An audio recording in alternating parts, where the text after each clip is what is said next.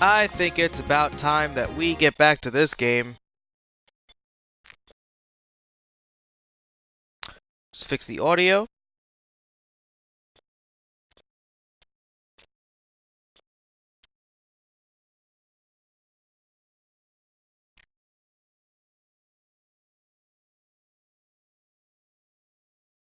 Okay.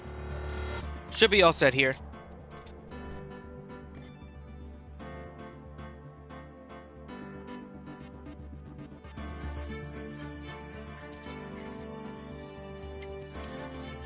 It's garbage. Don't need this. Even though I thought I did.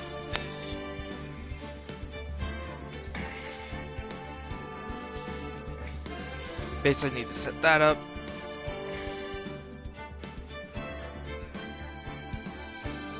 Okay. Alright. Time to get back in here. Oh, I need to actually lower the volume on this thing. Whoops. There you go. Now I'm good. And to also lower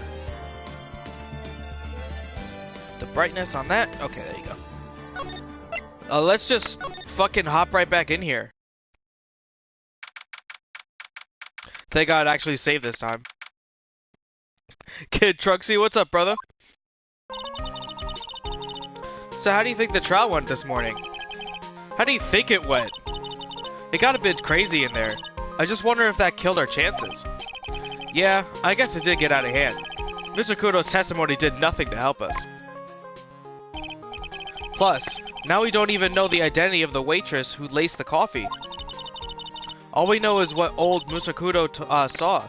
The apron straps and the ribbon. And that the victim was wearing an earpiece when his eardrum was ruptured. Very odd. Amelizzi, what's up? What's up, guys? Talk about a terrifying case of contradictions. Contradiction-itis. Oh, Jesus, really? Time to play doctor and find ourselves a cure then, huh? Yeah. We've got to find one for Maggie, or she's gonna have a terminal case of guilty. Lord have mercy, why? Why say this? Well, I'm officially at a loss as to where to start. Yeah, me too.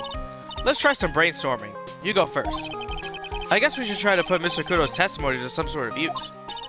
Yeah, that's true. And we need to figure out the identity of the waitress and whom the victim really is. Somehow, I think finding the key, I think the key to this case has to be at Tribulations. Well then, let's go back there and check it out again. Oh, and we should drop in on Maggie and see how she's doing too. So, anything on your mind? Actually, there is something. I was wondering about Zin Eof. You know, what he's like and stuff. Oh yeah, I almost forgot about that guy.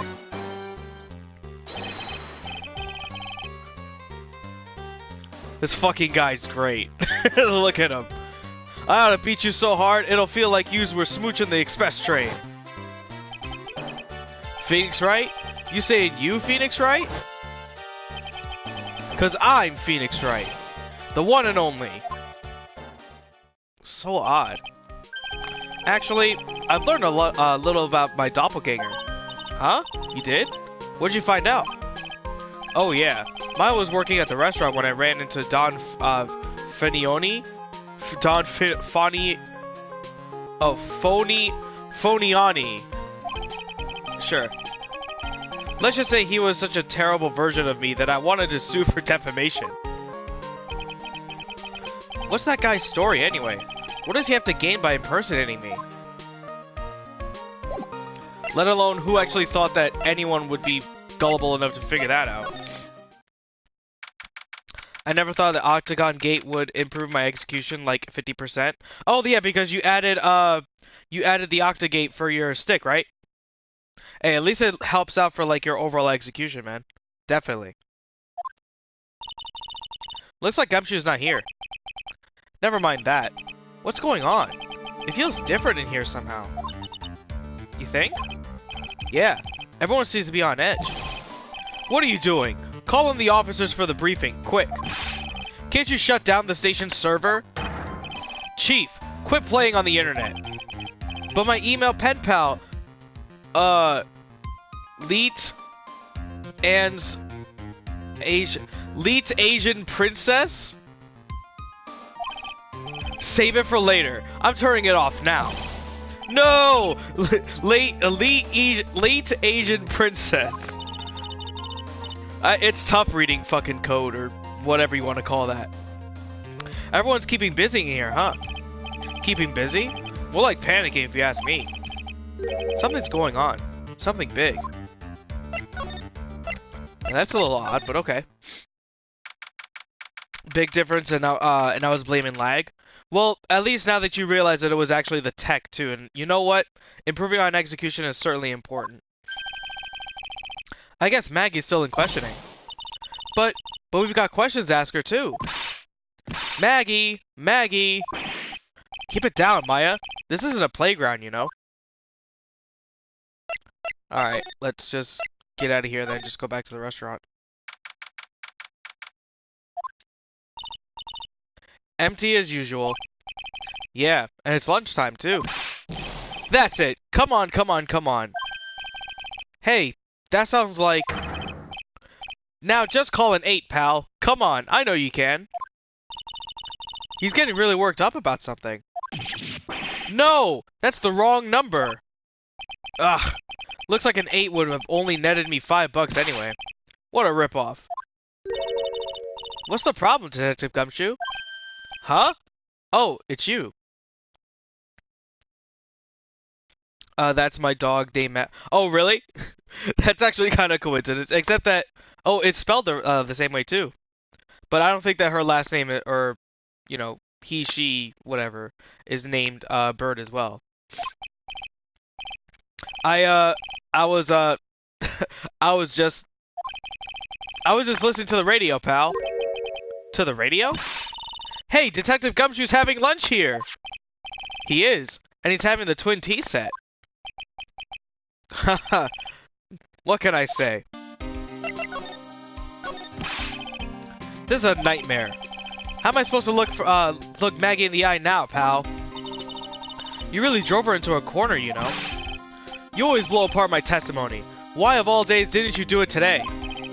Sorry. There just weren't any holes in it, for once. Yeah, what happened? Usually your testimonies are like Swiss cheese. Swiss cheese? Would he have preferred crumbly like aged Parmesan? Anyway, this case has already been ruled on. There shouldn't be any holes left to find. So, did Maggie say anything to you? About me, I mean. Well, how'd she put it again? I can't believe Detective Gumshoe. I hate him, sir. I mean it. I don't ever want to see him again. Something like that.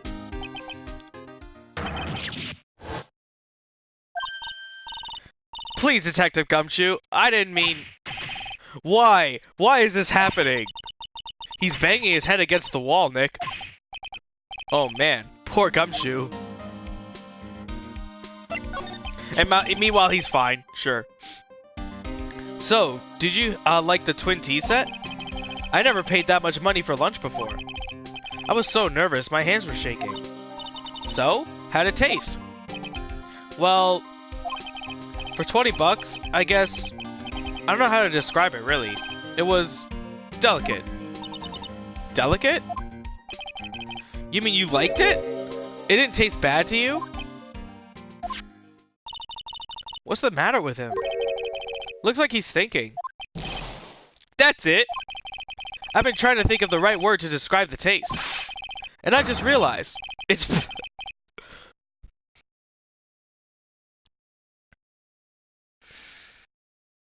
Oh...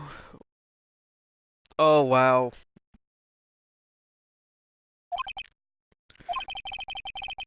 It's just kind of hard to admit it to yourself when you paid $20 for it, you know? Maybe you should have found out the price after he had finished eating. Hey, Nick? Maybe that's why Glenn L. came here. I can't believe that's his fucking name either. Maybe he heard about the super fierce twin tea set. If by fierce you mean fearsome. Speaking of Glenn L., that reminds me. We still hardly know anything about that guy. Why don't we ask Detective Gumshoe what he knows, seeing as he's here? I don't know how people do that. bang your head against sounds like it hurts, and then you could have brain damage. Yeah, I mean, Gumshoe's kind of retarded anyway, so maybe that helped fix him or something. So what were we all excited about earlier? Huh? That's right. You said you were listening to the radio or something. Oh, that. That was nothing. I wasn't excited. Come on, Detective Gumshoe. You can tell little old me. What were you listening to? Nothing, really. It was just the, daily exercise show.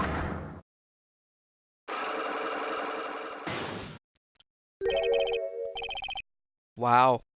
He has one? Haha. This lunch, excuse me. This lunch's special, this lunch special's lobster sure is great. I don't know why I put the S over to where the lunch is. Then why are there tears in your eyes? Yeah, he said a number. Do I have the ticket? I do. Okay, so I think he's just like playing the lottery, but why would he hide that?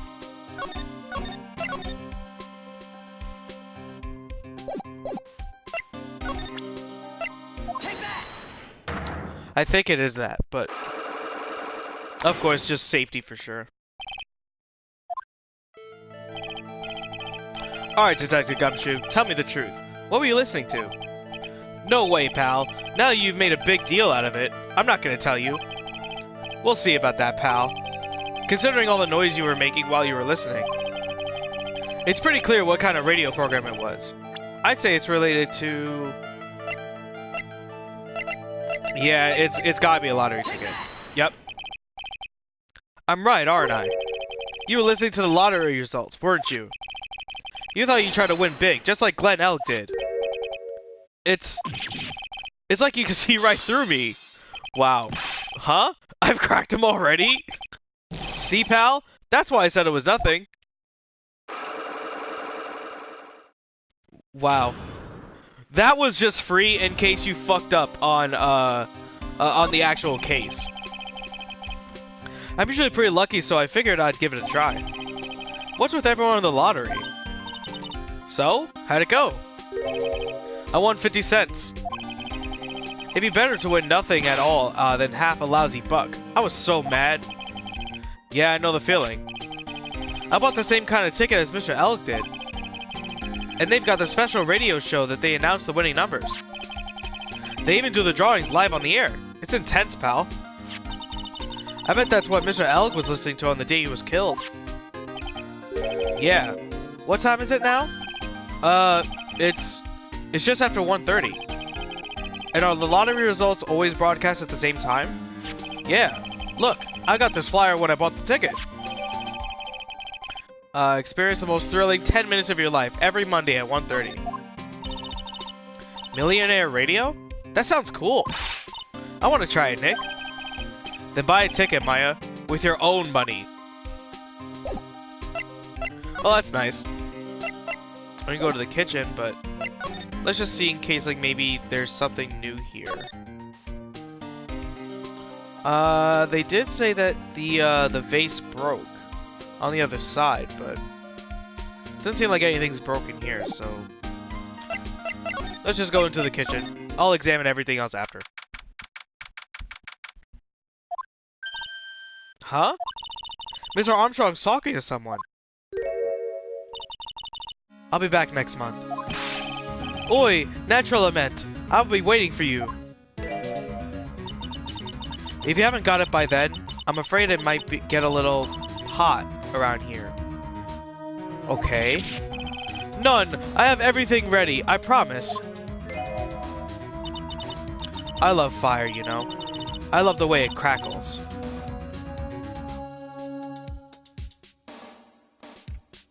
I think we found best girl.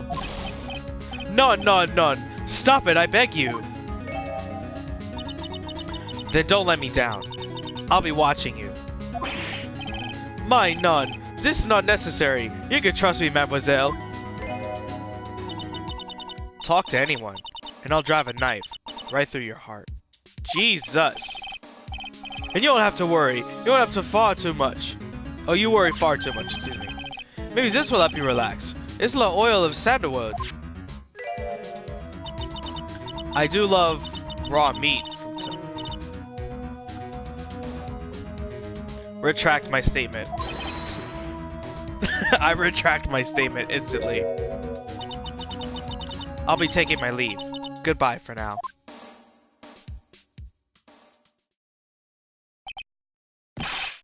Ugh, I have the shivers. Jesus. Where's the vase? Who is this girl? In the last, like the investigating part of the, you know, beforehand, she came in through the front door and then like immediately left. So she didn't say anything. I must rub some of my all. I'm not. Oh. Who is this guy? Fucking a con? I'm gonna rub my oil all over my body before I become a nervous wreck. Here. Oi oi, that feels good. Fuck this guy. Oh la la. Excuse me, monsieur. My eyes, my eyes! I don't want to see this portion of the anime. Your eyes? If you have trouble with your eyes, you need this. The oil of sandalwood. Isn't that just the leftovers of what you were just using? You don't exactly have any customers, do you, Mr. Armstrong? None. You're right, monsieur. But perhaps that's the perfect time for you to visit me, none? That way, I can give you my undivided attention and cook for you a dish supreme. Putting on a brave face, huh? That's what girls do, Nick. But you're right. Business is very difficult these days. Perhaps the name of the restaurant is the problem. People don't understand it. They think it's Trey. I just want people to think that my restaurant was exclusive. But they think that you serve fast food on cheap plastic trays? Nick, that's the same kind of thing that would make a girl cry. Have you forgotten that Mr. Armstrong is a man, Maya? But this restaurant is my life. It is everything to me. I will defend it to the finale. No one will take it from me.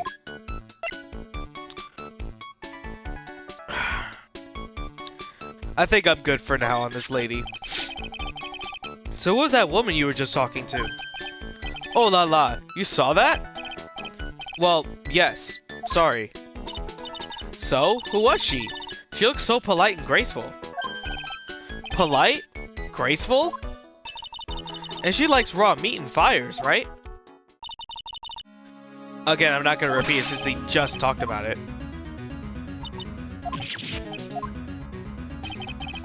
Now that I think about it... Hey, Maya, I think it's pretty clear what kind of conversation they were having. You think so? Well then let's show him a piece of evidence and see what happens. So, we would probably show him his, yeah, probably his debt. That would make a lot of sense, actually. So long that paper exists, I am but a delightful angel with broken wings. An angel, huh? Doesn't bode well when you think about it. Oi, they keep harassing me month after month. In the end, I had to give in. I agreed to help them. Help them? With what? Mais bien sûr. If I did not owe them the money, I would have refused. If I did not owe the money, I would have refused. But my hands were tied. Please, what did you agree to help them with? None. I cannot say. If I tell you, that woman, she will slice me up. And eat me with a salad garnish. Ew. I hope she doesn't mean that he'll literally be sliced up and served with garnish. I'm gonna guess that woman has something to do with your loan contract. Am I right? Please, Mr. Armstrong, tell us about that woman. The woman who was here earlier. I take it that she's... Why has it come to this? What a tragedy. Suddenly I find myself so deep in the debt. It is a sign of the bad world we live in, huh? No, I'd say it's more of the bad culinary skills. The woman who is here, she's a scary woman. She is from the loan office. Loan office? Is that where you borrowed $500,000 from? Oi, tender lender it is called. Catchy name. Just hearing it makes me want to borrow some money. Please, You must not borrow from them. If you must, no more than $10. $10? Sounds like your whole monthly stipend, Maya. Hey, I get a bit more than that, thank you very much. So Tender Lender is the loan office you borrowed $500,000 from, huh? I wonder if they got anything to do with this case. I am a weak... This game was made in 2005, I think. I am a weak woman. When I am upset, I have to buy something nice to cheer me up. Thanks to him loaning me a bunch of money, I have to pay back $500,000. And it's like a slave. Oh, I am like a slave. I have to do everything that he tells me. Who's this he? The Tiger. The Tiger? Oi, he is the manager of the Tender Lender. A terrifying man. The big city mobster. When he shouts at me, my knees are trembling and my voice is ringing in my ears for 3 days. As soon as I hear the noise of the... Jesus, reading this is hard. As soon as I hear the noise of the battered old scooter he rides, I start to cry. Oh, so it's the same guy that was, yeah, the Phoenix phony. A big city mobster who rides a battered old scooter? Does this guy resemble me by any chance? Oh, none. This man is a presence. A more formidable personality. Although, oi, he does have the spiky hair just like you. Oi, there is a resemblance there, I suppose. Sounds like this loan office is worth checking out after all. If you want to visit the Tender Lender, it's just beyond Vitamin Square. Hey, Nick. If you need money, I can loan you some. As long as it's less than $3. Thanks for the offer.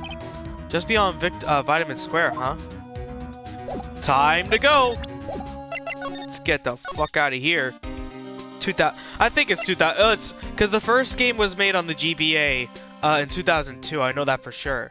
And I know that these games were like not really made that far apart from each other, so I'm estimating like 2005-ish. Because the end of the GBA's life cycle was 2005, 2006, something like that, because that's when the DS came out. So these games were originally on GBA back only in Japan, but we got it on DS later, so that helps out. Vitamin Square. Oh shit, the guy is here, the fucking scooter. I don't see any sign of Mr. Kudo, do you? Maybe he went to buy another ton of bird seeds. I was kind of hoping he wouldn't be here anyway. At least, not for now. Besides, any more seeds today, I'm liable to turn into a real phoenix. Hey, check this out. I wouldn't get too close to that if I were you. Otherwise, you might be in for a shock. My phony must be lurking someplace nearby. Just imagine, a tiger loose in the city. Meanwhile, the real phoenix is like an abandoned chick, lost in the vast urban jungle. Huh? Don't worry, someday you'll grow up and become a fearsome tiger too. Don't lose hope. Why is she trying to pep talk me into becoming my phony? Yeah, we're not gonna be examining those fake birds. Win through compromise? Okay. This place gives off a really strange vibe, doesn't it? Looks like the tiger isn't in his lair. And that is, as they say, a very good thing. Welcome. Talk about a creepy voice. Makes your soul want to shrivel up and die. You're here to discuss a loan? No, not exactly. The manager is away at the moment. Wait quietly, please. I'm not really so sure as to what's going on with her. She's gone, just like that. I guess we'll just have to come back another time. But this is a perfect opportunity, Nick. This place reeks of suspicion. Come on, Nick. Let's take a look around, okay? Do you think it'd be okay? Of course. No one will ever know. Coffee? Get fucked. I'll leave it here for you to enjoy. Quietly. Yes, thank you. Do not touch the desk. Please. Gonna get fucked. Oh, Sinryu, dude, I appreciate the host, man. Thanks for stopping by, man. What's up, dude? Nick, let's get out of here. Now she wants to get out of here. Okay. There's paper here. I can see something over here, so I'm just gonna start with that. Oh no, someone dropped the ashtray on the floor. That's gonna be a nightmare to clean up. Yeah, it's all over the rug and everything. I accidentally knocked over a really big space heater once. Cleaning up was such a pain. It was one of those super antiques where you have to burn a ton of charcoal. How did she manage to knock one of these over?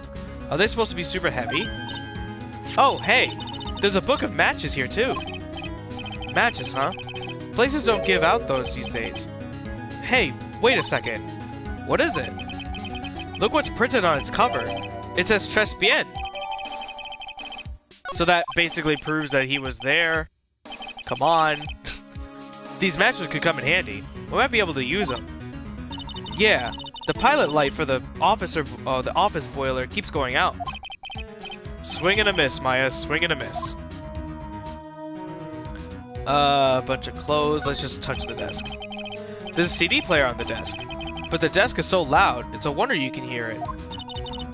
The lid's open. I wonder what kind of music the tiger's into. Have you finished the coffee?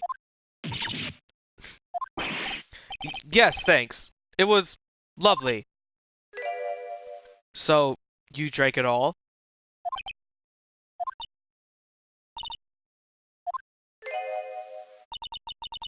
If you touch anything else that doesn't belong to you, there's always another cup.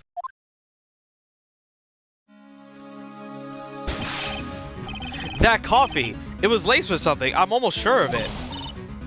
Nick, my stomach, it's killing me! Oh, wait. Maybe it was just the burger I ate for breakfast. Burger you had for dude, burgers are not for fucking breakfast. Fuck off. I sure hope so. We better take a look at the CD while we're still alive and have the chance. What the? I can only imagine what the hell's on it. What? It's not the Rocco's soundtrack, is it? Claw of the Tiger? Oh my god. Rocco? Not Rocky and Eye of the Tiger, it's Claw of the Tiger? It's a demo CD. The artist's name has been handwritten on the disc in pen. MC Bomber. What? This must be the CD Maggie told us about. Then, let's listen to it. I bet it's heavy metal. No way. That one will make us drink more coffee if we do. Sales with the name written on it. MC Bomber. There's a paper there, so let's try that. Let's see. This round doll thing is a Daruma. Or Daruma? I'm gonna say Daruma. I figured I'd read a book or two and be more cultured, in case you were wondering. Oh, you aren't... Oh, you mean you aren't making stuff up for a change?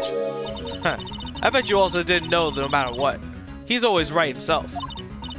Go on, Nick. Give him a good shove. Only I feel like dying. Now, this yellow thing. This is a Japanese chess piece. I think it's a king? Not that I'm an expert or anything. I'm more of a reverse save person, you know? Assuming she knows what she's talking about, these aren't exactly your typical mobster wannabe items. They're not trophies, are they? Hey! There's a piece of paper sticking out from under here. What is it? A repair bill? Looks like he did some repair work on his car. Does he even have one? $15,000 to replace a bumper and a light? That's insane! The car is registered to the Cadavernes? Or Cadaverines? Huh.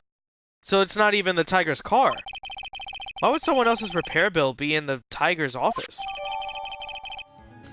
Is it paid by Tiger and the Cadaverini? Cadaverini, okay. Oh, so I only...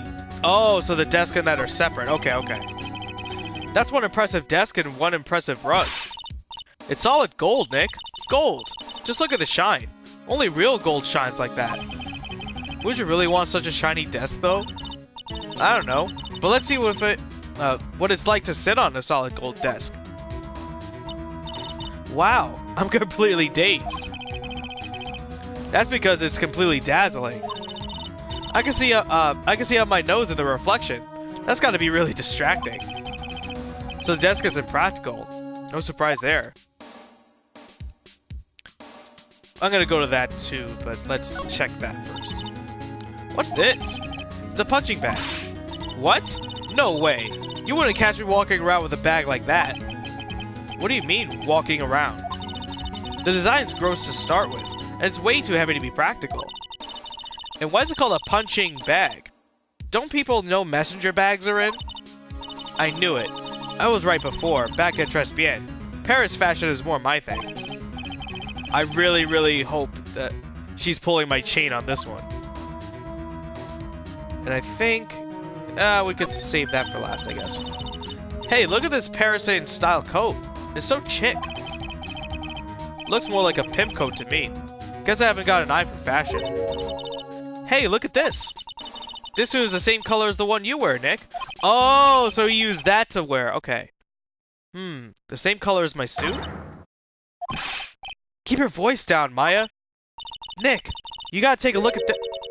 Some cake? Oh, we're gonna get fucked. I'll just leave it here for you. Yeah, sure. Thanks. Just wait here quietly. Otherwise... Sure. Did you hear that, Nick? Wait quietly, she said. Yeah, sure. I have my eye on you. Only so I could take care of you. Understand?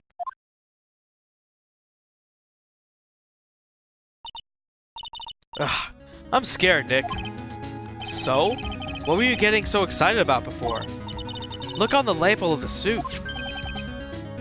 Wow, that looks so phony. That's an attorney's badge. Is the tiger a lawyer? No way. Look at this thing. It's made of paper. Oh, it's cardboard. Oh my goodness, that is so bad. Made of cardboard and painted to look authentic. For some reason, your badge suddenly looks really cheap to me, Nick. What if they won't recognize an obviously fake badge when they see one?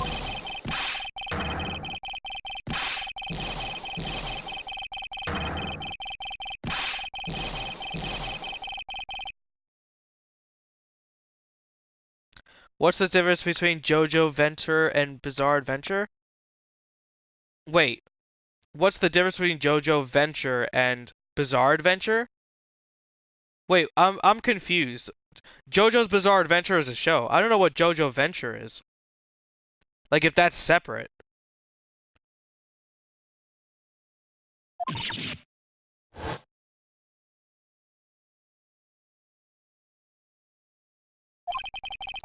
Come out from under the desk, Maya.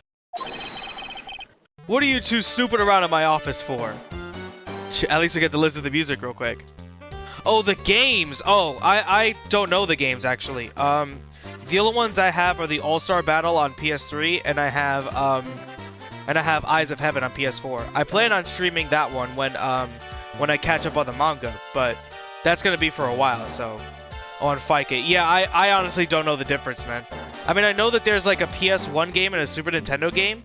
I'm assuming they're different ones. I don't really know, to be honest. Nothing. My precious carpet. You just got ash on my rug. You wish your ugly feet never came through my door. It wasn't us. It was our... You want to argue with me? Is that what you're doing? You think you can take me on? I'm gonna flatten you two in pancakes and turn you into my new rug. Oh. Don Tiger, you're back. That voice. It's like evil seeping into your head through your ears. I'm sorry, Don Tiger. I knocked over that ashtray earlier, and... Has she got a death wish or what? Oh, right. Huh? Forget about it, Violetta. It's nothing. Wait, what? I ain't gonna get mad at you. You're too cute, you hear? That's so unfair! Here, have some cookies. I just baked them. And you'll need some strong espresso while you're discussing your loan.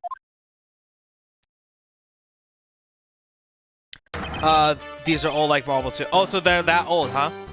Oh, what's up, Mega... Dude, what's up, Mega Man? It's been a minute since I seen you, brother. How you been? Yes? You's either crazy or just plain stupid to chase after me.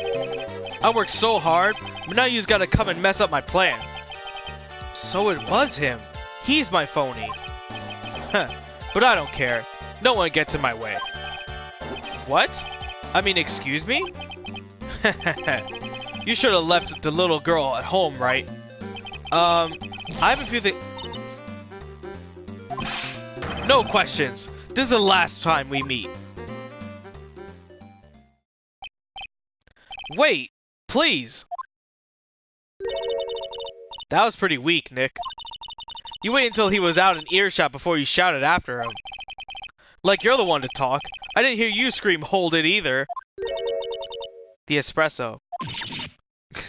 She keeps fucking scaring him. Pet Shop is ridiculously OD. Oh, really? Pet Shop's OD? Because aren't those games only like up to part 3 or something?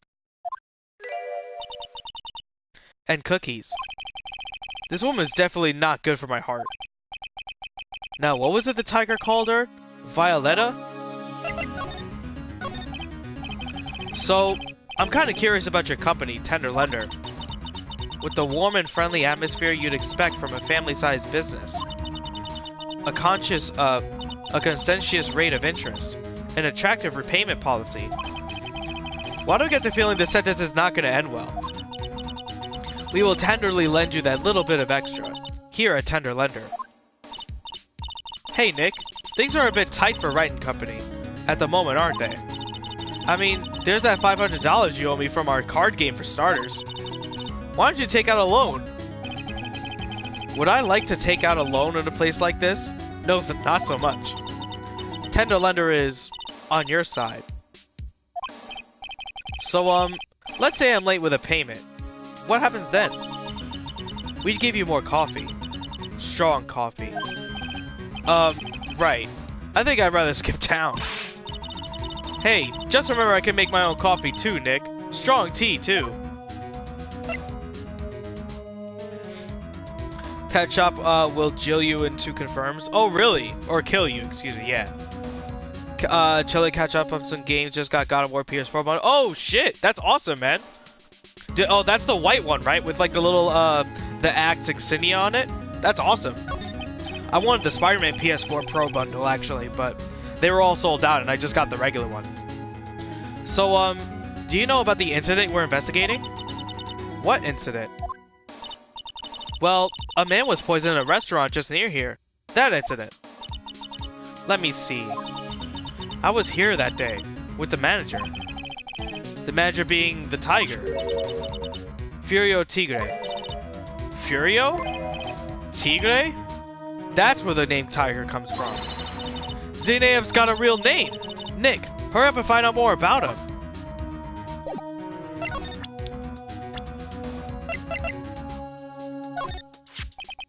Can I ask you about the tiger? I mean, Mr. Tigre? Cookie?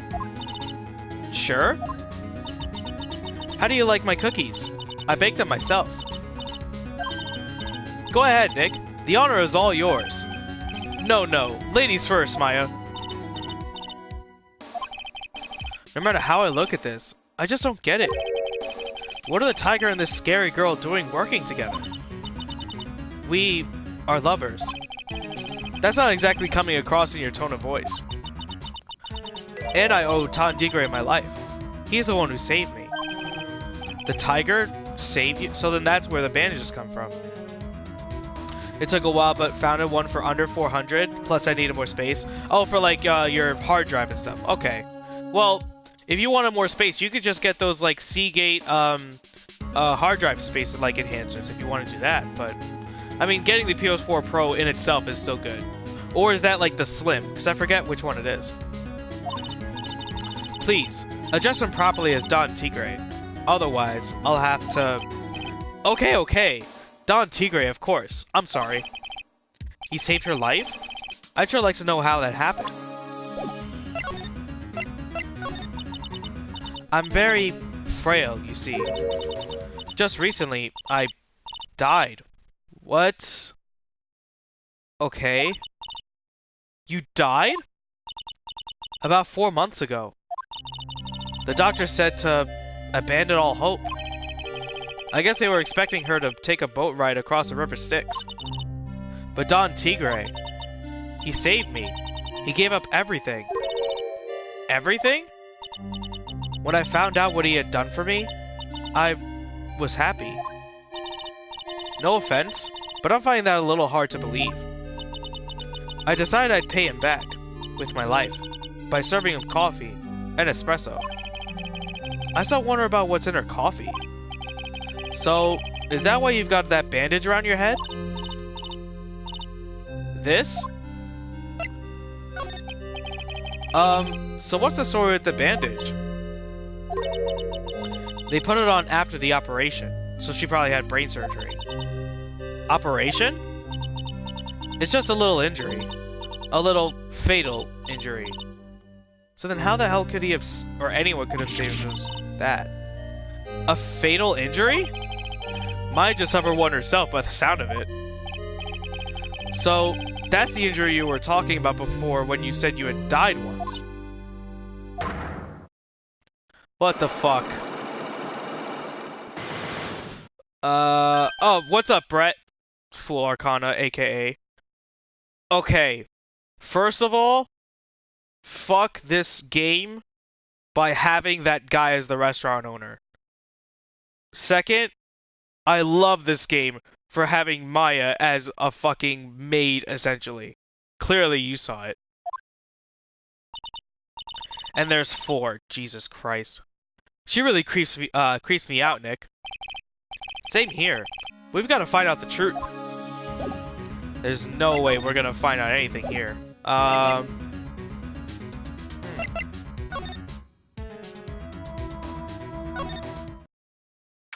Okay, so going back is fine. There he is! Old Seedy's back feeding the pigeons again. There, take this, and get out of my park! Like I thought, he's really mad. Come on, Maya, just keep your head down and let's sneak away while we still can. What? Why? Hello, old man! What are you doing, Maya? Huh? Kah! Hey, he just turned his back on us. I'm not surprised. I bet it really hurt his pride in the court this morning. Hey, Mr. Kudo! Pigeon.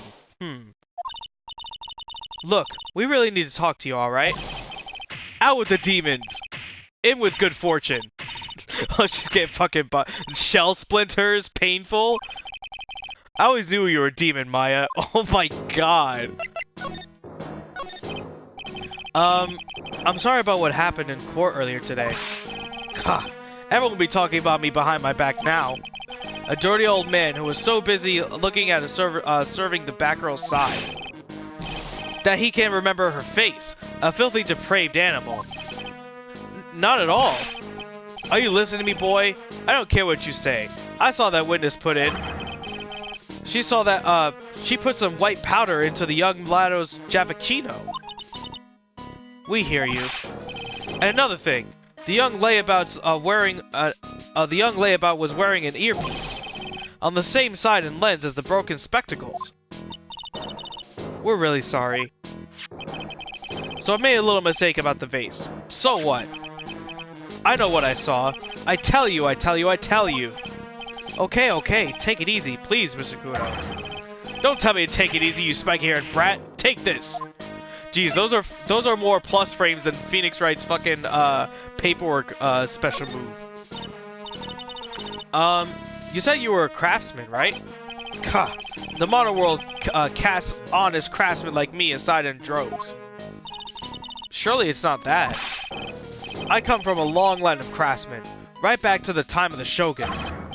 Do you hear me? I didn't become an embroiderer, I was born one.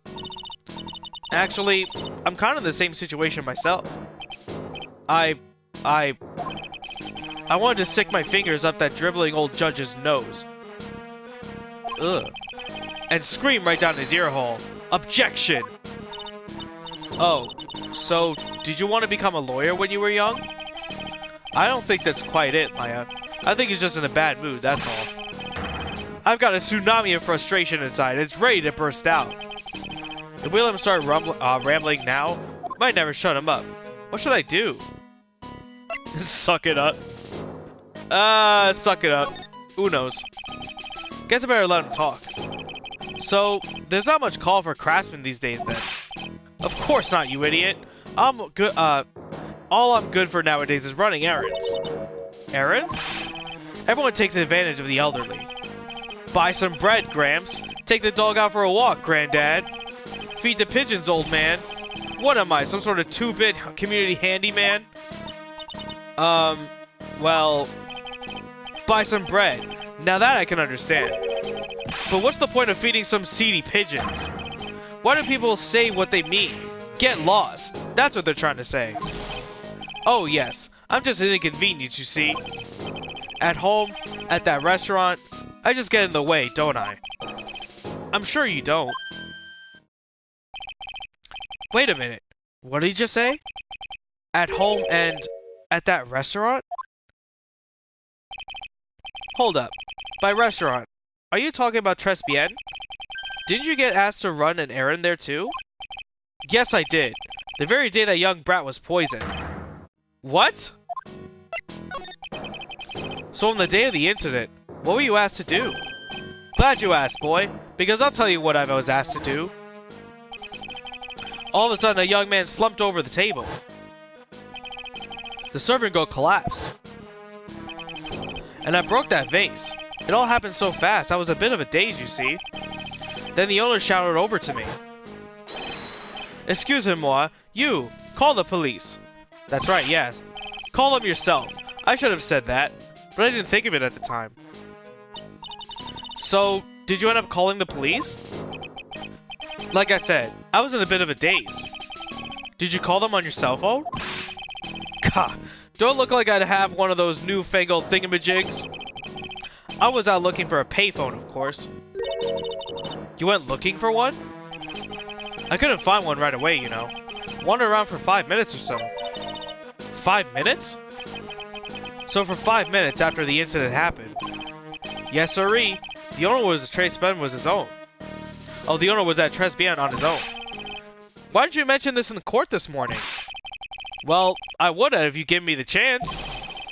But all you bullied me out of the courtroom. Thank you, Mr. Kudo. You certainly earned your kudos for today. Wait a minute. If that's the case, there's more. I've got more to say. Oh yes, I remember something else. Bailiff, escort the witness out of the courtroom. It's not my fault. You're the ones to blame. You could have at least told us before we got to court. Is it really that important that Mr. Kudo was the one who called the police? What's important is the unaccounted time before the police arrived. The victim was dead, and Maggie was unconscious. Which leaves that woman, that man, alone in the restaurant. Mr. Kudo might have been chased out on a place on purpose. What do you mean? Maybe a certain someone didn't want him in the restaurant. Oh, sure. You go ahead and say I was in the way as usual.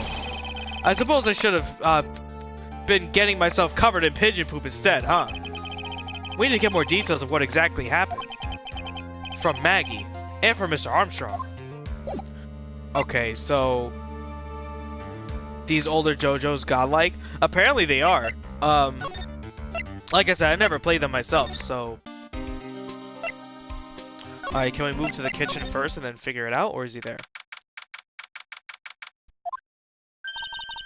Looks like Mr. Armstrong's out again. But the place is open for business. You can't have an open restaurant without a chef. Hey, it's not my fault, Nick. Don't take it out on me. Only a couple of minutes after the incident happened. Mr. Kudo left the scene, leaving Mr. Armstrong here alone. Ugh. Missing when we need to talk to him the most. Maybe he's trying to avoid us on purpose. So we're gonna have to catch him somewhere then, huh? I think he's talking about the one, that was on PS1, or the one on Super Nintendo. Oh no, that's still gone.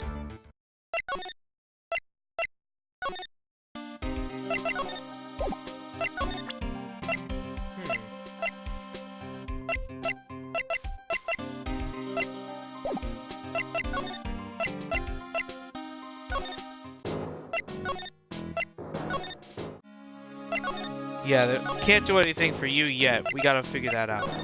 Unless we could...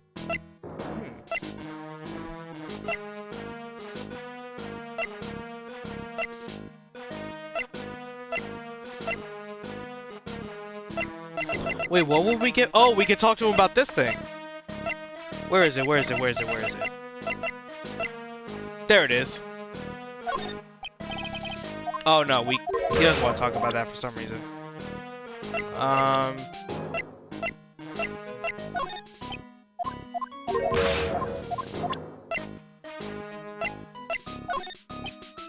Nope, not for that either.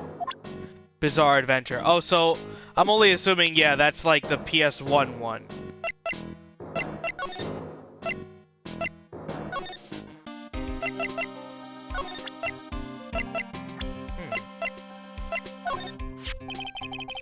You know what that chef said to me?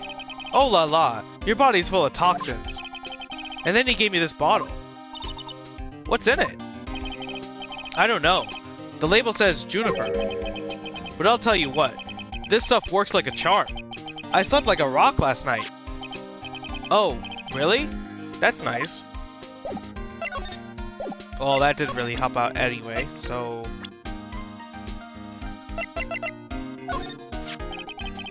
This guy was a real programming genius.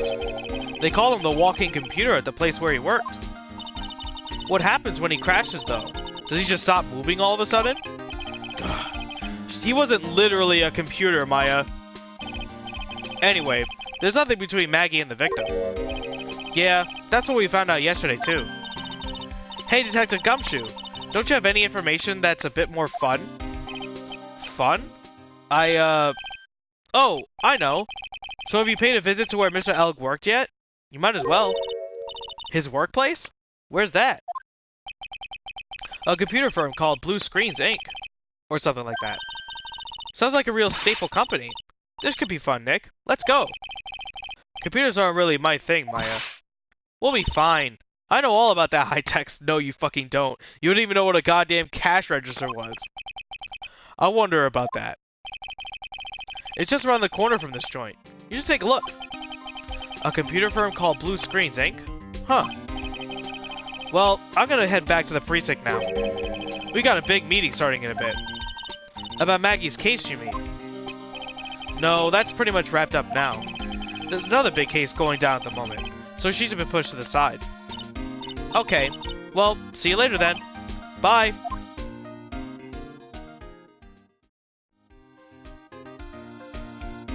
What? What? You better get going, detective, or you'll be late. Actually, I kinda got a favor to ask. It's a big one. A favor? Yeah. It's for, Maggie, actually. I was kinda hoping you'd give this to her for me. What is it? It's a lunchbox. I got up early so I could make it. I've been really worried about her. She looked like she lost a lot of weight. Detective Gumshoe. How many weenies are in here? There's not a person on Earth that could down this much meat. You think? I love weenies. I can't get enough of their tender juiciness. So will you give it to her? It took me ages to make, so please say you will, pal. I can't exactly say no, can I? A tenderly handmade lunchbox. Fills the stomach with love and plenty of weenies. It's just weenies and rice. Alright. I love Fightcade. Oh wait, $344 to buy PS1 Jesus! That's fucking expensive. Yeah, Fightcade is definitely seems like the way to go, man. Maybe I'll eat it myself if I get hungry. Don't forget, okay? I'm counting on you to give it to Maggie. He's finally gone. Alright, well, sure. Oh my god. Here, let me get my drink. I can only imagine what these guys look like pixelated.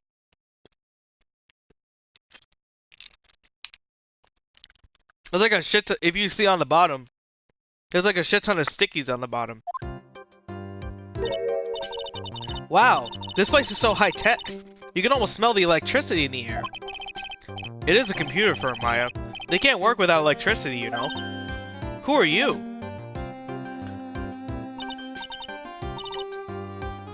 Hello? I'm sorry. Access is restricted to authorized personnel only. This is a computer programming laboratory. There are far too many trade secrets that can be leaked. Wow, what secrets? Everything you see here is classified. No information can leave this building. Understood. Who is this woman? She's like a robot who is some kind of whacked educational show. My name is Lisa Basil. Oh, wait, is it Luce? I'm sorry, did I say her name wrong? Oh, well, whatever. I'm the computer director. Director? She's human?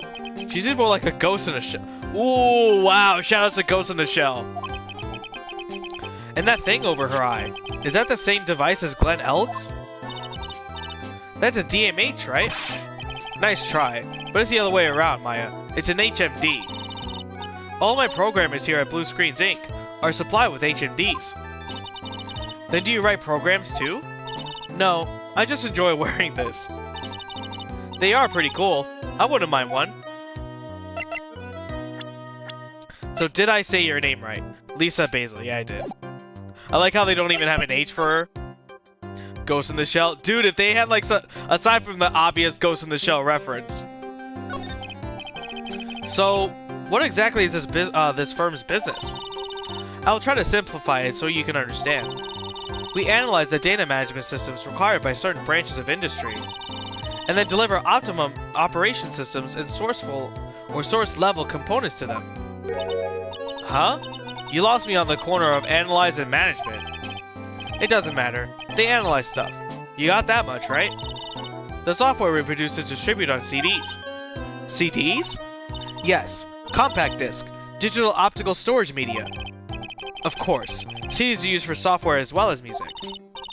It is a small firm, but all of my employees are first-class programmers. Let's ask one of them what they're doing. Excuse me? What are you doing right now? I'm researching the impact of time-slicing common areas on logical shared global varieties. Obviously, programmers influences response in time and performance. So the varieties or omega overheads is vitally exerted to the circuit. Well, you get the idea. This is the sort of thing we're involved in. Did you good people follow all that? Yeah. Your blank smile just said otherwise, Maya.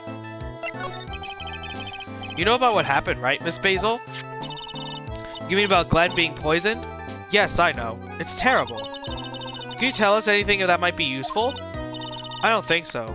A police officer was here earlier, too. But I couldn't tell him anything either, because the waitress who committed the crime has nothing to do with Blue Screens Inc. Oh.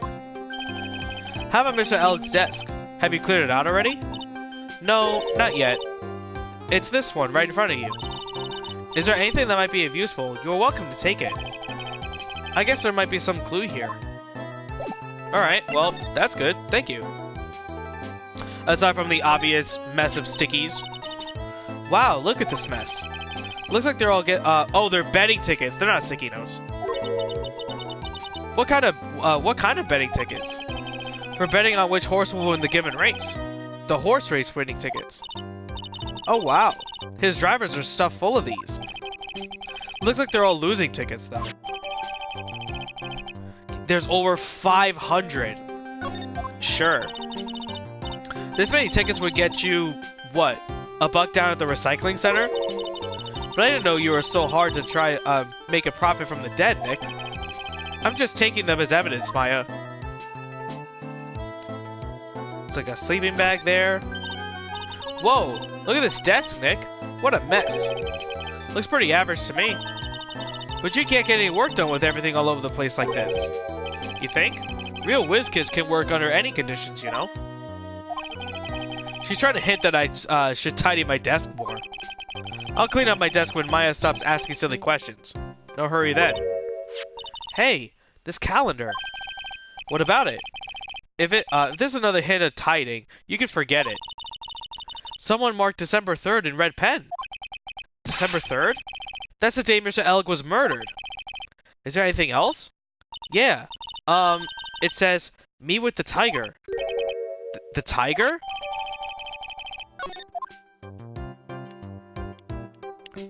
Okay, well...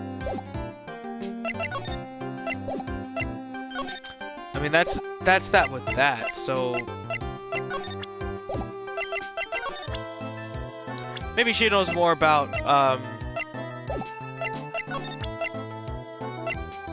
don't know. Let's try that. Nope.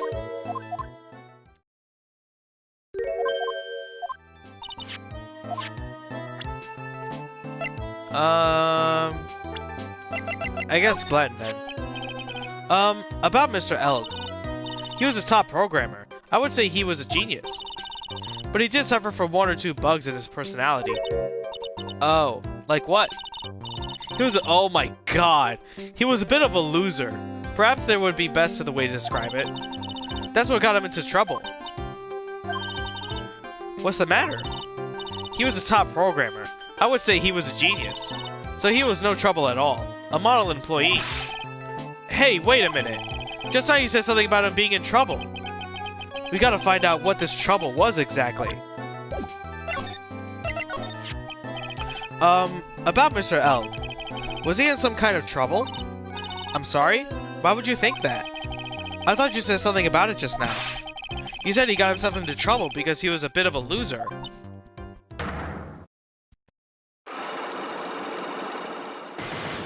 Motherfucker. 3 Cyclocks? I guess Mr. Elg is like every other, man with his own pile of secrets. Let's just take care of that real quick.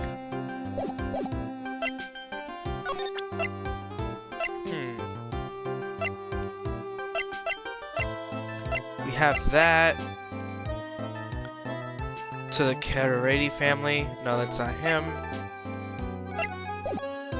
We probably don't have enough information here.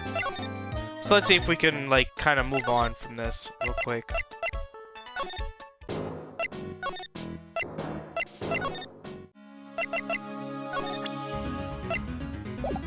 Yeah, we don't have anything about her injuries, so we probably have, like, the best bet to know about what happened at, the blue screens first. Let's give it a shot.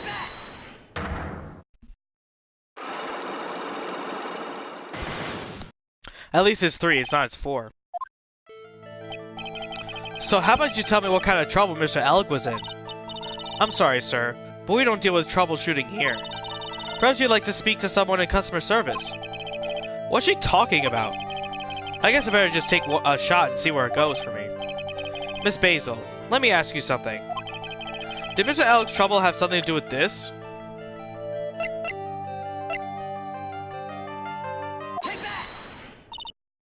What is that? A bunch of horse racing tickets.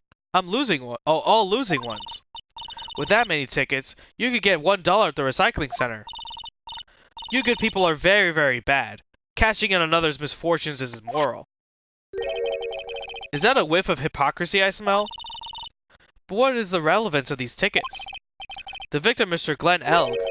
He had a gambling habit, didn't he? I don't think that's a logical conclusion based on the facts. Everyone likes to go to the races from time to time. Yeah, but not everyone buys this many tickets. Anyway, I don't believe that proves anything on its own. You're right, but I'm not through yet. Mr. Elg's gambling problem wasn't restricted to horse races, was it? Well, nope.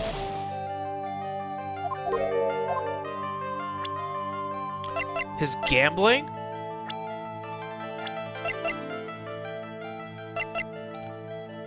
Well...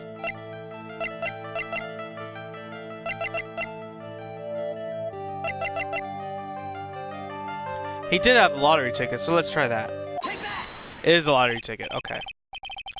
The lottery horse racing? He bought a lot of tickets and lost a lot of times. That's gotta have hurt his wallet pretty bad, don't you think? Maybe bad enough to be cause of pretty serious trouble, perhaps. You consider her best hell no! Hell no! I would hate staring at the light show every day. Hell no. The hair, though, is nice. You're right. Glenn did have a gambling habit. You good people must not follow his example. Do you understand? Trust me, even if I wanted to, I don't exactly have the money to buy any. But if you win, there's no problem there, right? And Glenn had a winning ticket, didn't he? For $500,000? Yeah, but it's hard to imagine how he could be in trouble then, isn't it? It's true that Mr. Elg won $500,000. The end. Oh, in the end. But that was his first stroke of good luck. He was in deep trouble before that. Deep trouble? What do you mean? Mr. Elg's real problem was with someone or something more terrifying and ferocious. I mean, do you consider her best girl? We've only had 5 minutes with her and I can't stand her. Like, I can't stand... Well, that's a little harsh. I can't stand looking at her. That's better. Fugo Tigre. The boss of a loan office called Tender Lender. Tender Lender? People with businesses should think harder about before naming their offices. Like you're the one to talk. Well, what do you think? Our firm is doing very well at the moment. I don't think we need to borrow money. No.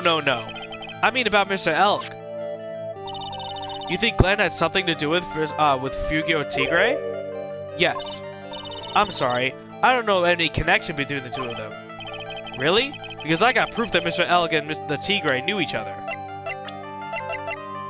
And it's because we just got this. What kind of sci-fi shit did I just walk into? She's got a scouter. What's up, Knight? Oh, sorry, Julie. I missed you too. What's up, guys? Sonic hair? Not really. I guess more of like just like Ghost in the Shell, like they referenced earlier, but whatever. Fugro Tigre, aka the Tiger, is the boss of the loan office called Tender Lender. This is who Mr. Elg met with on the day of his murder. And the only thing a loan shark would talk with would be about his debt. It's true that Glenn had racked quite a bit of debt from the gambling habit. About $100,000, I think. $100,000? Ouch. But I heard he won the lottery, so he should have been in the clear. Seeing Maggie couldn't get a bit of good luck. Okay. So the guy got lucky and won the lottery. But what if he hadn't won? What was his plan then? Well, this is gonna be easy to say. He said he would use his talents to repay the money. His talents? I suppose he was talking about programming. What computer program is worth $100,000? Perhaps you good people should leave so I can get back to my work. I'm so close to cracking her. The program in question, was it by any chance this? So where's that MC Boomer? There it is. Oh, so that's where the $500,000 thing comes from. It's from this. Or not.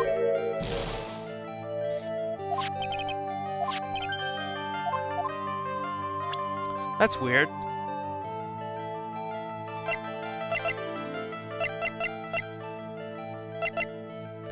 Program. I mean, they just said that programs can be written onto disks, so... Or does he mean, like...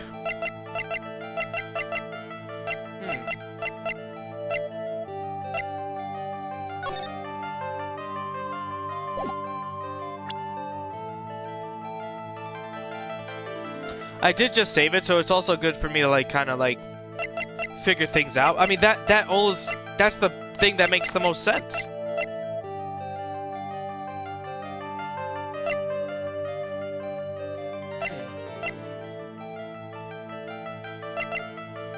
Unless I'm missing something that's here. Maybe something on his computer or something.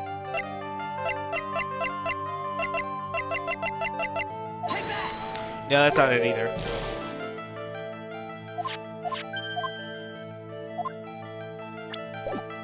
Yeah, let's just hold back on that, because apparently I don't have that. Even though I should.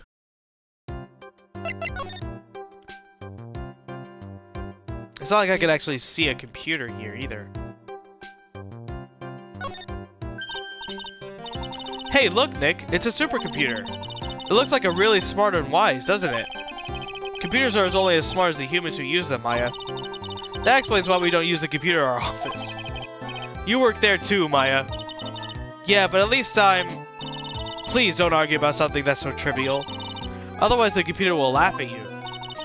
She said she'd laugh at us, Nick. She's a human, Maya, not a computer. Can we talk to these bozos? He's really pounding at the keyboard, doesn't he? Wow, I bet that's where a pro and programmer comes in from, huh? I guess I shouldn't be resting on my laurels. Gotta expand my skill set out and all that. Yeah, that's a good idea. Maybe I could become an old city's apprentice. And what about your spirit medium training? Okay, so that counts for both of them. That's fine.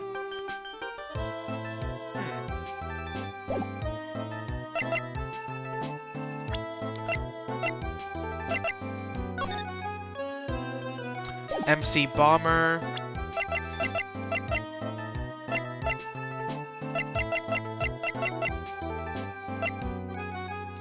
Sample disc with a name written on it.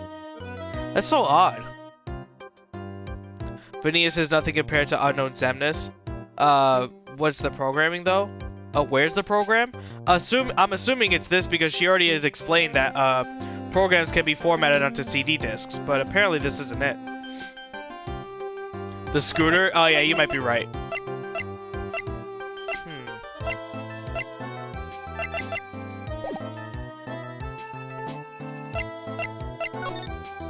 I mean, let me see something real quick. Hold on. Where's my drink? Oh, there it is.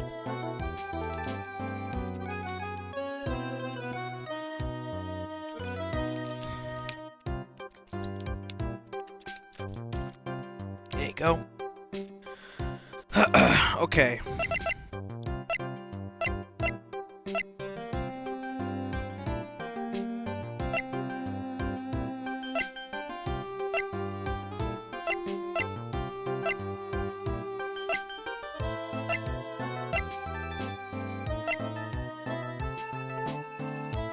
The program.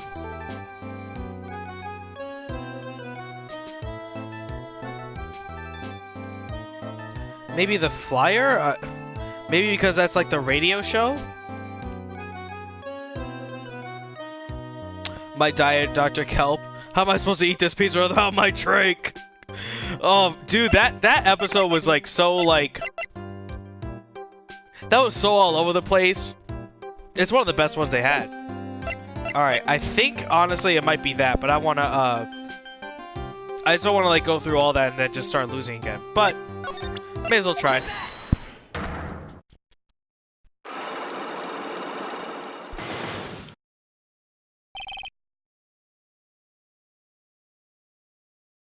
Oops, hold on. Versus that, okay. Hold on 1 second.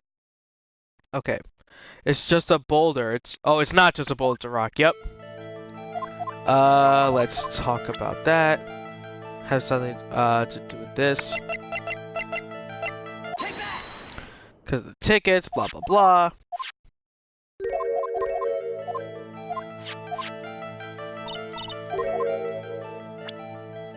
Then it's the lottery ticket. Da da da da.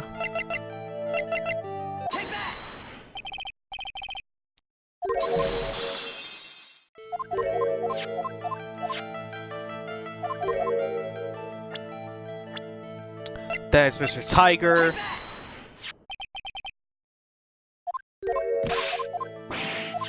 Or El Tigre, whichever one you wanted to prefer. Then you have that.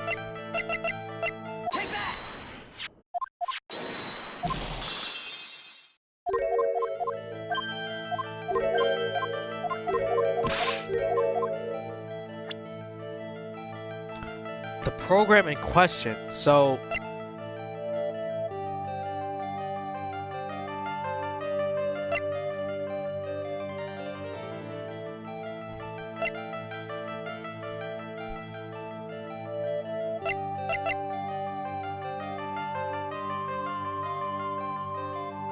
Alright, hold on. Oh.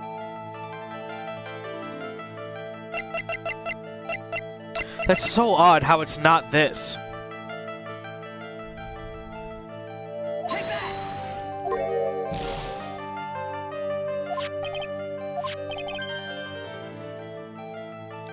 She can't deny if I show her the program itself as evidence.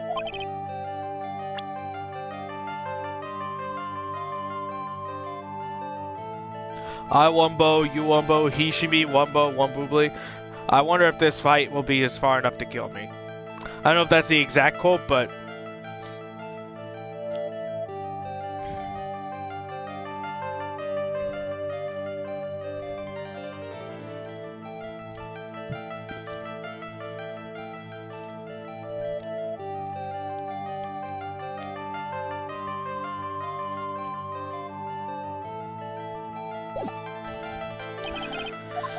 It's so weird.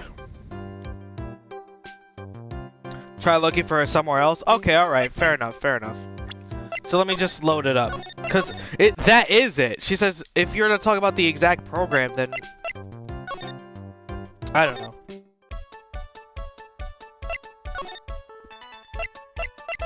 Let's see if... Okay. Oh, Maggie is here. Okay.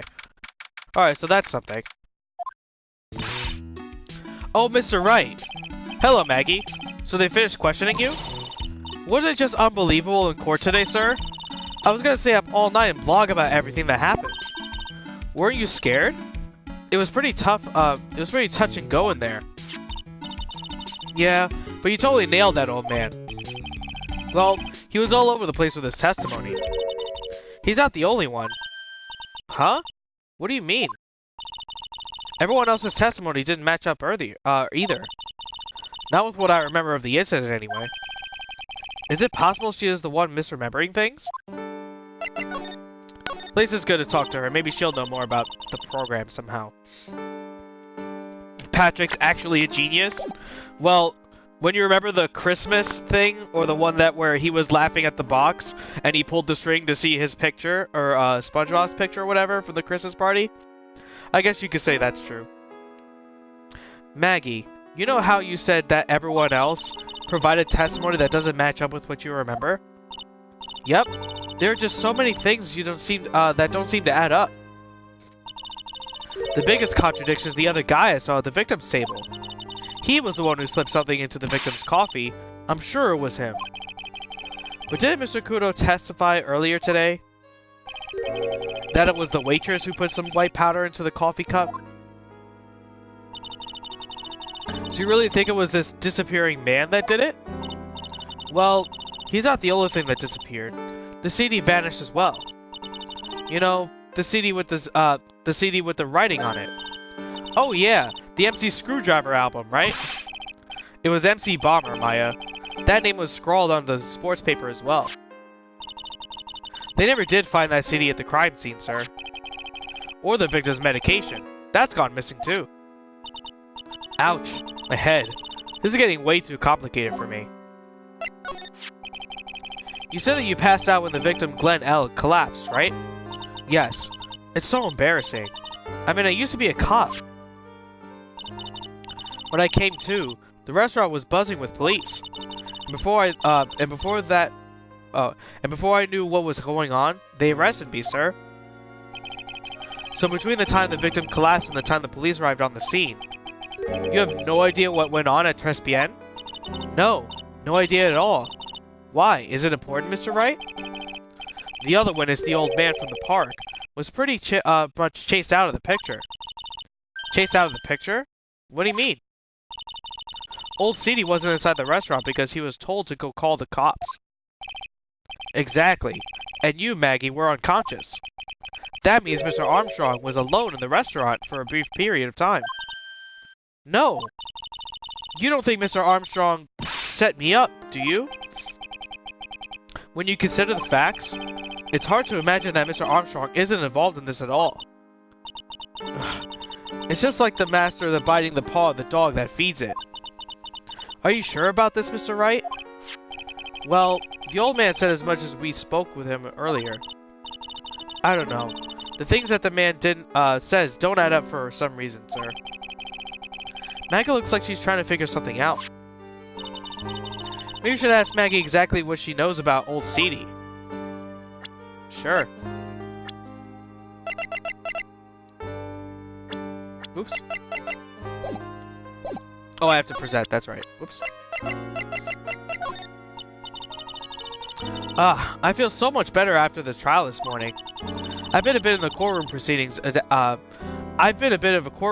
addict for years now. It feels like forever since I saw a witness as slippery as that old man. He's not really that bad of an old man, though. Still, I feel a bit uneasy. Huh? I thought you just said you felt much better. Maggie, if there's something on your mind, you gotta tell us. Especially if it has anything to do with Mr. Kudo or his testimony. Roger, I'll spill it all and see what you make of it. Look, here it is again, 07. But what's 07? Is there anything about Mr. Kudo's testimony that stood out as odd to you? Actually, yes. The fact that he was even testifying to begin with doesn't quite what? Well, when I took the coffee over to the victim's table, it's true there was another customer in the restaurant. Yeah, we know that already. It was Victor Kudo. But I can't really say it was an old man. Okay, then how about calling him a really old middle-aged man? No, age isn't the issue. The other customer was a woman. A woman? Are you sure, Maggie? Well, I'm not 100% sure, but I think so. So? What did this woman look like? She was sort of creepy. And she had this kind of cackling laugh. Creepy? Cackling? Why do I get the feeling I've come across a woman like this recently? Okay, well, maybe presenting this will help. I used to be on the police force, sir, but I'm incarcerated now, so I can't use my connections to help you. Alright, so she's not gonna say anything about that. Alright.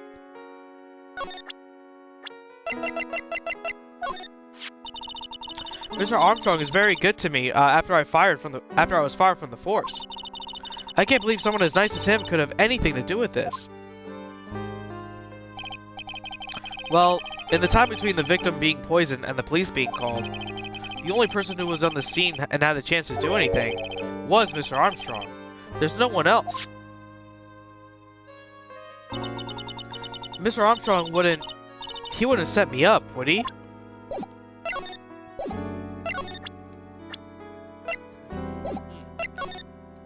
Can I, give her the lunch? Oh yeah, I've got something you're gonna love. Really?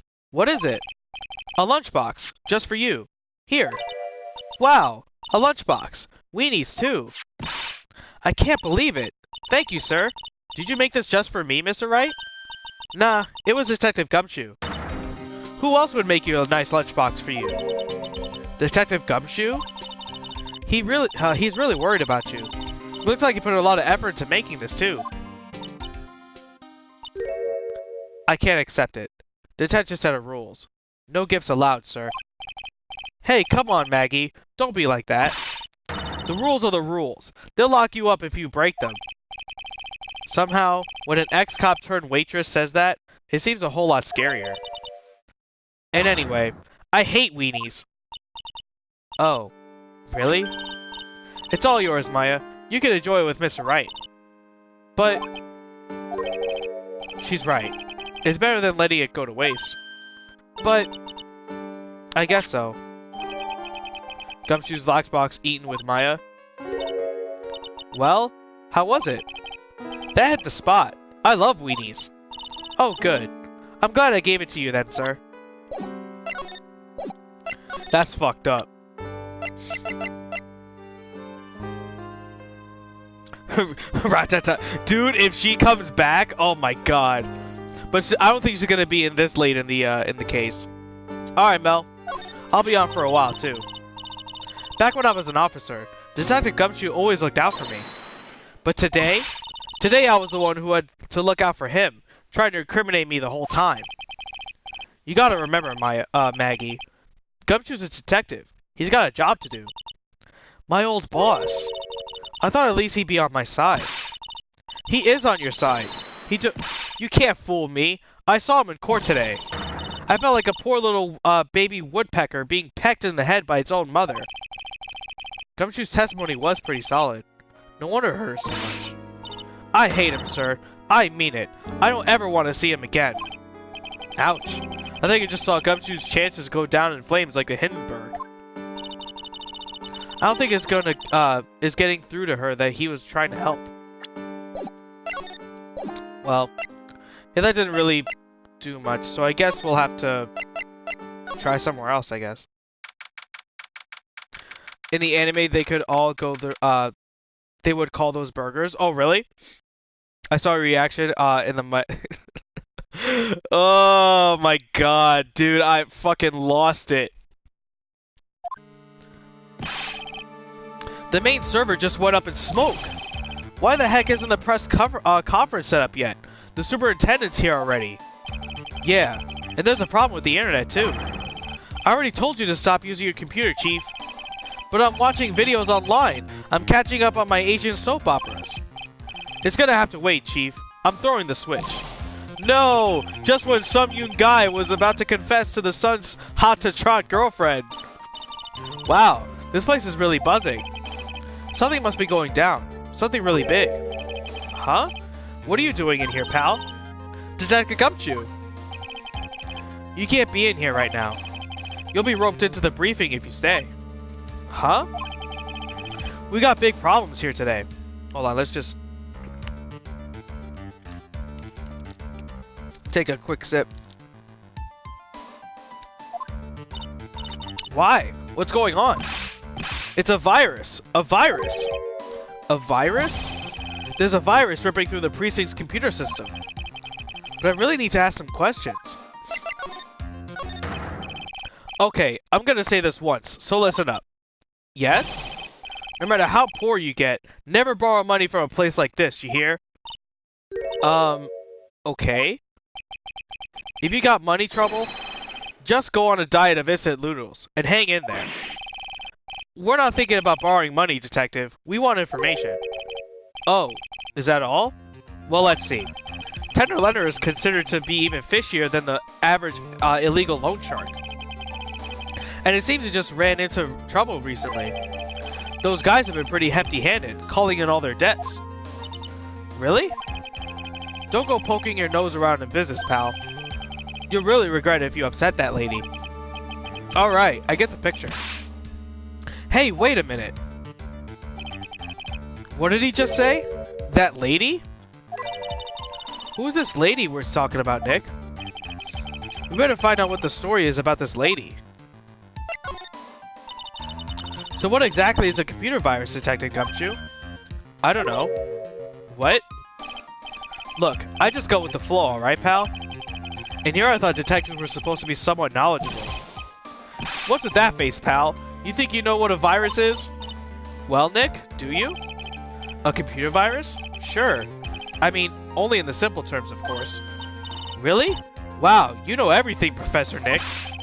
Yeah, I'm gonna call you Dr. Wright from now on. Hey, that sounds pretty cool. Don't you agree, Dr. Wright? Why do I get the feeling they're making fun of me?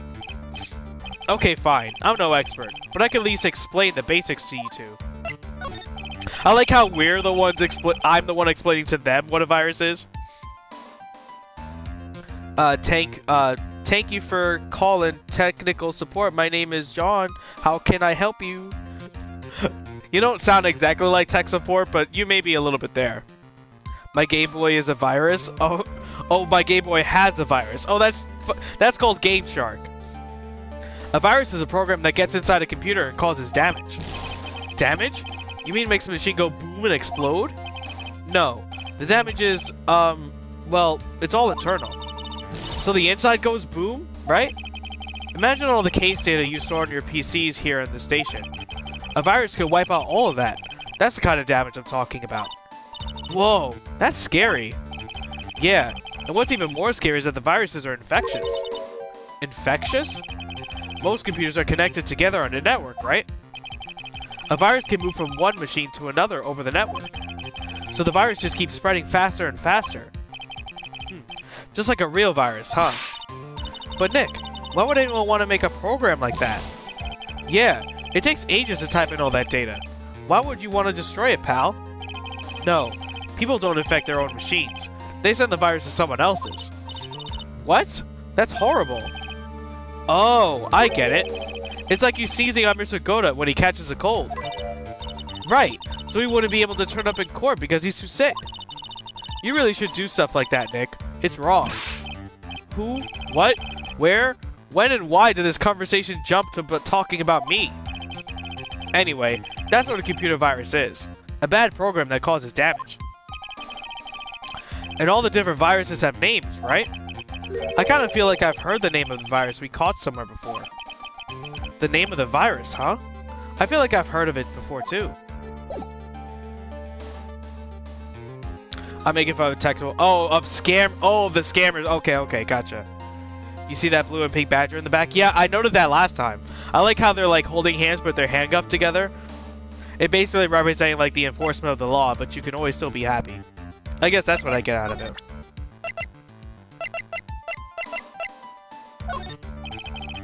Detective Gumshoe, about this.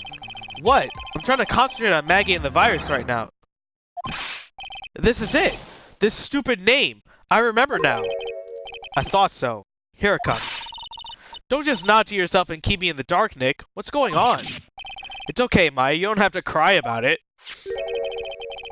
The name scribbled on the sports paper and written on that CD. That's the name of the virus. MC Bomber. What? Yeah, the virus that's just infected every computer in the station, pal. It's MC Bomber. Can you give us any more details, please? We already knew about MC Bomber virus for a little while back. A group of criminals issued a series of demands to the head of honchos of law enforcement. They threatened to release the virus in their demands if our demands weren't met. Who are they? I don't know. Some honchos from the criminal underworld would be my guess. And now the virus has been released, huh? Yeah, it's in every computer and every public office in the city. Everyone's going nuts. They're hopping around like they're dancing at a carnival. All this stuff with criminals and viruses, it almost feels like we're in a sci-fi movie. Apparently the programmer who made the virus was a real genius or something. The focus right now is on tracing the route of this virus back on the black market. You mean someone put this virus up for sale? Yeah, it's because this one's so powerful. They're estimating its price tag was in the millions of dollars, pal. In the millions? A virus could be worth that much? Contains okay, so now I can use that to talk to that lady. Weird, even though we basically knew it was a fucking virus at that point. So then can we move back to blue screens? Okay. So now we could do this. So let me just save it because I just gotta.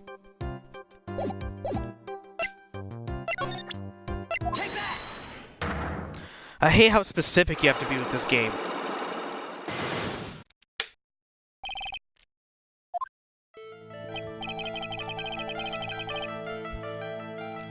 So I'm just gonna speed up until about the part where we didn't read, like basically to where it's new.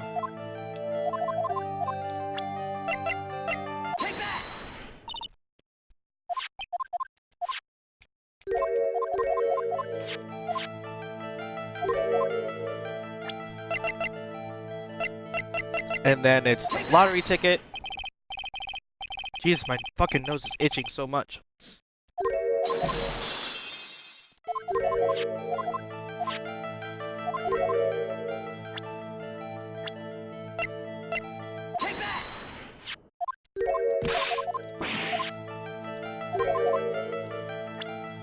And there's the calendar. Where's the calendar? Where's the calendar? Oh, there it is. I see you appear offline on PS4. Yeah, I had it appear offline because like I didn't want to like, you know, like be connected about like one guy that was stalking me and just wanted to like always send me messages about Apex. It's like every time I come on, there's like this one dude always invites like 20 messages on. You know what? I should probably just block him or something, but I just appear offline so that way I don't get the messages. But well, this is it, isn't it? This is the virus that that's infecting computers worldwide as we speak. MC Bomber. Okay. Ooh. There you go.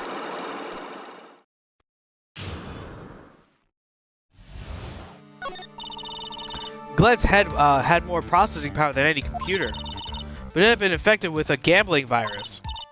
Glenn was in too deep. You mean he was in debt? Yes, $100,000 in debt. Not an easy amount to repay. So, he said he was taking some extra work. Something a bit risky. Risky? How? Maybe he was going to become a waitress at Tribulations. Where'd you come up with these ideas?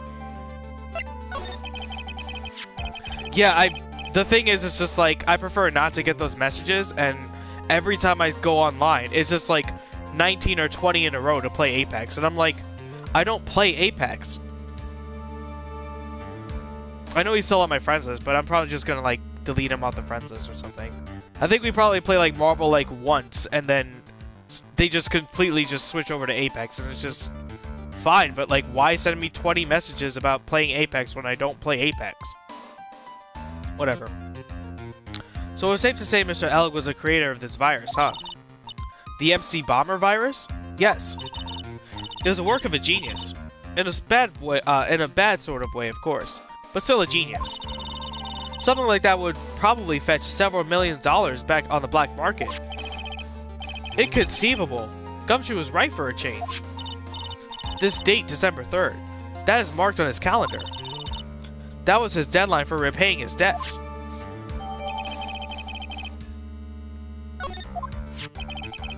I guess we won't be needing these horse racing tickets anymore. Throw them back into the floor? Use the trash can, Nick. Okay, so now that we have that, where can we move to? No, not the touch there. Maybe here?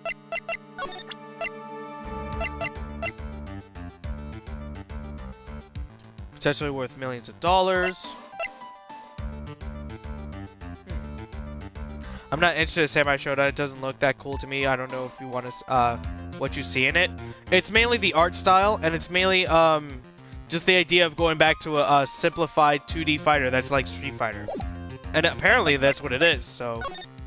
I mean, it sucks that you're not really into it from the visuals or everything, but... To me, I'm very interested in it.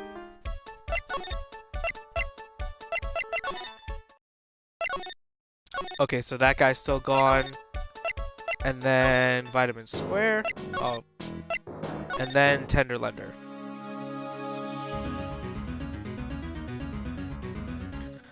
Okay. Let's save this one too, so we could probably find out what happened, but still. I played the original on Neo Geo. I thought it was really good. Well, yeah, you played it at Stefan's house, right, Brett?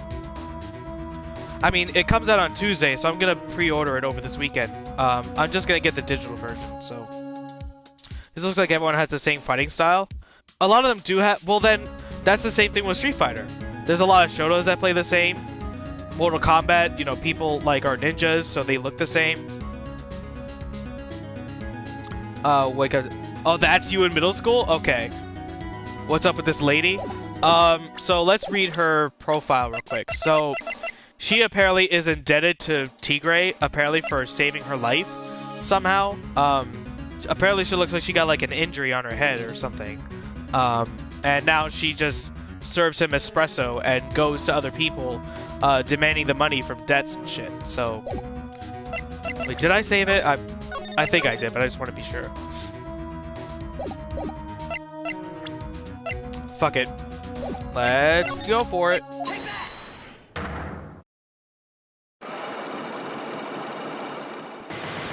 Motherfucker 4. I hate it.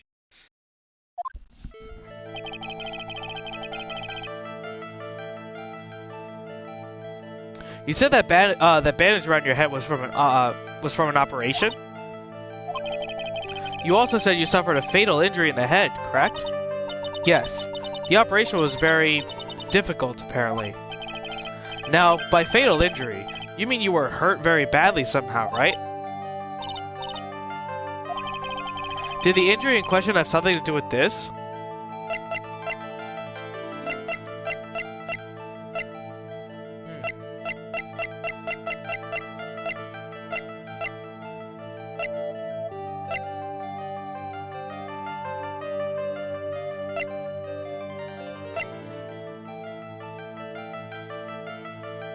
Very specific, a car bill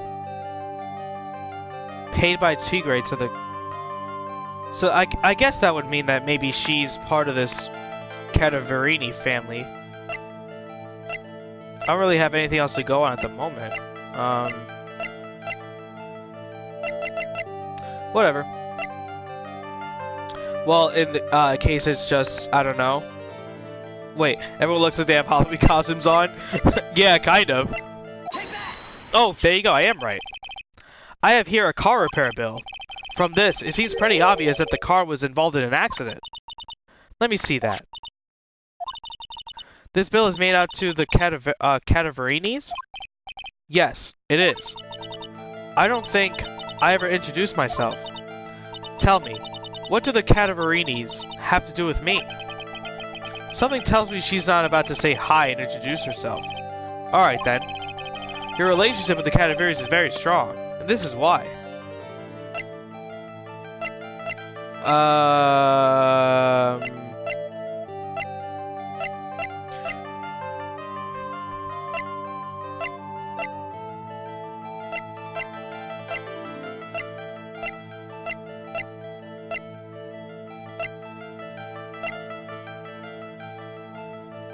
I don't think I have shit about this, actually. How do we find out information about her?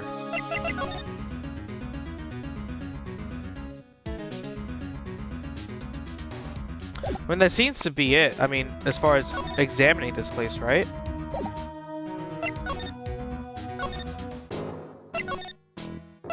I must have missed something. Can we go back to... Oh, is he back in the kitchen now? Oh, no.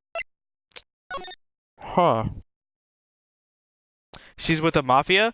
I mean, it sounds very Italian, so maybe. Alright, let me just get another damn drink. Hold on. Where are you at? There you go.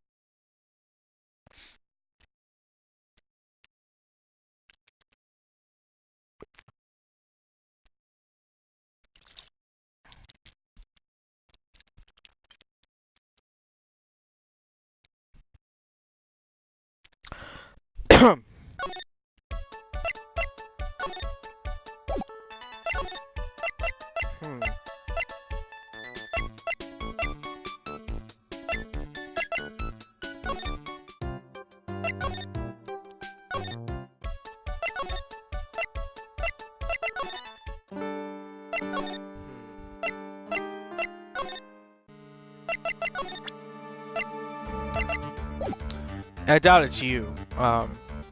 She's so scrawny like you. Oh, really? I always get like so confused. Like, how do we know? Well, maybe. All right, hold on. Maybe if we talk to Gumshoe, maybe he knows more about her. I don't think I did this yet. Oh, that's the girl who works over at Tender Lender. You want to stay away from her, okay? I mean it. She does look like, she does look kind of unforgiving, doesn't she? That should be the least of your worries, pal. What's that supposed to mean? What could be worse? Stay in the restaurant for a little bit? Well, if I have to, then I will. Thanks, video game. Her name is Viola Cadaverini. She's the only granddaughter of the Bruto Cadaverini. Bruto Cadaverini? Do you know who that is, Nick? Never heard of him. Bruno Cadaverini is the boss of the Cadaverini family. Well, hey, you were right there with the fucking, I don't know. What is it? The Mafia. The Cadaverinis? That's one scary sounding name. We can't touch them. They're way too powerful for the police. But you're thinking of taking them on, aren't you? No, I don't remember ever saying I was going to. I better get some more info about, Gumshoe about this family. I'm not sure if I really want to get involved in this, but who are the Cadaverinis? Who are they? A scary bunch of people, that's who. You're a cop, and you're scared? What's that about? Trust me, it doesn't matter if you're a kid or a cop. Those guys are scary. They got some serious clout in the criminal underworld. We can't touch them. They've gotten to, too much moolah. Moolah? As in, they pretty much control all the cash in the city's black market. The black market, huh? And that includes tender lender, I take it. Sure. No one said that to Bruno Cadaverini. And I mean no one. Interesting. So Viola's the granddaughter of the Mafia boss then? Yeah, and everyone knows how much Bruno loves his little girl. She means everything to him. So, how did she end up at Tender Lender? I don't know, pal. But I heard she and the boss of Tender Lender are pretty tight. Tight? That's what it said in the file I read related to Maggie's case. Sounds like a pretty important clue. Ugh, I can't believe it. I almost forgot the most important thing. And that is, you know, the lunchbox. How did everything go? Lunchbox? You remember, the weenies? I hate weenies. Oh yeah, those weenies. So, how did my weenies taste when they went down the hatch? Huh? Well, it was delicious. Yeah? That's what she said? Really? Well, no, don't worry about it, pal. I figured something would happen, so I came prepared. Prepared? What do you mean? I made a jumbo lunchbox. Oh. Do me a favor again, huh, pal, and deliver this? This sure is a heavy burden. In more ways than one. I can imagine Maggie's little eyes sparkling with joy when you bring her that. Weenies again, Nick? Tell me we won't have to eat all these, too. A tenderly handmade lunchbox fills the stomach with love and plenty of weenies. I really can't eat anymore. Okay. That's good. Alright, so we now know that's her name, right? Weenie Hut Jr.? Yeah, the first time you hear about that is from the movie, I think.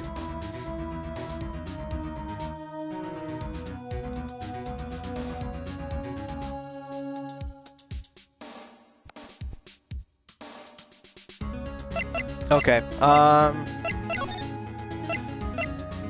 let's go... Okay, I think now it's okay to go back and talk to her. Oh shit, she's gone. Just... Okay. Alright.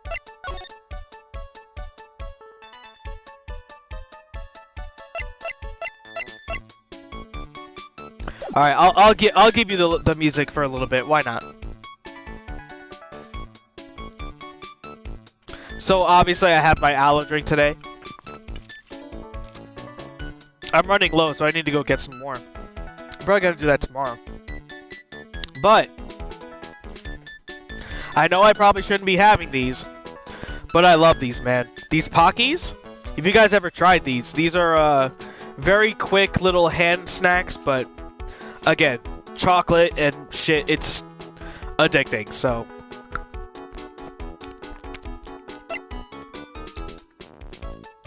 Alright. I want to at least save it for for it to repeat at least once.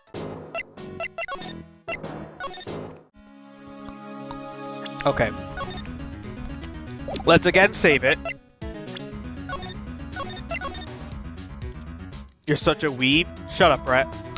They're good. What do you want from me? Let me have one? I gave you the music. What do you want from me? It's a good study snack? Oh, yeah? And I just kind of have them just as I'm bored. Let me have something.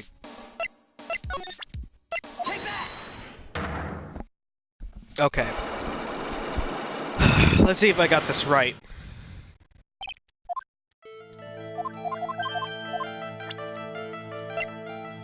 So it has the repair bill. Let's do that. Oh, oh my god, and then Salty Dragon. Jesus Christ. AKA Phoenix on point, main. What's up, JMJ?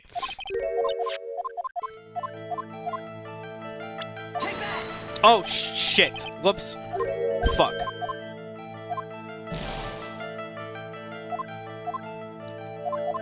Well, that was an accident. I'm gonna load it up real quick.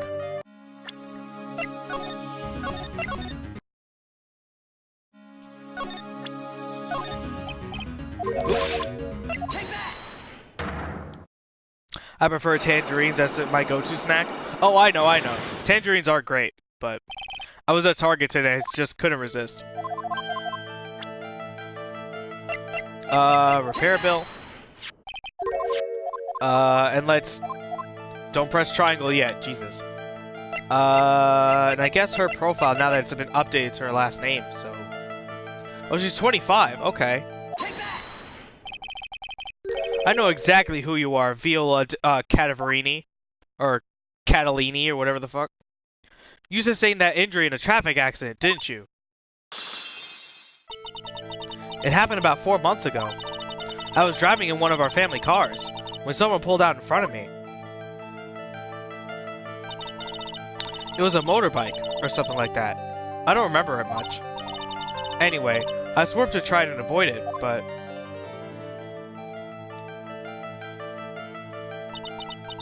I took a blow. To the head. A bad one.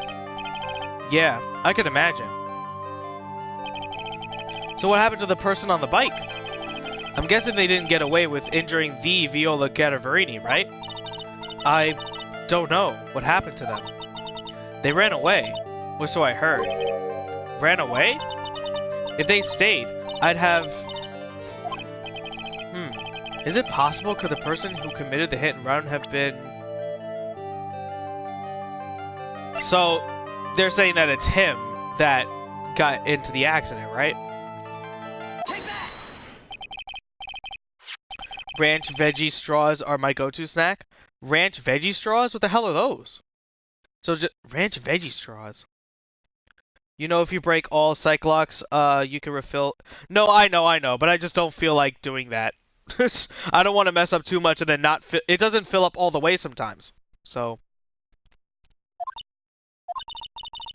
it wasn't Don Tigre. I refuse to believe it. We collided. The motorbike and my car. But Don Tigre isn't injured at all, is he? It was the Tigre who caused Viola to crash. I could feel it. Plus, one of her locks just broke. She must suspect it was him too. I'm sorry, Miss Cataverini, but I have proof that Tigre was involved in the traffic accident on his bike. So is that why his bike's all fucked up? But why would he not go and fix it?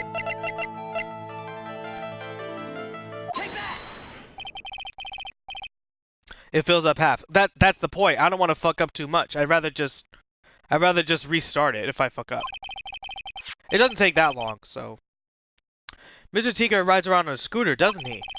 And you'll notice that the front wheel guard is badly damaged. Miss Cataverini, you know the truth, don't you? This repair bill was paid by Frudio Tigre. The Cataverinis have known for ages who caused the accident, haven't they? It's possible. Perhaps. Somewhere inside me, I know that may be true. I knew it. But, Don Tigre still saved my life. The operation was very complicated. It was very, very expensive. How much are we talking? Very, very, very expensive. She seems kind of hesitant about giving me the actual figure. I should back off. Well, anyway, it was the Tigre who, I keep saying the Tigre. The tiger who paid for it, right? After I recovered, Don Tigre told me. He said he paid for the operation because he cared about me. I believe him. Really? But do you honestly believe that to be true? Do you want to know what I think? I think the reason he paid for the operation wasn't for you, but for someone else. well, to get on good sides with the dad, right? With the granddad or whatever. I like Viola. Yeah, she's quite a catch. She's quite a catch. The Tupac of the generation? I don't know about that one, coach. Looks like an anime fighter for real.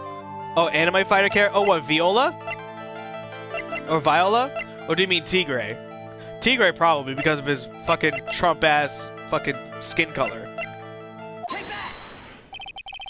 For real, I'd play her. Perhaps I shouldn't be saying this, but your grandfather, Bruno Cadaverini, controls a lot of dubious cash, right? And you're his beloved pride and joy. Sure, I don't know exactly how much of the operation costs, but if you weren't the granddaughter of Mr. Cadaverini, do you think Mr. Tigray would have paid the money? $1 million. Jesus. $1 million? For the car and brake? Sure. 4 months ago, I was in a traffic accident. That's why I need the operation.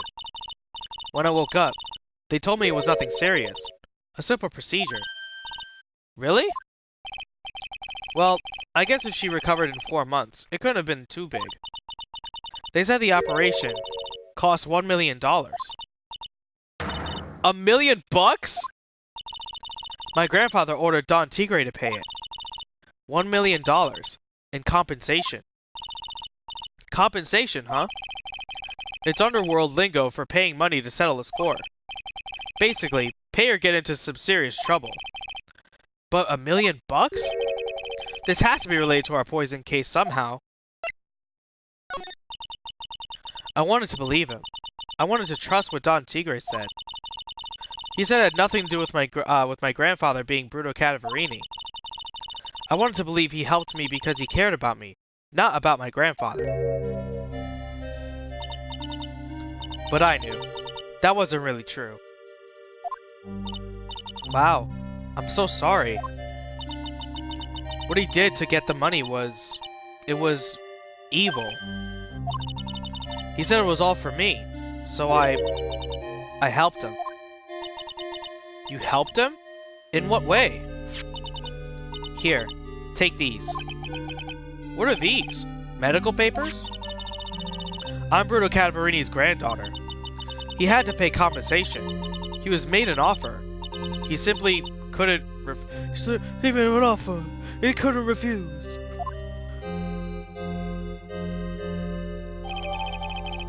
$1 million bill for corneal surgery. Payment was due last year. Wow, I feel so bad for Viola. It's inexcusable. Huh? There are two things that I consider inexcusable. Poisoning and betrayal. Only a coward would hurt people using either of these tactics.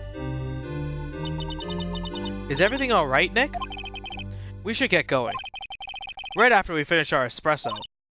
Yeah. I won't need to convince Viola of anything else. So I guess I can get rid of this. Repair bill, okay.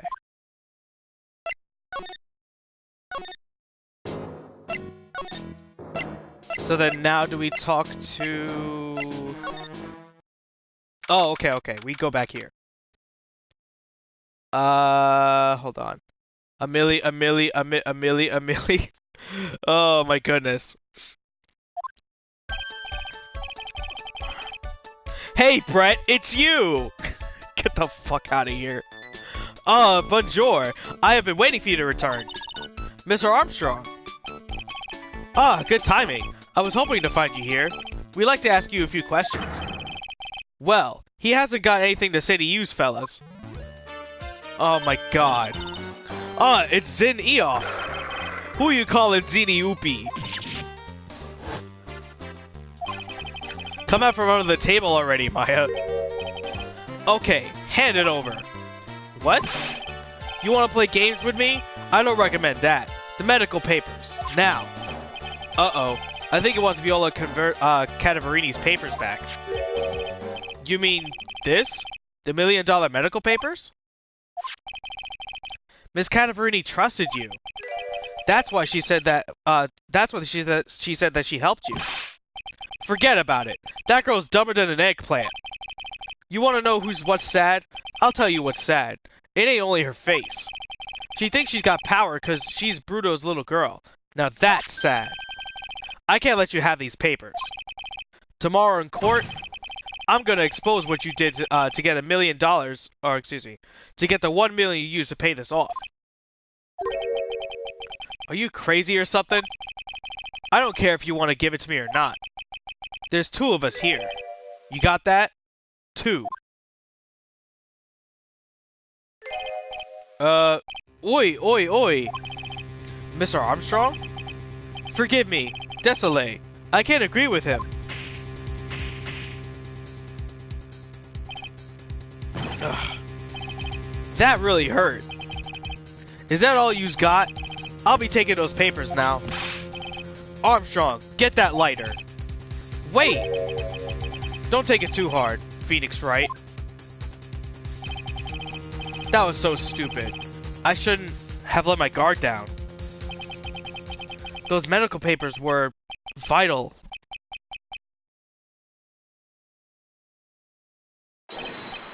Hold it, pal.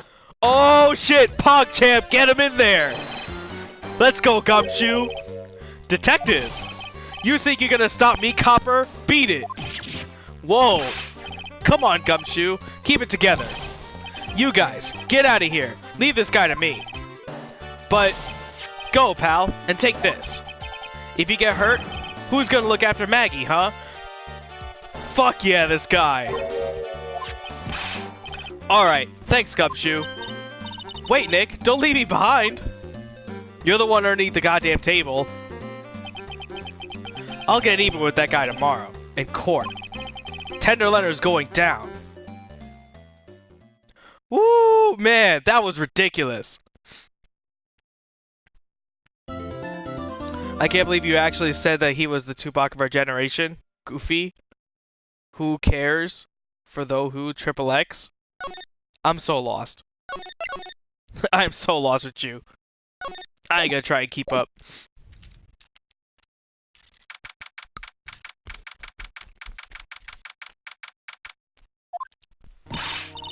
Good morning, Mr. Wright.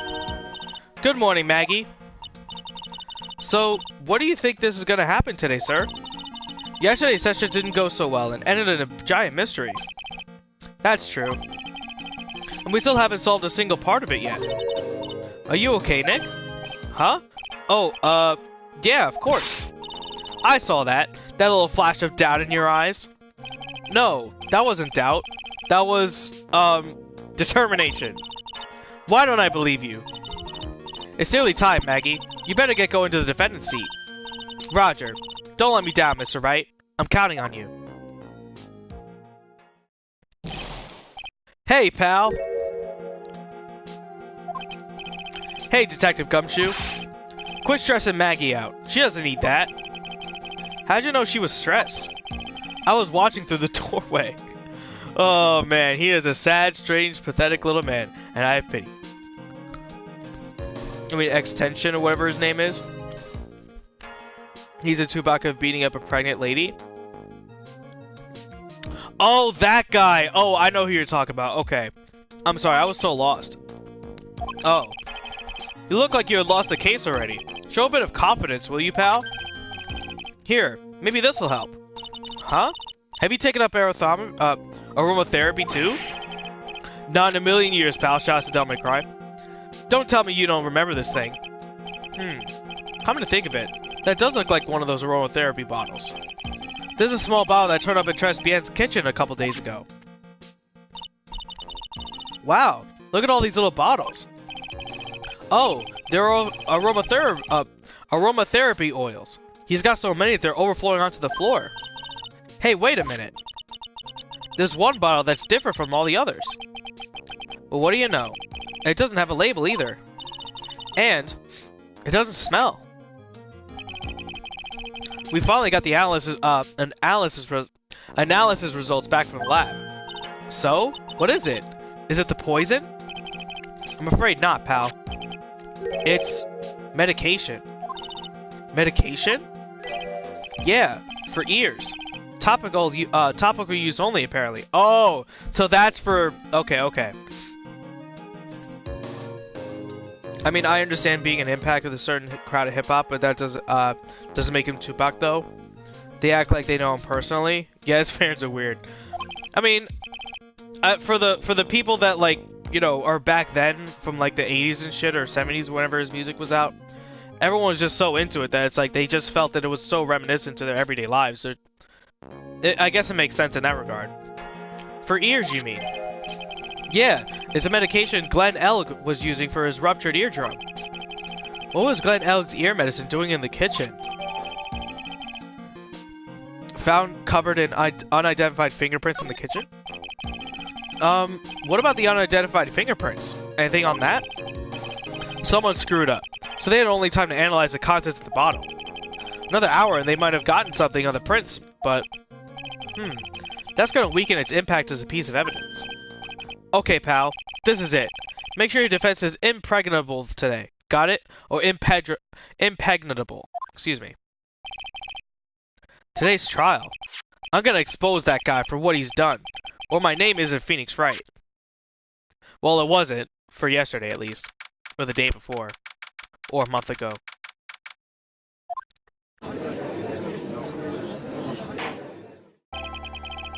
Court is now in session for the trial of Maggie Bird. The defense is ready, Your Honor. Ready and waiting as always, Your Honor. Very good. Then we'll get underway at once. Yesterday we heard the testimony of Mr. Victor Kudo. He claims to have witnessed the defendant putting a powder into the victim's coffee. However, the witness's testimony is plagued with a number of problems. The mark on the rim of the cup shows that the victim drank from it with his right hand.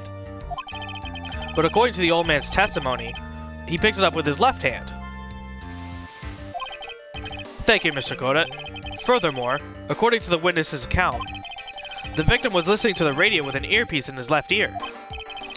Yet the victim's left eardrum was ruptured, which made him inevitably deaf in that ear. It's amazing how many contradictions in a single case can have, huh, Nick?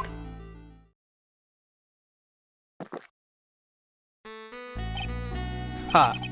Allow me to enlighten you, Your Honor. The world, you see, keeps turning, and we must turn with it. You've lost me already, Mr. Koda. Don't let the mysteries of yesterday mystify you today. Only losers think like that. You gotta change with the times. That's one of my rules. Are you implying that you've resolved these contradictions? You know the answers to these riddles? The old guy wasn't just throwing seeds in here, he was throwing us off the set. And today, I'll prove it. Very well, let the first witness take the stand. The Fool Arcana takes the stand.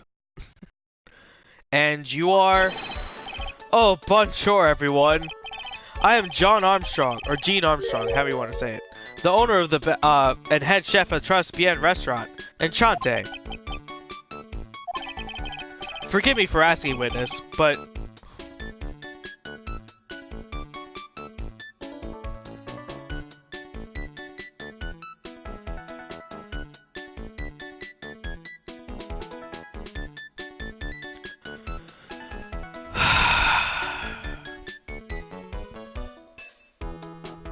If this was released today, this game would get so shitted on. Oh la la, monsieur. As you can see, I'm the pert and perky gentleman, non? On the day of the incident, you were in Trespan's kitchen. Isn't that right? Was you, monsieur? Everything feels right. Let me catch up, hold on. Lee Zan has said his music is boring? I don't know who that is either way. Don't bother me when he said that, it's his opinion. What bothered me is he's rated Tupac in a clout rating. Yeah, I'm not particularly, like, sure as to, like, what the context of what you guys are talking about, but I wouldn't so much as rank, you know, Tupac's music anything less than, like, at least motivational or, like, genre changing, especially. This judge.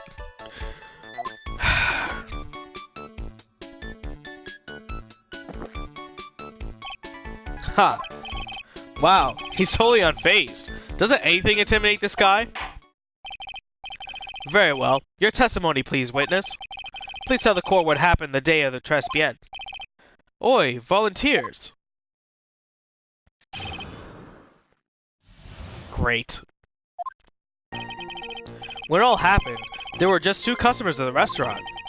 I remember I was experimenting with the new art decors that today. Like having a large mirror between the tables, for example. Perhaps that is what the old man was looking at. The cup, the earpiece, and the glasses, he would have seen everything in reverse, none? A mirror? Grand mirror. The most enormous mirror. That really doesn't make any sense, but okay. Ice Cube's my favorite. I need to listen more of his old school stuff, right? And suddenly the mystery disappears.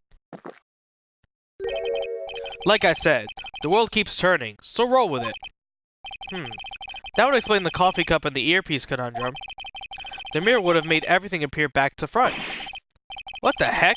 It's way too early in the morning for this to be happening to me. Now then, Mr. Wright, you may begin your cross-examination. That really just doesn't make any lock of sense, but okay.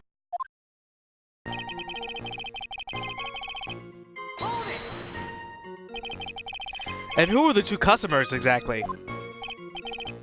Mize, of course, the young man who died.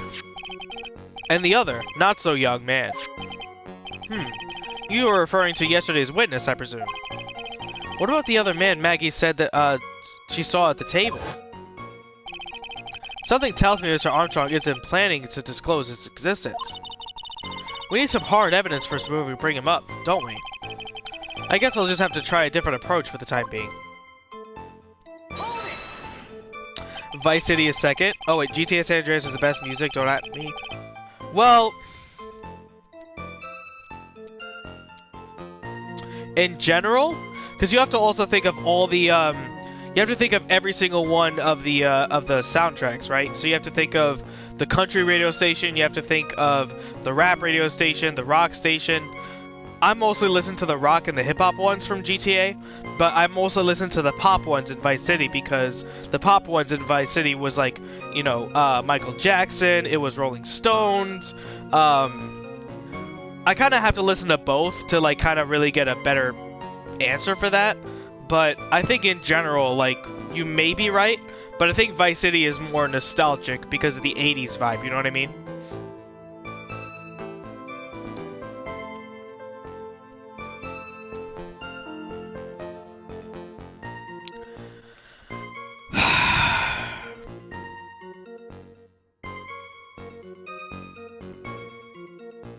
Hi, Hagar. It's nice to see you, pal. You mother flupper. Dunamis had to strike first yesterday, and now you gotta strike again? What's your fucking deal? I appreciate the 1,000 bits, my brother. Great.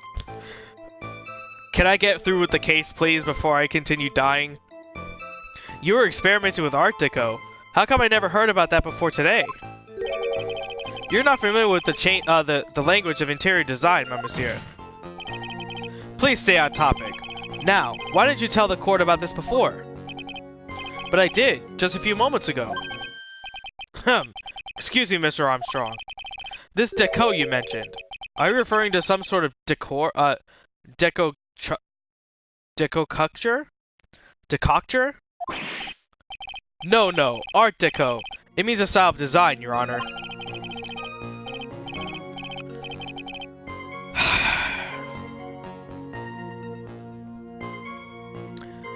It's not 1,500, it's 2,000 now. Can you send 10,000 one? I really like those. Don't give him any ideas, please. Don't give him any goddamn ideas. He's talking about interior design. Walls, ceilings, carpets, that kind of thing. Ah, yes, of course. That deco. I was trying to achieve more effeminate look to my restaurant. I was planning the bold remodeling of the decor. Yo, double that? Fuck it, triple it? What are you talking? Double, triple it? Is Knight gonna have to get banned and get removed of his mod status again? How big of a mirror are we talking about here? Buff. Something about 4 meters wide and, about 2 meters high. Let's see. If 1 meter is 1 yard. Holy glass in a frame, that's huge. I was intending to install in the ceiling eventually. The ceiling? Was there a mirror on the ceiling? I don't remember. Mice none. But I decided not to go with it in the end. What should I do? Should I ask more about the mirror or not? May as well, he doesn't have anything to do with it, so... Oh, baby, a triple! Oh, yeah! I remember when that video first came out.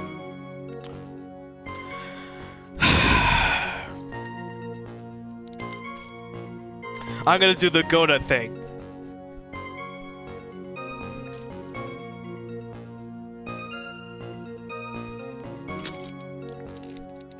Just don't make me do the Goda thing of spitting it out. Okay. Okay. If he does a certain amount within a small time, I'll do the Goda thing. Even though the TV is right here, I'll deal with the consequences. We'll do that Goda thing for real. Did you really send 1,000 bits? Oh my god, can we ban him? Yeah. Can we ban him, please? Did you just tip me money? Get that ass banned, you worthless specimen. Oh my god, we were just talking about that shit yesterday too. But there's nothing about a mirror in Mr. Kudo or Maggie Bird's testimonies. But... Objection. You didn't ask, Trite. You have to you have only yourself to blame for such sloppy work. What? A mirror was delivered to Trespien the day before the incident. Really? As Mr. Armstrong testified, he was carrying out some design changes. And as it turns out, he didn't actually use the mirror in the end. This just doesn't add up. Even if a mirror was delivered to Trespien, it doesn't prove that that it was in the restaurant on the day of the crime. Ha! If you want to doubt someone, Trite, look in the mirror. I'm sure a person looking back at you would be dubious enough. So the witness yesterday had seen the victim reflected in a mirror. That still doesn't make sense. What's fun? You tell me what's fun. Are you still doing another direction at least? This is for Julie. So what is that? I've already lost count. 2,000, 3,000, 3,500.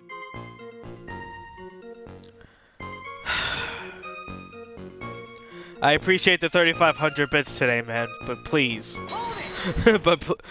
Can you please give it a rest, dude? We've already called a truce back 4 months ago now. Normally I'd expect people to know the difference between a reflection and a real object. Normally? How does normality come into this? That's lame, Trite, even for you. Huh? Are you trying to say that if someone isn't normal, that it's impossible? Is that it? Where does that leave the pokey-headed lawyer and the top-notch chick over there? And the ungodly cool guy with the... Oh my god! And the ungodly cool guy with the mask over here. At least the game is self-aware. Okay. Not the hair. I don't have a top knot. Well, Mr. Godet is correct. So this is what you've been doing while you were gone, stacking the cash? Wait, rest. He is so vague right now. Oh, Jesus Christ. A lack of normality is no basis for discounting an argument. Bien, logic as well as day.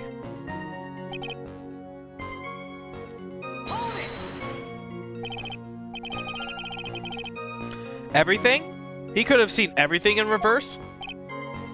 Wait. Hey, Nick. We should take a second to think about what the old CD said in the testimony. How'd he phrase it again? The boy was wearing an earpiece on the same side of the green lens in his specs. No question. You can lock me up if I'm wrong. It was in his left ear, without a doubt. And then he used the same hand to pick up the cup. His left hand. If he saw everything he described reflected in a mirror, then everything he said he saw on the left was actually on the right, huh? And that clears up the problems in his testimony, I guess. Or does it? Huh. It's kind of hard to believe everything's at fault over a mirror, but... do you think Old City really saw everything through a reflection? If he did, it would explain all the contradictions in his testimony. That just makes the situation worse for Maggie. There's gotta be something in that old man's testimony. We've gotta dig deeper. Okay, so there's clearly a contradiction here somewhere.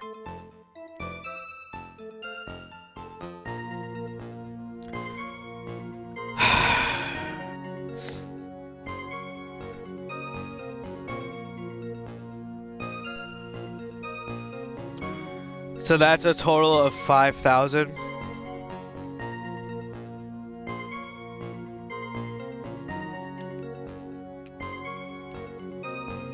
I like how nobody else but me is reacting to this shit.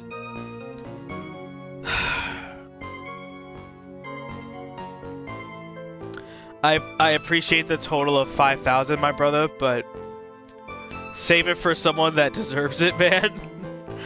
Oh my goodness. Don't make me do the Goda thing.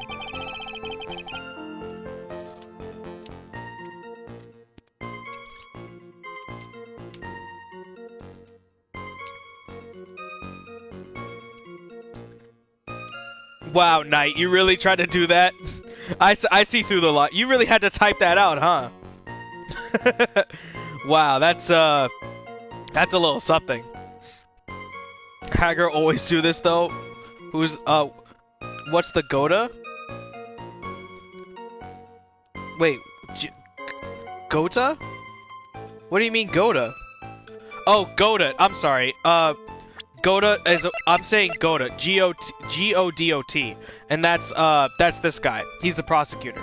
He's apparently addicted to coffee, and he always does like an animation where he drinks coffee, but when someone says something that he's unexpected, he spits it out. So, I said, don't let me do the Goda thing, which basically means spitting it out. Knight, yeah, don't even, Knight, like, you got like 10,000 bits to spare, bro. Yeah, right. I appreciate the lies, but sure.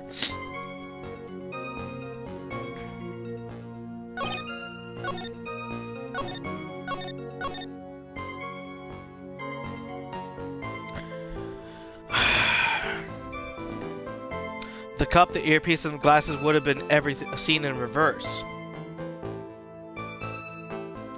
What wouldn't be in reverse, though?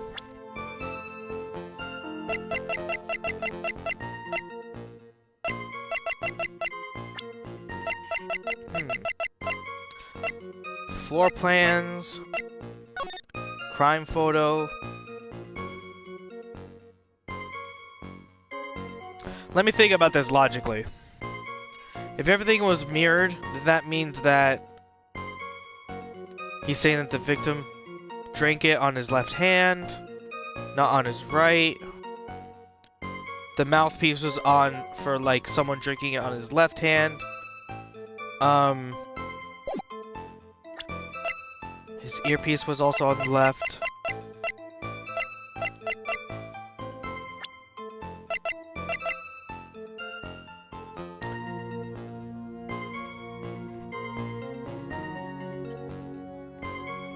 But his left eardrum was ruptured. So if everything was being seen backwards, that means that everyone's trying to think that he's right hand, like they put it in his right hand, but that wouldn't make sense because why would he wear his earpiece or whatever in his right ear or his left ear? He would have to put it in his right because his left ear was exposed or like it was ruptured. Yeah. That's the only thing I'm thinking of at the moment, but so what is that? 6?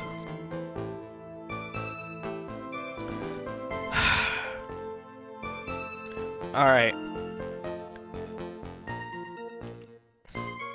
Fuck it.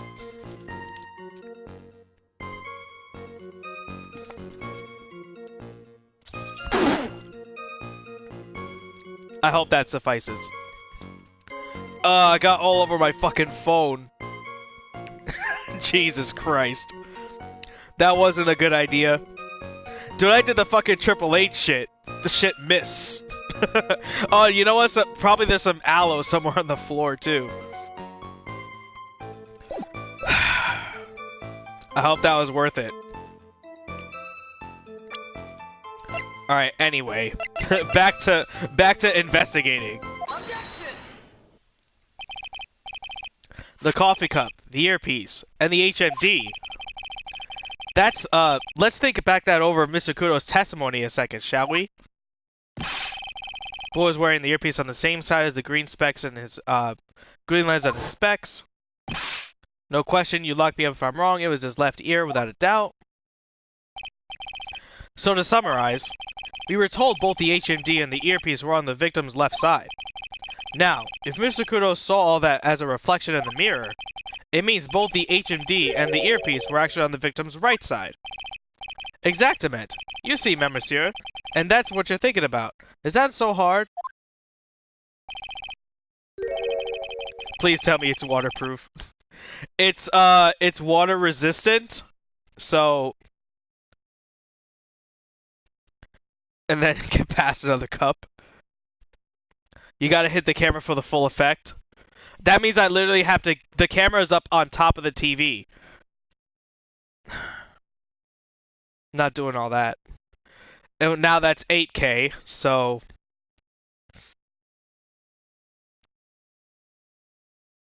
Aim carefully. Fuck out of here, Knight.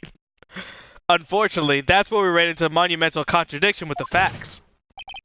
If Mr. Kudo really did see everything in a mirror, why isn't the HMD isn't now the wrong side of his head?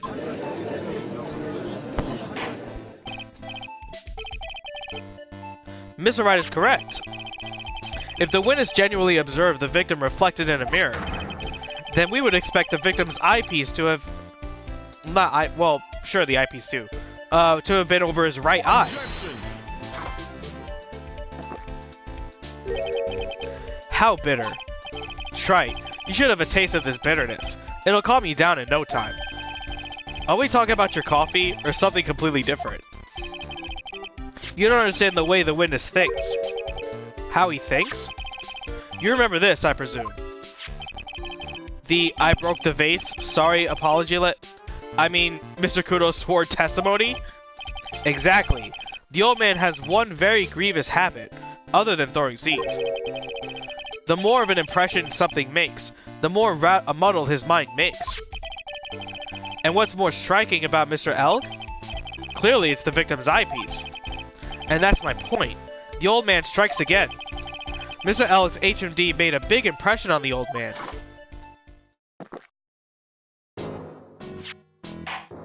Ooh, splash. I saw the earpiece in those newfangled spectacles he was wearing. Oh yes, they're both his left ear. Do you hear? His left ear. Huh. Well, Trite? That's the worst, but best impersonation of Kudo ever. That's great. Let me catch up, hold on. Donate again, I dare you. What is that? 8,500? Calls the cops? Why would you call the cops on him? Well, I mean, yeah, that's the best way to get him permabanned. Hackers don't give a fuck. Jesus Christ. Wow, I really thought he was old seedy for a minute there. Godot's good. Enough. I must agree that yesterday's witness was irresponsibly rash in much of his testimony. Bad luck, Nick. Looks like the boil of the contradiction you found is just a rash.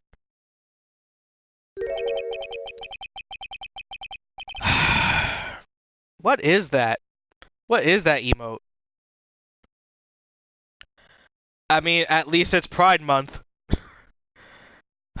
So that's what, 9?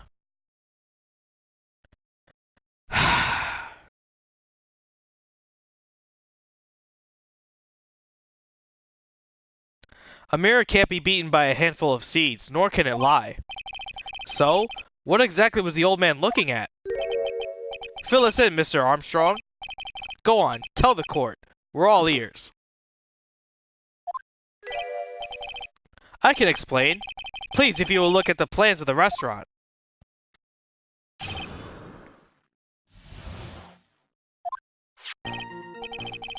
Lords, is everyone sitting comfortably?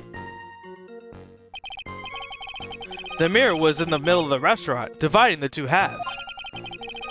There is only one seat in which you could have had the victim. That seat was the table next to the victim. That was where the old man was sitting. After the terrible incident occurred, I moved the mirror so it was not in the way. But naturally, it did not touch anything else. I see no problems with the explanation we have just heard. From the table next to the victims, Mr. Kudo would have seen the victim in the mirror. What a naughty little coquette I am, confusing the men like this. I see a lot of Gutex in the chat. That's not necessarily a good thing. That's 80. That's a hot. So that's 9100. Knight, you're a very sick practical joker. Oops, I dropped this? Yeah, sure, oops.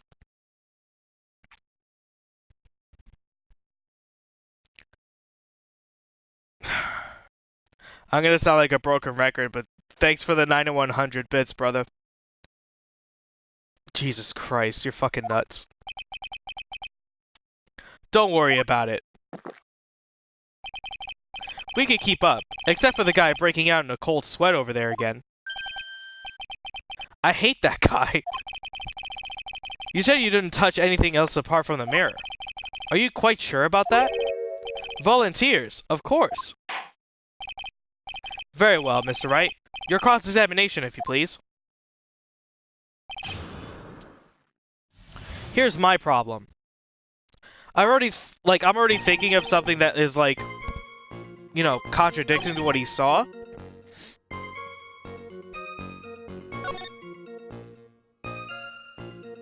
I don't think that he's telling the truth at all about that, because, if you remember from what the witness said, Kudo said last time, he said that he accidentally broke the vase. The vase that was sitting at his table. So, what he's saying is that he saw the victim through the mirror. Hold on, let me see if I can find it.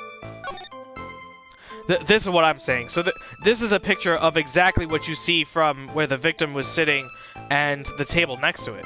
So if he's saying that he was sitting at the table next to it, which you see in the picture, the vase would be on the floor already, right?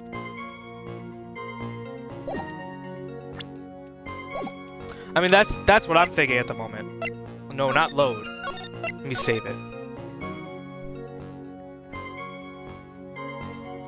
One day it'll be for real. Yeah, oh, okay, sure, Knight. Whatever you say, brother. What the? Oh, that's the pride emote. Yeah, yeah. Some guy said you look kind of cute. Send me a pic. Oh, that's what someone said of you. So I sent a picture of the cat. So that's 92. Thanks for the extra 100, man. I'm not gonna indulge in this foul play anymore. I'm just only gonna thank you. How about that? PogChamp that. Oh, God, let's just...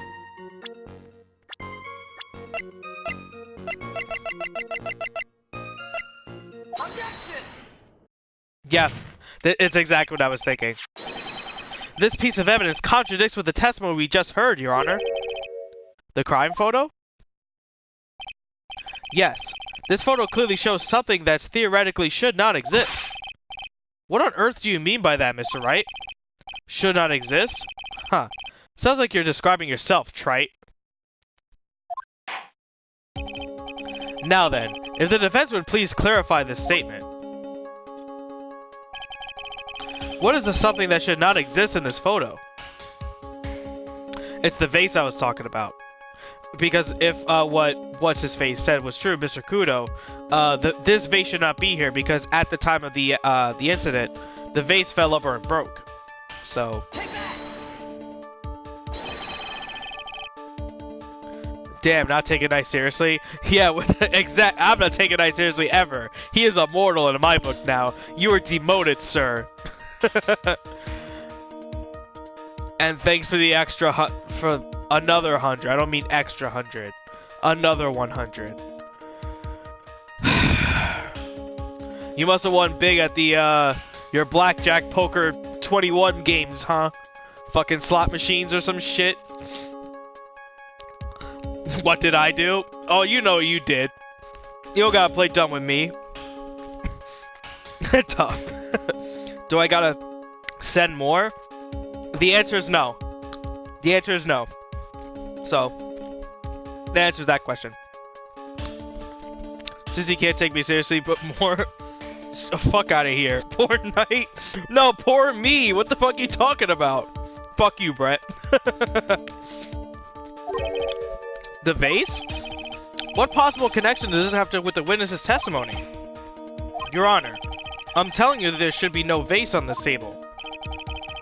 Because it very contradicts with this piece of evidence.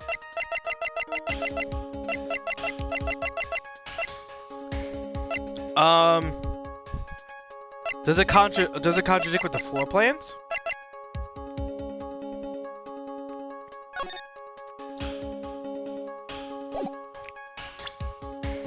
I would assume it's the floor plans, but...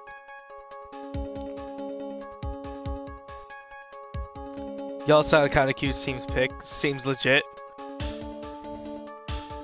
Is that... I'm assuming that's 95. Send pic of coyote. I don't have a pic of a coyote, man. I would if I could. Yeah, it's gotta be the floor plans. Well, Your Honor? Well, I'm not sure of the contradiction. It's as clear as you would have us believe, Mr. Wright. Oh, okay, so... that was wrong? Okay, well... Whoops. That was wrong. So then it's this. There you go.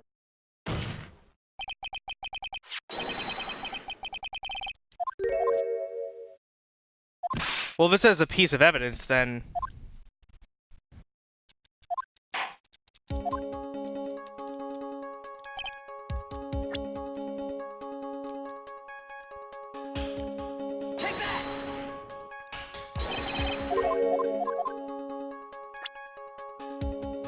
It clearly contradicts with this piece of evidence.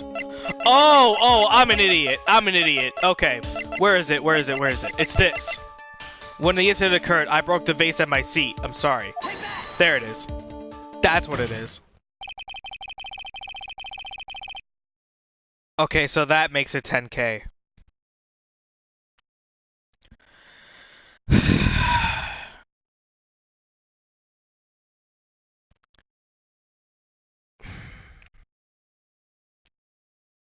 I appreciate the 10K today, man. As many times as I tell you no, it means no. You ever... What is that saying? When no means no, right? It means no. Just...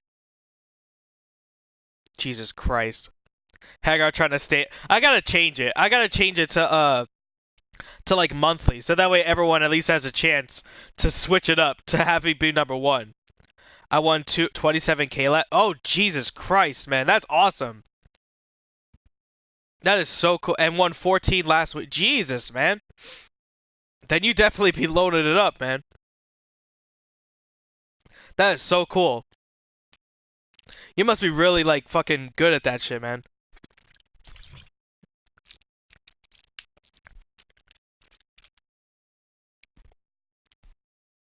At Blackjack or whatever it was. I forget the name. I think it's Blackjack, but I keep fucking up the game that he plays. There's one thing that was clearly demonstrated under yesterday's testimony. Mr. Kudo broke the vase that was sitting on the table where he was sitting. And yet, as the court can see, there is an unbroken vase at the table next to the victim. Why? Because Mr. Kudo was not, in fact, sitting at the table next to the victim at all. Objection. Don't be an idiot, Trite. That's impossible. That seat's the only one who Kudo could have seen the victim's reflection from. Exactly. There's only one conclusion we can draw from this contradiction. There was no mirror at Tribulations that day. Oh, it was slots, with some blackjack? Oh, Jesus, man. So do you go, like, every, like, couple weeks or something? Is that, like... Or do you, like, always go down, like, as, like, a weekly thing or something? That awkward moment when you double down on a 20? Yeah, right? Your testimony, Mr. Armstrong, is an elaborate lie. Objection. Don't try to confuse the court, Trite. Obviously, the witness cleaned up the vase, while the police were taking their time getting to the crime scene. Unfortunately, Mr. Goda, that doesn't quite work for me. Mr. Armstrong already testified on the contrary, in his own words. I did not touch anything else except for the mirror.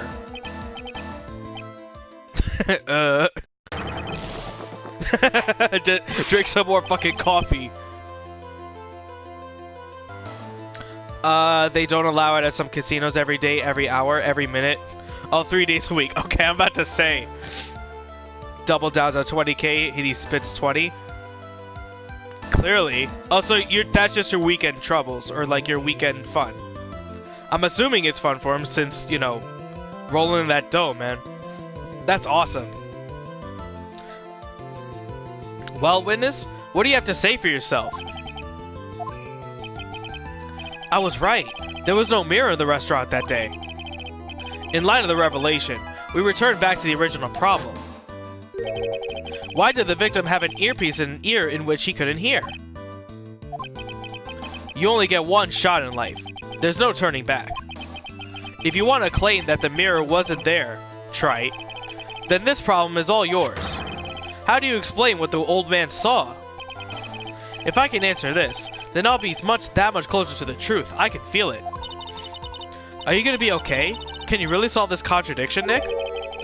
There's more than just one there's more than this one contradiction, Maya. What do you mean? Who spits 10s? Only spit them if you got a 6? I wouldn't know. You know more than I do, brother. Or 5? Okay. Remember what Maggie told us? There was another man at the victim's table. And there was a sample CD on the victim's table. It all flies in the face of Mr. Kudo's testimony. And I think I know the reason. Why nothing in this case is adding up. Well, Mr. Wright, let's hear your answer. Yes, Your Honor. The reason behind all the contradiction in Mr. Kudo's testimony is simple. Mr. Kudo made a mistake. The ear doctor made a mistake. The victim was a phony. The victim was a phony.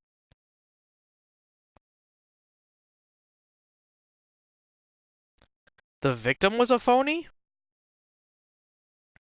It's so hard to count 7 decks? Oh, so you count as well. Oh, okay, okay.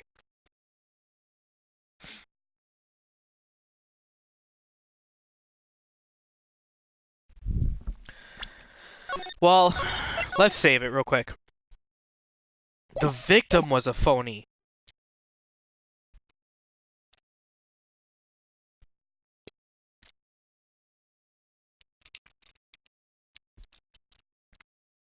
It's actually very easy. Yeah, I am not me myself. I know of what counting cards would be and all that, but I am not skilled enough to use my brain more than like 5 minutes. Just wait until the deck's refreshed, then start counting. Oh, right. Gotcha. So, I'm trying to think of which ones don't make the most sense. Like, which one I wouldn't pick. Mr. Kudo made a mistake. I don't think so. The ear doctor made a mistake. That doesn't make sense. I'm gonna go with this one. This case is riddled with contradictions. Yet there is one very simple answer that clears them all up. And what is that? The incident Mr. Kudo witnessed and the incident the victim experienced were two completely different events. What? Yes, the victim that Mr. Kudo saw wasn't Mr. Glenn Elg at all. It was an imposter, a phony pretending to be Mr. Elg. Obviously, unlike the victim, there was nothing wrong with the in-person. So then who the hell would that be? That's how he ended up wearing the earpiece in his left ear by mistake. Alright, Mel, like I said, I'll be here for a while, so. Julie plus Hagar versus Dealer. We finna bankrupt a casino. Not even close. The count is too high at the start for refresh, and it cuts randomly to stop the cards. If anything, you wait for someone to start the count. So you, like, have someone start the count, and then you count afterwards? I couldn't even do that, man. I'll just pull the lever down the slot machine and then just pray to God.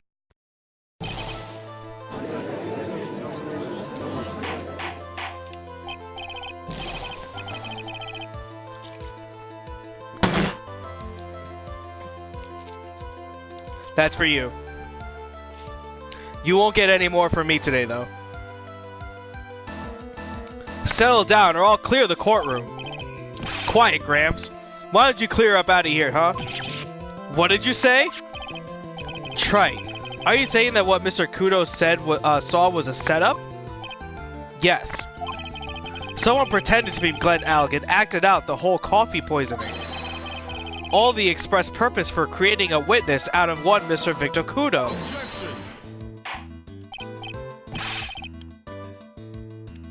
Get real, Trite. Why would anyone want to do that? Isn't it obvious? The thing Mr. Kudo was most insistent about his theory, and his testimony was, the serving girl brought him a cappuccino, but she put something in it. That's the serving girl right there in the defendant's chair. I remember her well. It's so hard to believe, but there was one and only one reason to show Mr. Kudo this fake poisoning. To show Maggie Bird in the act of poisoning the coffee.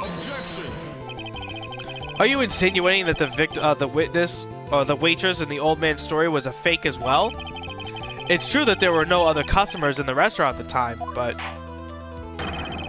it's also true that the chef was there. He would have noticed what was happening. That's right. Well, witness, if your restaurant really was the scene of such theatrics, you would have known about it, correct? Oh la la, this is the most difficult for me. No, it's quite simple. All you have to do is testify. You are under oath after all. Was there in fact a phony at Tres Bien that day? The defense demands that Mr. Armstrong tell the whole truth about what happened. The defense's request for additional testimony is accepted. You will accurately explain in detail the events in the restaurant that day. Oi. They're really smart. They caught the counting cards real quick. Oh, they caught me counting. Oh, they caught you do it. Right. I forgot. The victim, Mr. L, came to the restaurant alone. I remember the old man arrived not long after him. The two were not, there were no other customers. We got word that he won the lottery. Mon L became, very excited. It was approximately 5 minutes later that the poisoning incident occurred. Now, there was no time for a phony to do the acting. 5 minutes, huh? The only time if you're press betting the cards and lower when it's low. They told me I couldn't bet more. Yeah, again, this is like more stuff that's out of my league, so I'm gonna stay out of it. It's gonna be like as if I'm lurking in on the conversation, but I'll only ask questions if I'm like really confused or something. Just so we're clear, there was no mirror in the restaurant after all? Javuras demand pardon. Forgive me, Your Honor.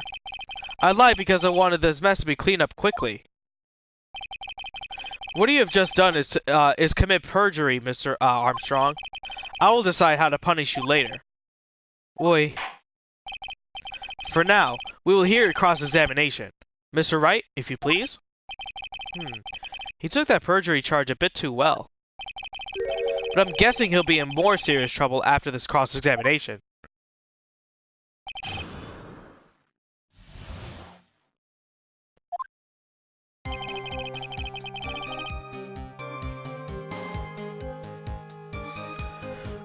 Excuse me.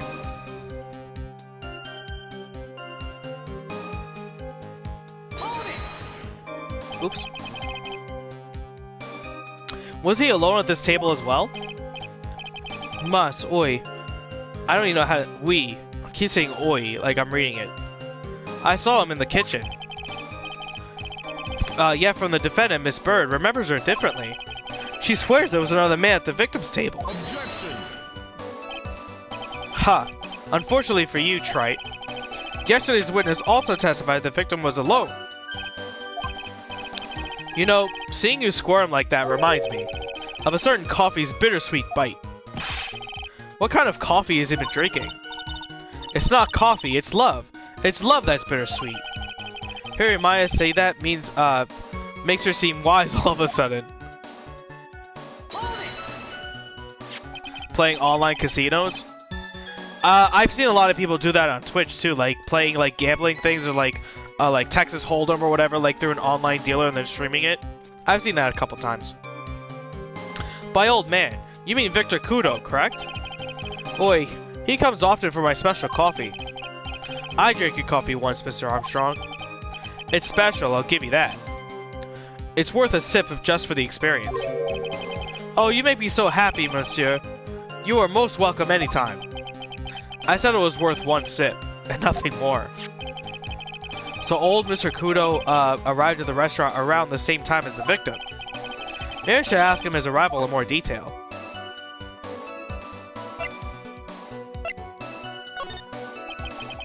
Out of curiosity, about what time was it when Mr. Kudo arrived? Oh no, I cannot remember, monsieur. I believe we were told by the witness yesterday. The crime was reported by 225 by his kind of scary old man, sir. The user's name was P. Ness. Well, I wonder what you mean by having me say that. Wink, wink. I have another Pocky. Does that perhaps jog your memory, witness? The incident happened around 20 minutes after it arrived. So the victim must have arrived between 2 p.m. and 2:10. None? Just after 2, huh? Thank you for your help in jogging my memory, monsieur. You're wonderful. I can't stay here all the time and do nothing now, can I? The time delay will be added to witness testimony. Oi, Monsieur Judge. Everything I do it for you. Merci bien. That's French, isn't it? Ha ha ha. I'm glad at least one person is in a good mood. He's even humming a song to himself. Well, this actually contradicts with one piece of evidence that we have here. So, if the victim did indeed win the lottery, and the victim arrived at the same time as the old man, not long, at 2 p.m., that means that contradicts this piece of evidence here. The Million radio flyer, because it says every day at 1:30 they announce it. So, if it only happens in 10 minutes at 1:30, they announce the numbers, and then at that time is when he was picked, like, for being the winner. Exactly, that's what I was thinking. You have to set your account to do offshore payments on online? Oh, really?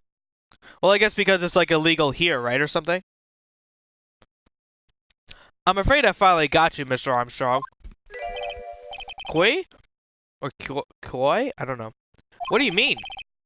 At the time in question, the victim was listening to the radio with his earpiece. The show he was listening to was Millionaire Radio. Each week, they announced the winning numbers on the $500,000 lottery ticket. Oi, that must be the show Mr. Montelg was listening to. I can't see any problem with this testimony, Mr. Wright. I wonder. You say the victim arrived at your restaurant after 2 p.m., correct? Oi, oi. Or, oui. I keep saying that. I am sure of it. I remember it perfectly now. I know it was that time. I had just finished serving the lunch menu. Get to the point, Trite, if you have one. That show was broadcasted live at 1:30 p.m., and it claims to be the most thrilling 10 minutes of your life. It's on the air at 1:30? Now, supposedly, the victim made some noise when he had announced that he had won. And yet, I don't believe his cry of joy could have occurred after 2 p.m. because the show had already finished more than 30 minutes earlier at that point in time. This victim has been told about... Oh, excuse me. This victim we have been told about has nothing to do with... has done nothing but the impossible. Listening to the radio with a raptured eardrum, catching a show that was already over. There's only one conclusion you could draw from these facts.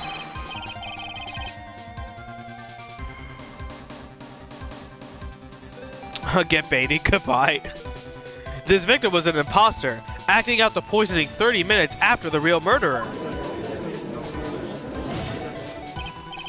Yes, there were 2 Glen Elgs in Tribulations that day. The real Glen Elg is now dead, having been poisoned by the real killer. And the phony Glen Elg, oh, Jesus, I hate his name, acting out the events for Mr. Kudo to witness. It certainly seems that way. I mean, if that wasn't the case, how could you explain the time discrepancy? Objection. Quite a performance, Trite. You were almost on a roll. But sadly, you lack the rock-hard foundation of rhythm to build your song. What is this? Music Theory 101? Let's recap. According to your imaginative theory, it's now just after 2 p.m. The phony Elg is performing a play for the benefit of Mr. Kudo. How do you explain then where the real Glen Egg is? I don't believe I have to spell this out for the court. However, at that time, the real Glen Elg was already dead. That's certainly his obvious conclusion. Thank you, Trite. That's exactly what I was hoping you would say. What? Now, I presume you can prove this theory of yours? Can you explain where the missing corpse went to? The missing corpse? According to the old man's testimony, there was only one other customer there. If that customer was the phony Glen Elg, then where did the killer hide the body of the real victim? The prosecution has a valid point, Mr. Wright. If your theory is to stand up to examination by the court, you must provide us with proof by answering the prosecution's question. Where did the killer hide the body? Yes, Your Honor. No conjecture, Trite. Let's hear some facts for once. Show the court a piece of evidence that proves where the body was hidden. Evidence? What's with the intense pressure in here all of a sudden? I thought I had him with that contradiction. But he's turned it all around and backed me into a corner instead. Well, Mr. Wright, the court will now hear the defense's theory and evidence. Let's save it! What happened to Edgeworth? At the beginning of the game, he said that he was abroad. So I'm only assuming that he went to go after, Francesca after she went back to Germany. So I'm only assuming that. Jail? Yeah, you know what, man? With me bodying him so many times, sure. First, where was the body of the real Mr. Elg concealed?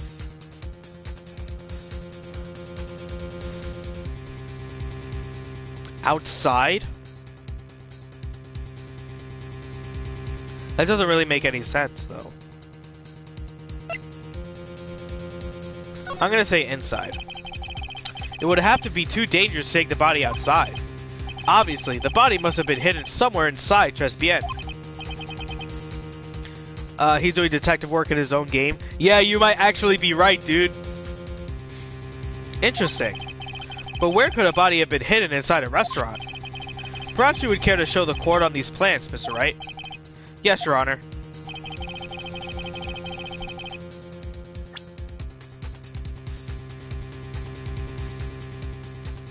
Well, let's think of this realistically.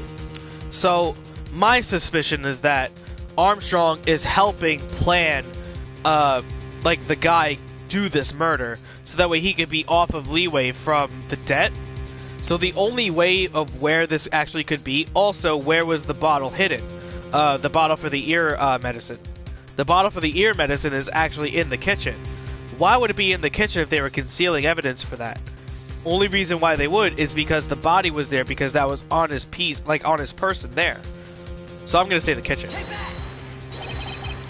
The body was hidden here. I see. Nice superstition. But the real question is, can you back it up? Where's the evidence that proves the body was hidden in that location? I said it was the medicine, because unidentified fingerprints in the kitchen. So that would only, like, again, assume to take the stuff, right? Mr. Armstrong. Yep, I was right. Do you recognize this bottle? None. None. I've never seen that ugly bottle before in my life. I only use the very best bottles, monsieur. The highest quality only for me.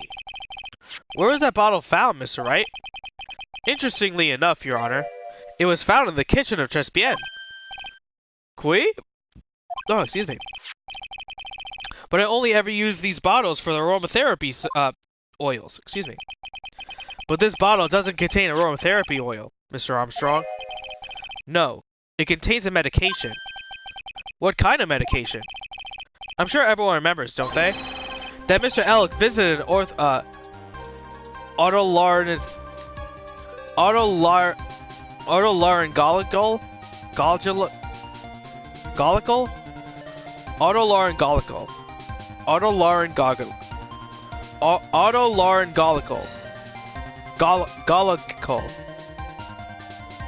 that clinic, and was given medication that day. You can't be serious. The defense has the contents of the bottle analyzed, and I have the lab results here. The contents of the bottle match the prescription that's given to Mr. Elk. I won't do it. I won't do it. Glenn Elk's murderer hid the body in the restaurant kitchen. At which time, this bottle fell out of the victim's pocket. Mr. Armstrong, when the incident occurred, didn't you say you were in the kitchen? Mon Dieu. Yes, you know what I'm about to say. It was you who hid the victim's body. Someone clip this? Shut up, Brett. You did a fine job of pretending to be to defend my client, Maggie Bird. However, you were setting her up to take the fall behind the poor girl's back. Because he's already a criminal, so why wouldn't he do that? This is an extraordinary development. Witness, did you murder Mr. Glenn Elk? Never! I could never do such a horrible thing.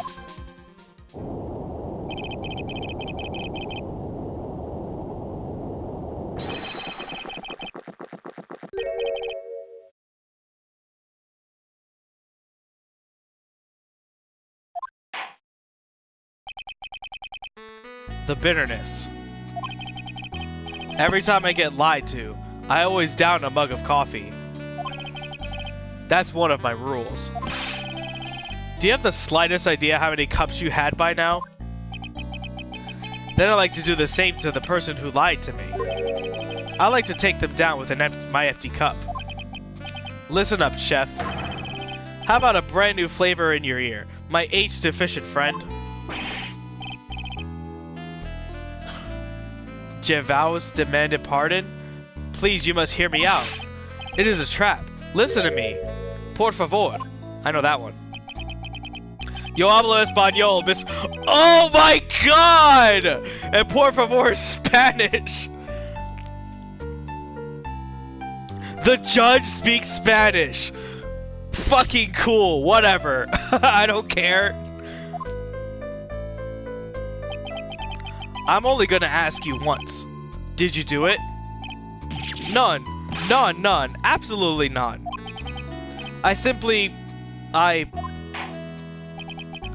Let's hear it. You've got one shot. Right, Gramps? Witness, The court will permit you the chance to make one final statement. If you lie under oath again, Mr. Goda's coffee mug awaits you. Oh my god! As is my gavel. The judge is low-key Boricua. It is clear. Why do they always, what do they say in the movies? I got a bad feeling about this.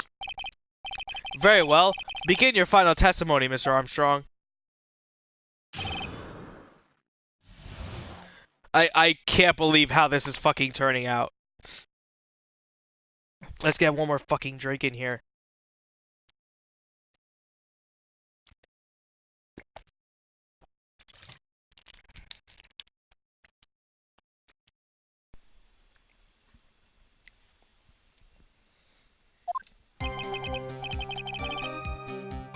It is true. I hid the body in the kitchen. A man forced me to do it. I had no choice. I had to go along with it because there was a reason why I couldn't refuse. But I didn't kill him. I swear it. You must believe me.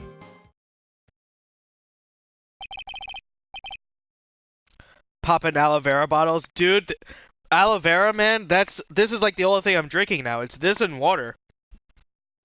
Like, I'm, like, not even drinking any sodas. I'm not drinking anything aside from those two. And tea, of course, but... You were forced? By who? I cannot say, or I'll be erased. Let's try a different question then. When Mr. Elk died, was he really the only person at his table? There was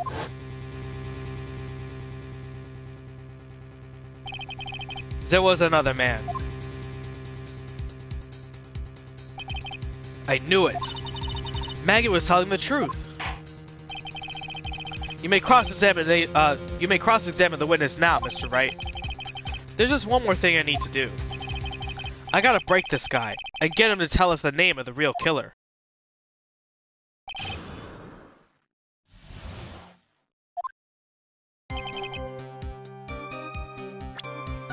Let's just save it real quick.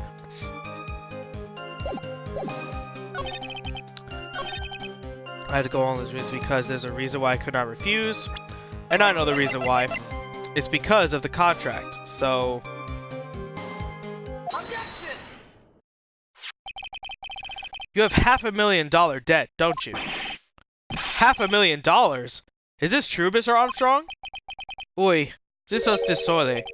I was weak, and I borrowed the money. This is Mr. Armstrong's Achilles heel. And that's why you couldn't refuse,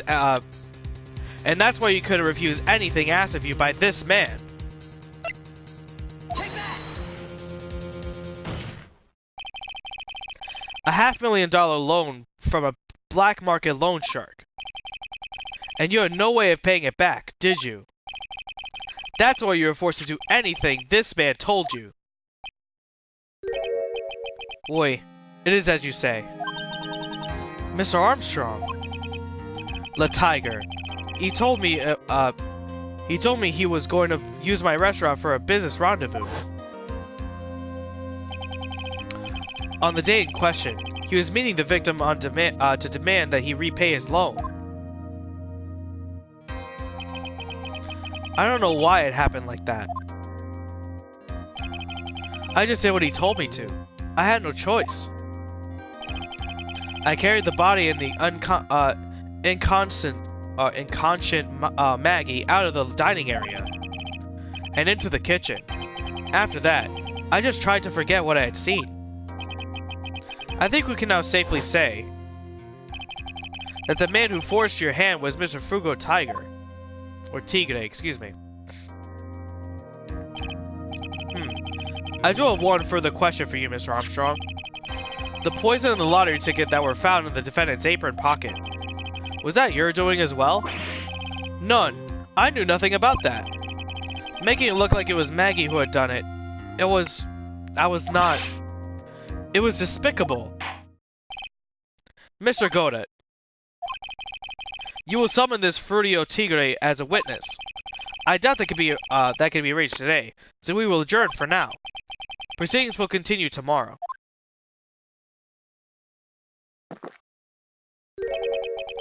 "30 minutes. What? The trial will go on. I'll see to it myself. I need half an hour to get that guy on the stand. Not a minute more. How the... Don't sit back and relax yet, Trite. No one knows if that chef is really telling the truth or not. This trial could still go either way. Very well. Your request is granted, Mr. Godet. We will resume once Mr. Tigre is ready to take the stand. Until then, the court is adjourned for a 30-minute recess." Wow. Wow. That was actually a hard baller. Holy shit.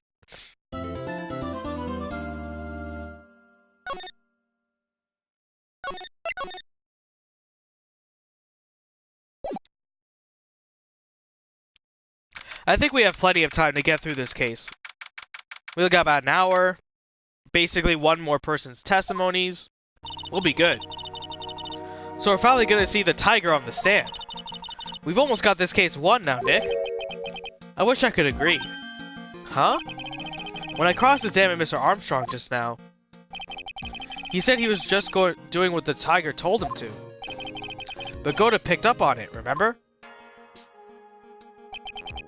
He pointed out that without proof, we don't know if what he testified is the truth. You mean, you think Mr. Armstrong is lying? I don't know, but if that's the line the prosecution takes, we could be in trouble. I get the feeling that we don't have the case-making evidence we're gonna need. Hey, pal! Detective Gumshoe! What are you so jumpy about, Detective? Your hair's standing on end. Hey, that's the pot calling the kettle black, little Miss Top Knot. It's not a top knot! Never mind about the hair, just calm down, alright? I can't sit still. Oh, I can't stand still when I don't have a job to do. I gotta get worked up. I gotta get wound up, excuse me. No kidding. You gotta have something to do, you gotta have something you need me to do, pal. Anything.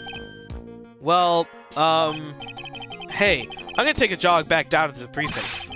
I could get some prints analyzed for you if you got an hour. An hour? The trial will have reconvened by then. But Nick, we still don't have a real decisive piece of evidence yet, right? True. Without some kind of trump card to pull out of the bag, we're really stuck. You say you could get some fingerprint analysis done in an hour? You bet. In that case, would you mind checking the prints on this for me?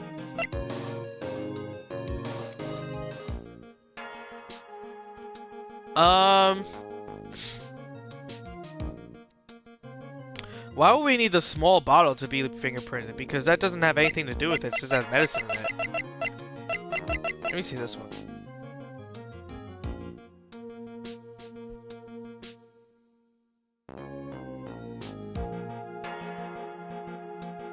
Take that! What are you doing, Nick? If Detective Gumshoe's gonna check some prints for us, shouldn't he be checking this? That's the small bottle I gave you back this morning, right? Oh, well, sure, okay, whatever. I thought that they would find more fingerprints on it. Look, it even says covered in unidentified fingerprints right in the court record. You're right. Actually, that's been gnawing at me too. So you look into this for us. Awesome. What about the thing I asked you to run a check on? Oh, that. Sure. I'll see if I can get any spare time. Spare time? I feel so unimportant right now. Small bottle is given to the... Okay, wait, so they took both? Oh, you gotta go? I think I might be back, but if not... Alright, man. I appreciate you, you coming by either way, dude. Apron? No, not the apron, because, Maggie was only wearing it, and all they did was, like, take it off of her, so... I was thinking of the bottle because it has, you know, the only person that would actually use it for the poisoning would be the killer, so... But if I don't see you, man, if you're gonna be streaming later, I'll try to pop in if I don't knock out, like I usually do. Just make sure you don't lose the case before I get back. This is pretty much the final showdown, I guess. It's time to separate the phonies from the real guys.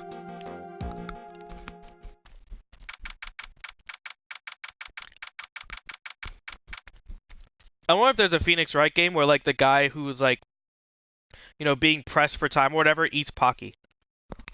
That'd be kind of funny.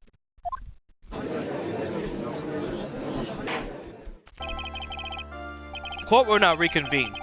Mr. Godot, did you find this Fruitio tiger? I even tamed him for you. It was a 3-cup job, no problem. Tamed him? This guy's name must be, maybe Frugo Tigre, but come on. He's pretty lively. Be careful, he still bites. Very well. Please show Mr. Tigre to the stand.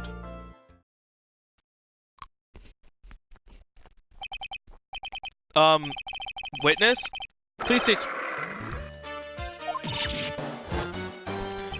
Fuck off, Maya. Don't hide under the table, Maya. Unless there's room for me down there, too. What'd you say to me? Nothing. I didn't say nothing. Honest. Who could have guessed that fear would induce a bad Brooklyn accent in the judge? I got business to take care of, you hear me? So who the hell called me into this hole? Was it you, Spiky? No, of course not. It was the...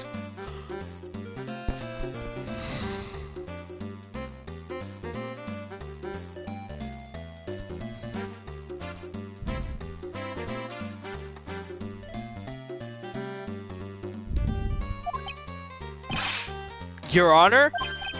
Oh dear, I seem to drop my pen. Where on earth is it? Don't mind me, just carry on with the proceedings as normal. That's it, we're doomed. Maybe you didn't hear me. I said, who the hell was it that called me in here? There's no need to shout. We all can hear you. What'd you say? There's no point struggling. You're caught in a snare. The relentless snare of the law. And I'm the one that hauled you in. Too cool. Oh my god! Fuck off, Phoenix! Don't let him get the better of you, Nick. Let's start with the basics. You know about the incident in question, correct? Incident? I don't know nothing about no stinking incident, math boy. You mean you didn't attend to the previous trial of Maggie Bird? Maggie who? I got more important things to do than watch courtroom dramas. Of course. Well, perhaps you would give us your testimony then. Please tell us about what you did on the day of the murder. Phoenix Wright. You's the one who set this up, didn't you? You's gonna regret the day you ruffled the tiger's fur. You hear what I'm trying to say? Maybe I should have bought a diaper with me. Oh my god, this guy is fucking pathetic. Get a grip, Nick. Yet you're screaming from under the table. I don't know nothing about no murder. I was tied up with business in December last year. Spent a lot of my time in my office. I got whales lined up to borrow cash from tender lender every single day. You want to check my alibi? Just ask Violetta.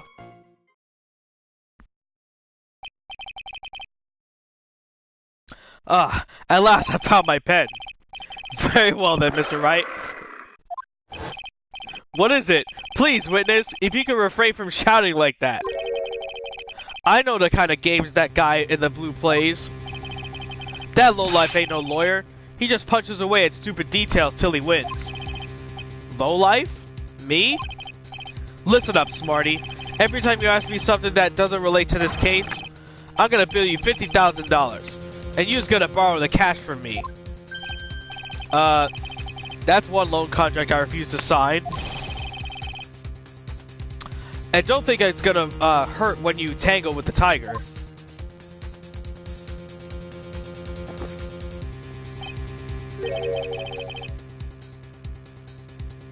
Ha, I love a good spectator sport.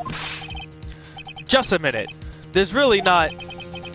This witness is... How can I put it? A hungry timer roaming in the urban jungle. Get on his bad side, and he'll bite everyone's heads off. Yours too. Very well. I have no choice but to employ a penalty system here. You'd better be listening. I said I got business to take care of. big business. If I don't split now, it ain't gonna catch my bus. Oh, I ain't gonna catch my bus. The court will impose a penalty for every irrelevant pressing of the witness testimony. Keeping that in mind as you begin your cross-examination, Mr. Wright. Yes, Your Honor. You could do it, Nick. Come out from under there already, would you? Alright. Just give me 2 seconds, guys. My phone is gonna die for 1. I'm gonna put it on a charger and bring the charger here. And 2, I gotta run to the bathroom. So, hopefully you guys could just bear with me for about like a 10-minute break at most. So, just give me a little bit.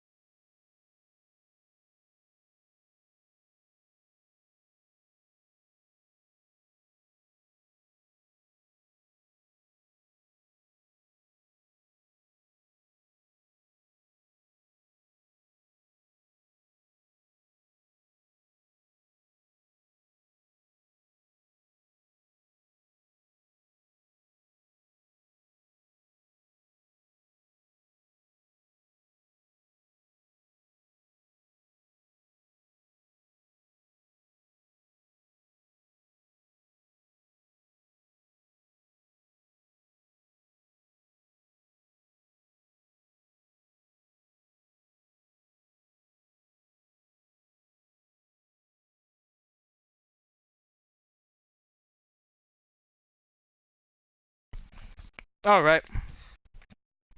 That wasn't that long, but I still wanted to like take a quick minute so that way I could just go to the bathroom and all that.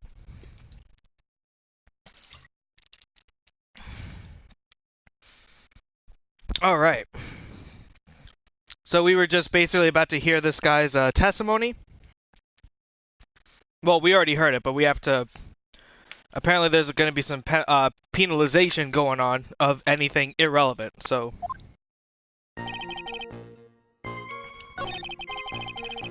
I was tied with business in December last year. Spent a lot of my time in the office.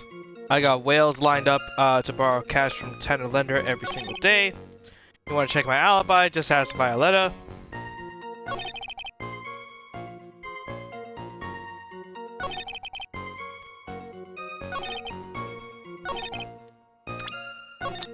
Alright.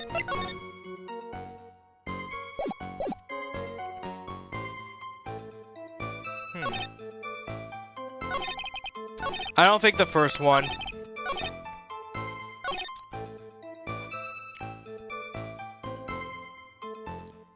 Maybe this one. I got whales lined up to borrow cash from tenor. Doesn't really matter. I don't think this one. Business in December last year. Spent all the time my time in my office. He would need an alibi for that.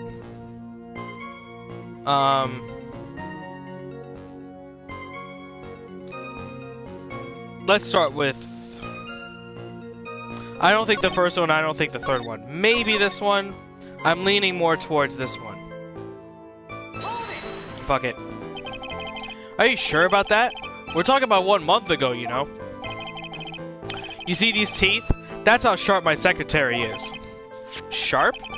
Is he talking about Viola Cadaverini?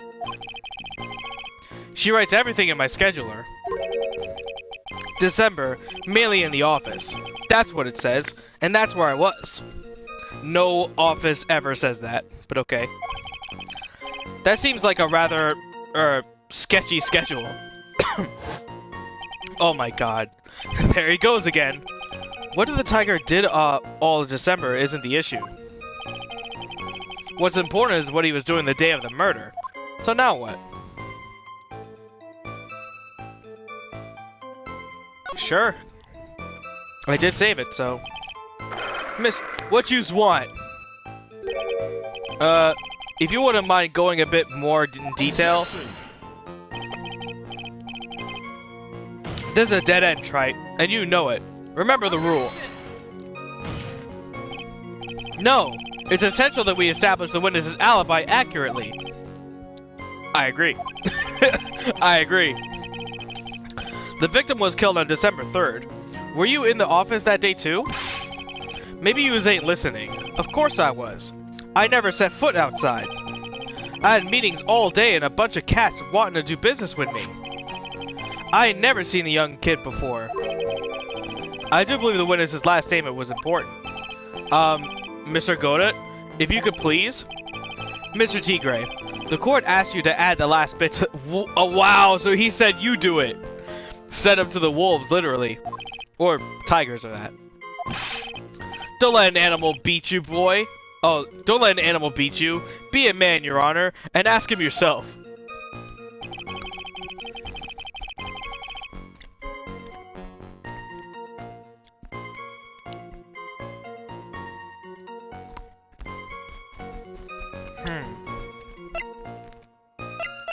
Well...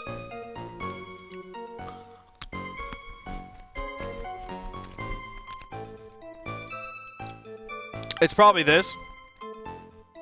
Because how would he have gotten these if he never been to the restaurant? And the only time when he would have been at the restaurant at that time was the day of the murder. So... Well, that's wrong.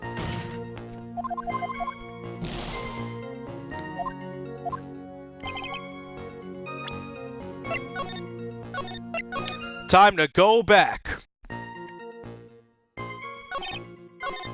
Oh, it was that one. Okay.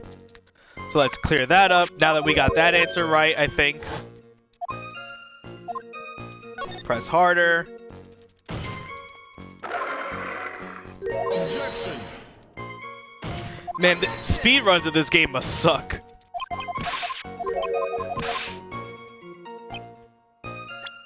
So now save it.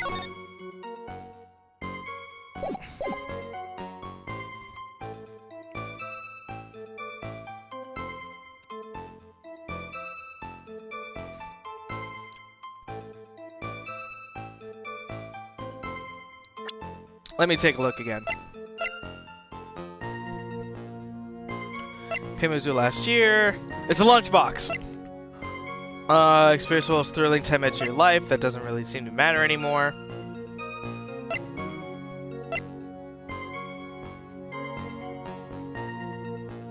Oh, that's I forgot it says meet with the tiger. It's gotta be this, right? Yep. Mr. Tigre, you claim you didn't know Mr. Glenn Elg, but it appears that Mr. Elg knew you. What? Mr. Elg left this little note on his calendar. Meet with the tiger. And the date? December 3rd. December 3rd? That's the day of the murder.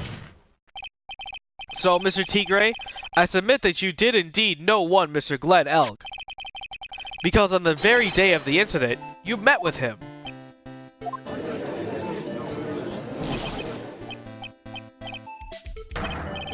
Not bad. You was actually not bad. Sorry? I was just messing with yous to see how good you were. Did you hear that, Nick? You said you're not bad.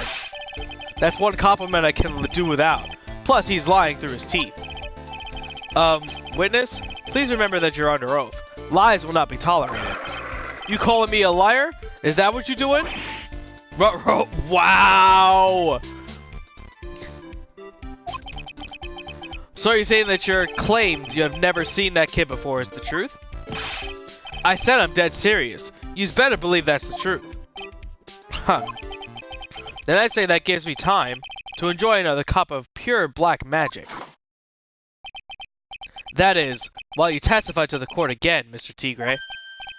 Oh, yes. Would you mind indulging the court, witness?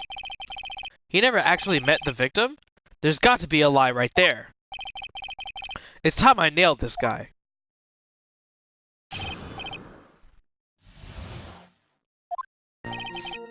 I ain't no liar. I never met Glenn Elg. There was some lame guy with that name, though. Wanted to borrow cash from me. I set up a meeting with the guy, at my office, Tender Lender. I waited around for him, but he never showed. I had never been to that Tres Bien joint. You see her? Well, that last bit, obviously, is now where the match comes in. I see. That all seems perfectly logical.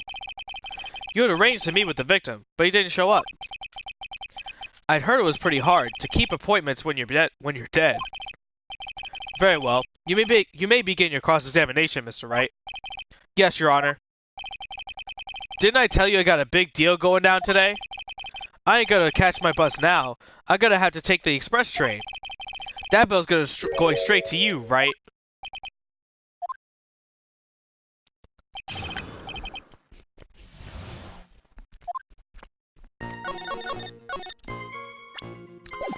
Just to be on the safe side, because I know this is the right answer. It's gotta be. There you go. Mr. Tigre, is there something you'd like to tell the court about these matches? Matches? What you's talking about? We found them in your office at Tender Lender. They're from that restaurant. What? If you've really never been to Tres Bien before, what was the book of restaurant matches doing at your desk? You've been snooping around my stuff now too, wise guy. What are you, my ball and chain? Ain't no broad controlling me. Well, witness? I think it's time you started telling us the truth, don't you? Oh my god. Sorry, I'm terribly sorry. Forgive me. I ain't no pussycat. I don't go back on what I said. But okay. I was at the joint that day. What? But listen good, alright? I must have been there, but I might have been there, but I still never met that kid. Well, well. Looks like an order just came in for another testimony. I'm this close to proving it was him. He did meet Glenn Elg that day. And he did put poison in his coffee. He must have.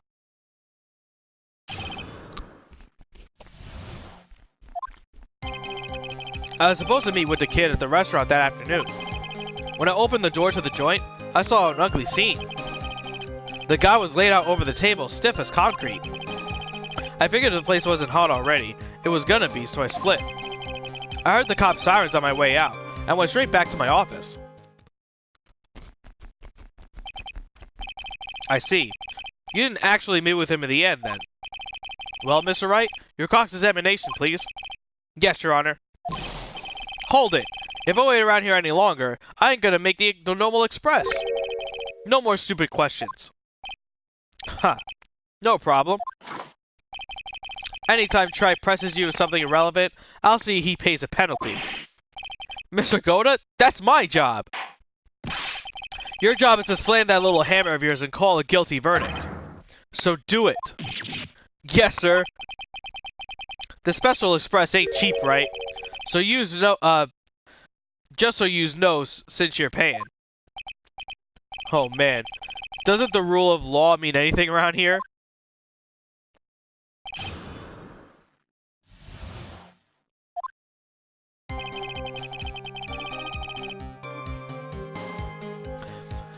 I was supposed to meet with the kid at the restaurant afternoon.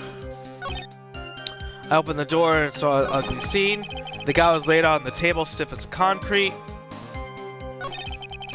If I figured the place was gonna hot already, it was gonna split. I heard the cop sirens on my way out, so I went straight to my office. Let's save it on this one too.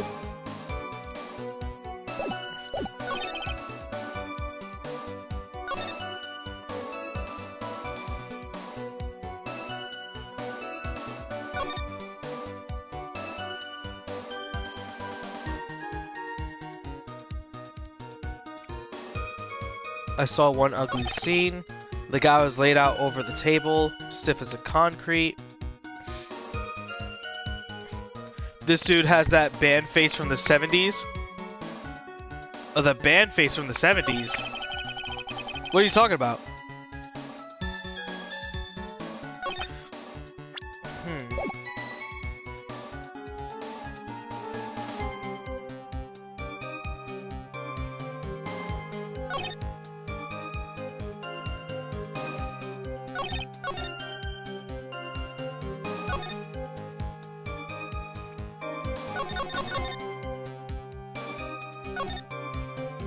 Huh.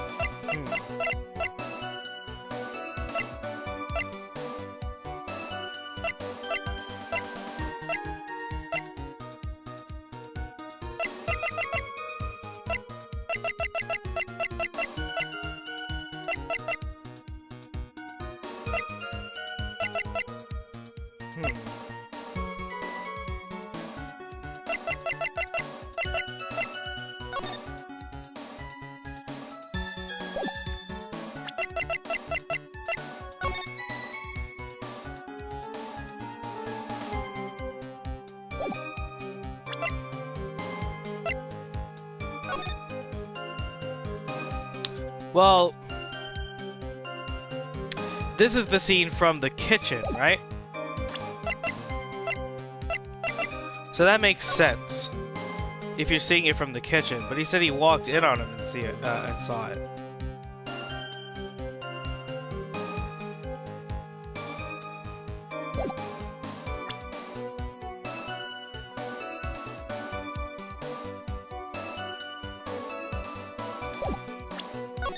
I did save it, right? I just want to be sure. Let me see something else too. There was another thing that was bothering me.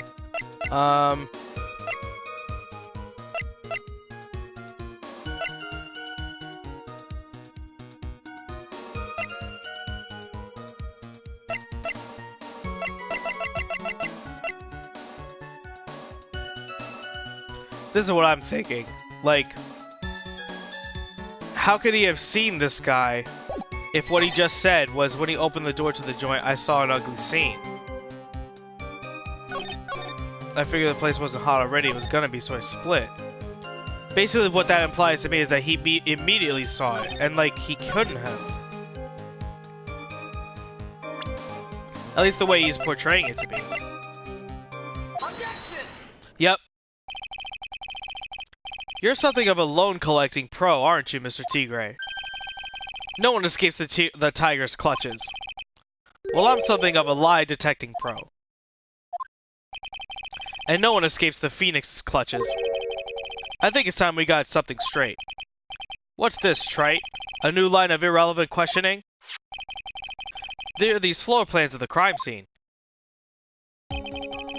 You said you were standing at the entrance, Mr. Tigre. From there, your field of vision would have been covered of an area like this. Indeed, the witness would have had a clear view of the victim's seat. Is that what I just said? I just saw the back of the kid's head. Unfortunately for you, that is not possible. If the court would think back, you'll remember that between each of the tables is a tall partition. That's true. Now look at the plans again. The truth is painfully obvious.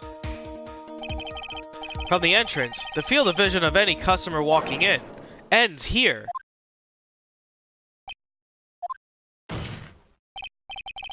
So, from the entrance of Tribulations, you couldn't have seen the victim's seat. But you did see the victim that day, because you had met with him. Wrong. Have you forgotten the old man's testimony yesterday? The victim was alone at his table. But the defense just proved the point to be moot. The victim witnessed by Mr. Kudo was not Glenn Elg, but a fake. What? In order to have Mr. Kudo falsely testify, the real killer poses the victim he had just killed and acted out a charade. Or charade, excuse me. That will do. This trial has gone on long enough without the obvious questions being answered. Who exactly was the real killer who impersonated the victim? You say the killer murdered Glenn Elg, and then impersonated his victim in the performance of Mr. Kudo. Or Victor Kudo, excuse me. In that case, Mr. Wright, reveal the identity of the criminal to the court. Well, obviously, the killer is Figo Tigre. No one else could have done it. What? Well, witness? That's so cute. You think you could pin this on the tiger? Maybe you just don't understand. The tiger is king of the jungle. So I dare you to say it again. Come on, you got the guts? You can't threaten me, Mr. Tiger. It's the defense. Go on and tell the witness, Mr. Wright.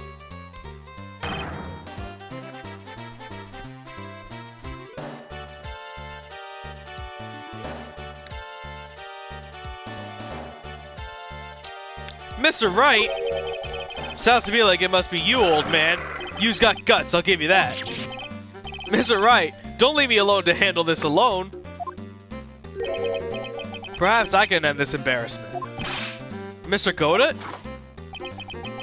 Let's just go back over Mr. Kudo's testimony one more time. The old man didn't just see the victim. Oh, no. The servant girl brought him a cappuccino, but she had put something in it.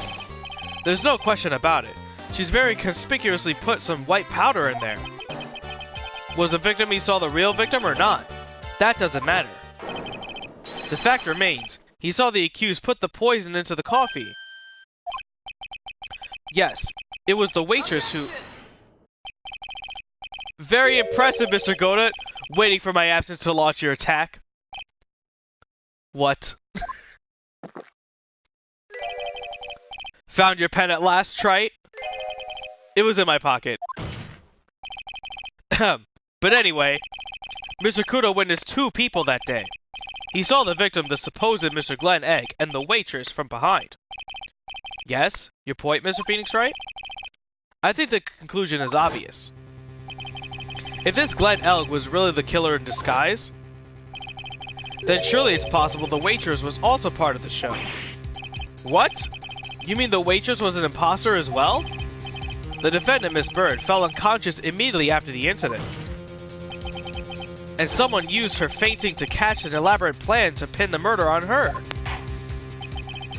Who on earth was it? Who was this waitress that Mr. Kudo witnessed?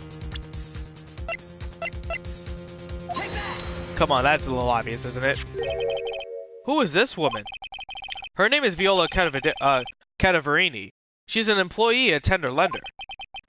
You's making a big mistake. Do you know who Viola's grandfather is? You better be going home in an armored truck tonight, if you know what I mean. Stop shaking, Nick. Where was I? Yes, the defendant, Miss Bird, has stated the following. Well, when I took the coffee over to the victim's table, it's true there was another customer in the restaurant. She was sort of creepy. And she had this kind of cackling laugh.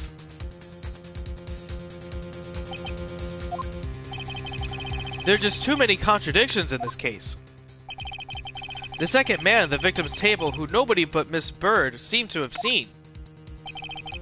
The earpiece worn by the victim in his left ear when that eardrum was ruptured. And then the radio he was supposedly listening to half an hour after it was over. There's only one logical explanation that clears up all these contradictions. The whole incident took place twice, once for real and once for show. And Mr. Figo Tigre, the only person who could have committed the crime, is you.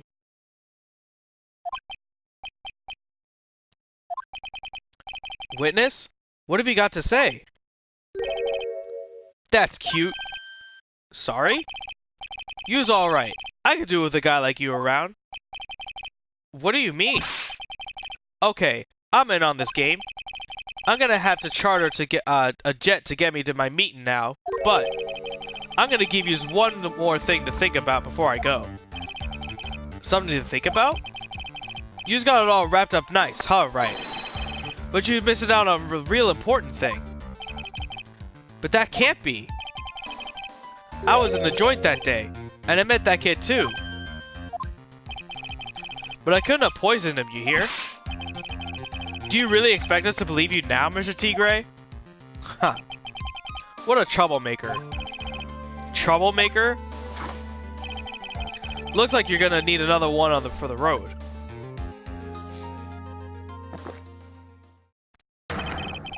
One more steamy cup of coffee, one more steamy cup of hot testimony.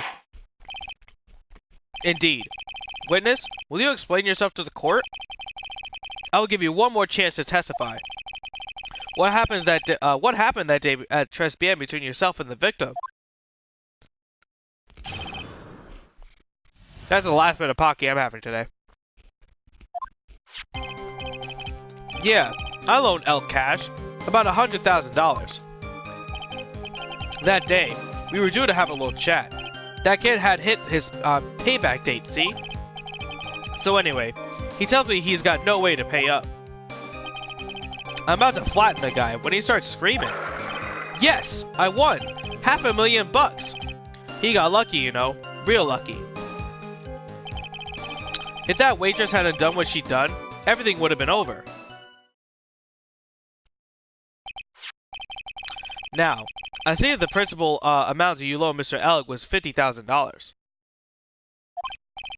Yeah, well, you got the VIG to take into account. Interest builds up fast, you know. That's faster than twice. $100,000 is twice his principal. Oh, sorry, that's faster than fast. It's 100. Yeah, there you go.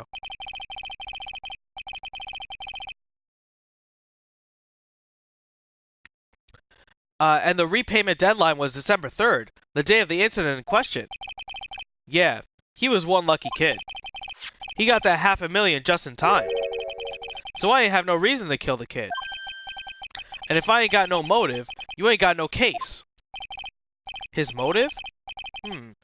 He has to have one, but what is it?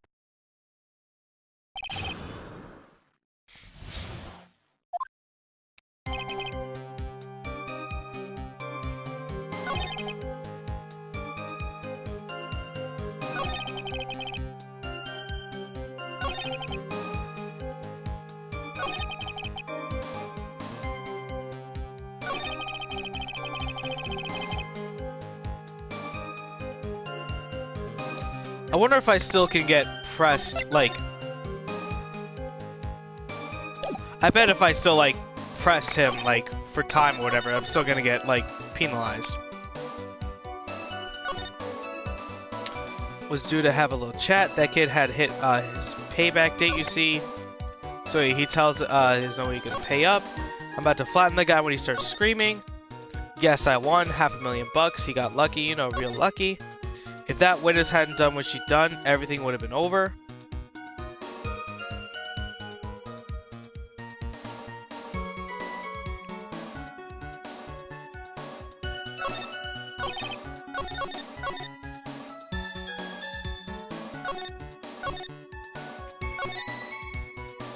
I don't think pressing this one because he just explained it. He tells me he's got no way to pay up. I'm about to flatten the guy when he starts screaming.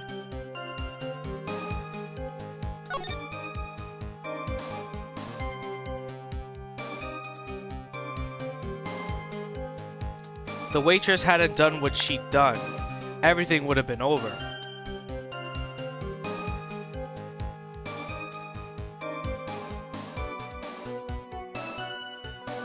That's very, like, specific, but, like, not exactly explained. Let's start with this. The waitress? You mean the girl with the glasses in the defendant's chair? Who else could I mean? If she hadn't gotten in the way, things would have bada bing bada boom, over and done with.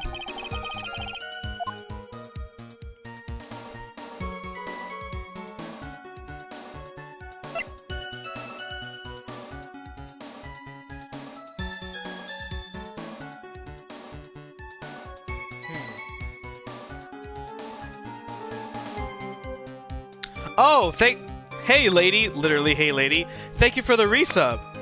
How are you? I appreciate that so much, I really appreciate that, thank you.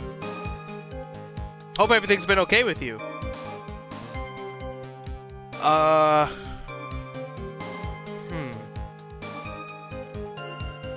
What Maggie did.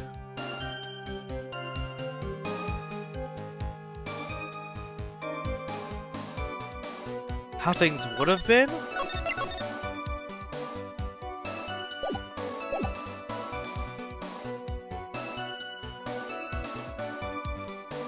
I'm gonna try this one. I don't think of what she did, cause like she didn't do anything. She saw the CD. He saw the CD.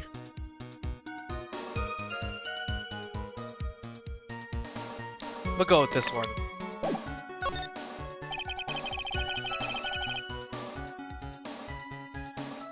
I'm great, no problem. Oh, again, I really appreciate that. I'm glad to hear that.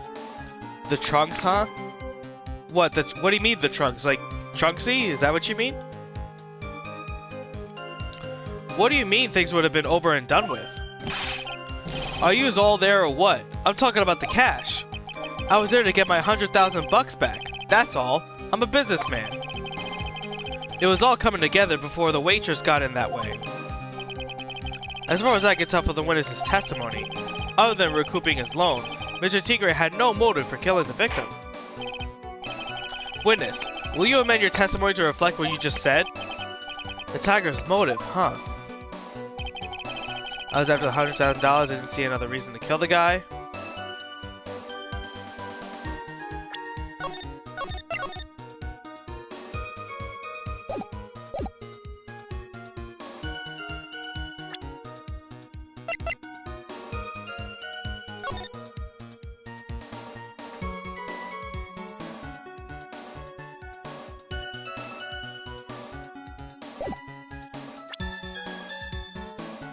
I have a feeling it's this. Because the scribbles, like, you see the $500,000 that's there? Like, that's how much he just won. And then the $100,000 to pay him back, apparently, from what he's saying. But MC Bomber is the program that he could know that would sell in the black market for $1 million. So, since he wrote that, then he probably figured out that that's what the CD was, then it probably fell down from there. Yep. So you just intended to get back the $100,000 Mr. Elg owed you, correct? I loaned the guy the cash, so that's my right. Unfortunately for Mr. Elg, I don't believe the $100,000 is what you were really after. Objection! What are you getting at, Trite? What else would a moneylender be after other than money? Oh, the moneylender was after money, but money in a totally different league. The kind of money that a single disc like this would fetch. What is that? A computer virus, Your Honor. A virus called MC Bomber. A computer virus? What does one of those do? A computer virus is a program that wreaks havoc on the insides of a computer. A computer? What does one of those do? I guess the beard isn't the only part of his honor. His honor is from the Stone Age. I'll explain to you later, Your Honor. Right now, this is an important point. A virus like MC Bomber would be worth several $1 million on the black market. Several $1 million? Lending money with no hope of ever seeing repayment would normally be bad for business. But in this case, the very fact that Glenn Elg had no way to repay the money is crucial. What? Glenn Elg was a programmer, a highly skilled programmer. That skill was a collateral Mr. Elg put up in order to borrow the money. Objection! You're trying to suggest the witness test the witness's motive to get hold of the program? Exactly. The witness may have poor fashion sense, but he is no means an idiot, Trite. A man like him could get his hands on $1 million without resorting to murder. Of course he could, provided that he had time. But what if he needed the money right then? When the pressure's on, the luxury of choice tends to disappear. It seems you have a logical conclusion for this theory, Mr. Wright. Would you care to share it with us? Why did Mr. Tigre need money to tune $1 million?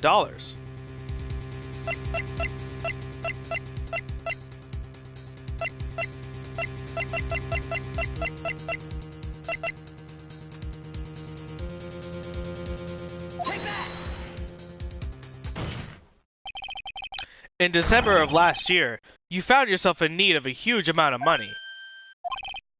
About 6 months ago, you were involved in a traffic accident, weren't you? An accident involving a car and a scooter, in which a young woman was injured. She was taken to the hospital, where she underwent surgery. How much of this do you know? These medical papers document, oh, so this is how he brought it back. These medical papers document the treatment of the young woman in question. According to these, her operation cost $1 million. And yet, when the payment was due last month, you somehow managed to pay it in full. $1 million? A perpetuous sum. Someone should sue these HMOs. Ha, no one would pay a bill like that. If the medical association got wind of it, the hospital would end up dead as a morgue. But Mr. Tigre had no choice but to pay, because his very life depended on it.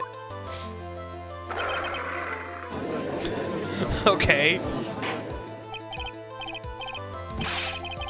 You say his life depended on it, Mr. Wright? Indeed it did. Simply because the injured woman was none other than Viola Cadaverini. Did you say Cadaverini?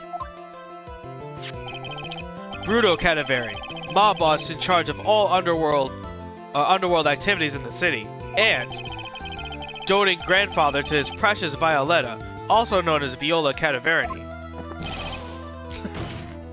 I should have saved my spit for that one. Your life was in danger unless you paid compensation to the boss, correct? It makes sense. You were desperate to acquire the $1 million Bruto Cadaveri demanded of you. So desperate, in fact, that you decided to sacrifice Glenn Elg's life to pay your debt.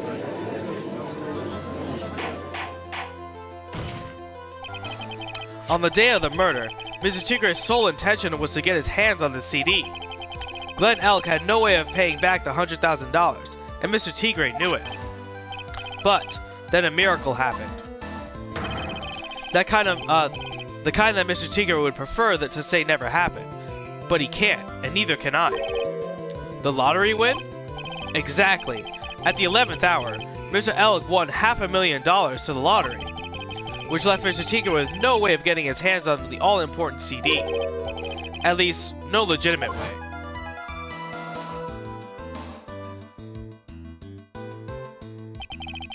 So he resorted to illegitimate means. That's crazy! He murdered Glenn Elk, and then made his next move, to frame Maggie Bird for the crime. Mr. Tigre posed as Glenn Elk, while Violetta Cadaveri played the role of Miss Bird.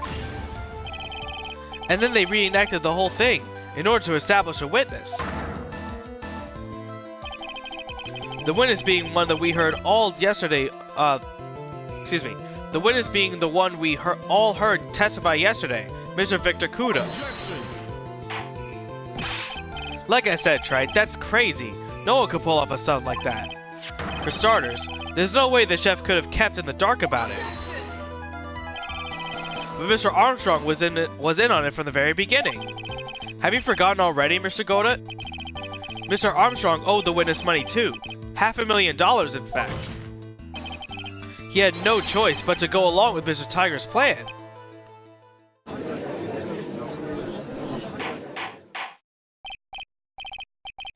Silence.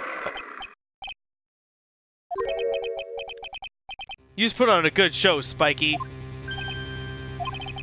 If you just want to stay alive in the loan shark business, you ought to be careful. You saying I dressed up like that kid, created a witness, and framed someone? If I did something crazy like that, I'd leave a trail as bright as my shirt. I ain't dumb enough to do something sloppy like that. I agree. You do? Despite your appearance, you're very careful. That's why you took one more precaution. One more trick to make sure Miss Bird had no way out. What? Another one, Mr. Wright. Interesting. Why don't you fill us all in, Trite? What was this trick you say Mr. Tigre performed to frame the accused?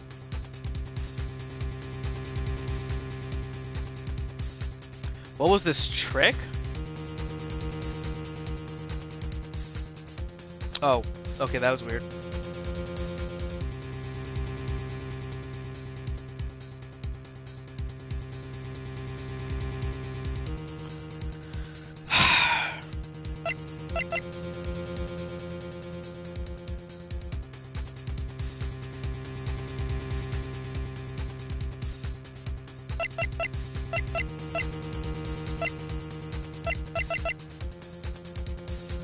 What was this trick you say Mr. Tigre performed to frame the accused?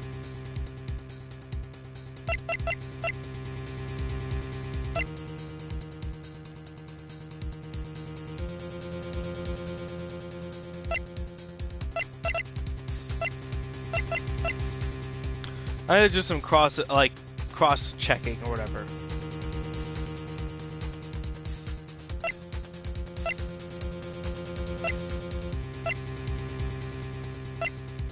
Well,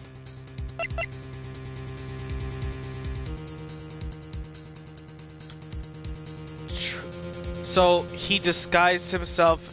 That's right. So he disguised himself as Phoenix Wright to basically make it look like that she was like.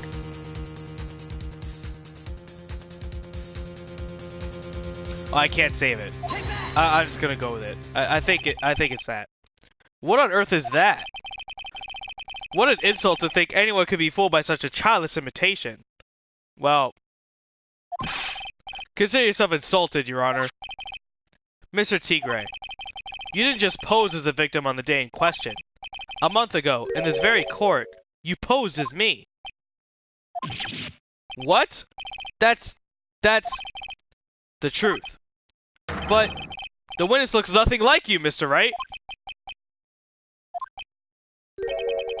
Although, now that I think about it, it was you, wasn't it?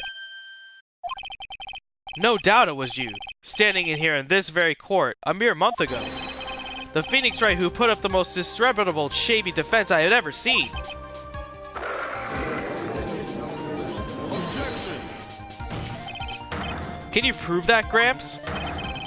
Prove the attorney who represented the accused here a month ago was this man? Are you prepared to take the stand and testify that it was him? Hey. Forget about it, yeah? What? I wouldn't do something like that. Not me. You made a mistake, right? It was someone else, huh? Have you no pride, sir?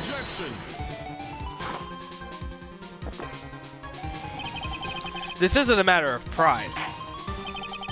In case you didn't know, Wright, here in court, we deal with people's lives. Mr. Godot is right. Your Honor? Speaking for myself, I am absolutely convinced. The attorney in question was the witness standing before me now. However, I preside over this court as the judge, with the vested power to hand down a verdict. Someone in my position cannot be swayed by a memory without evidence to support it.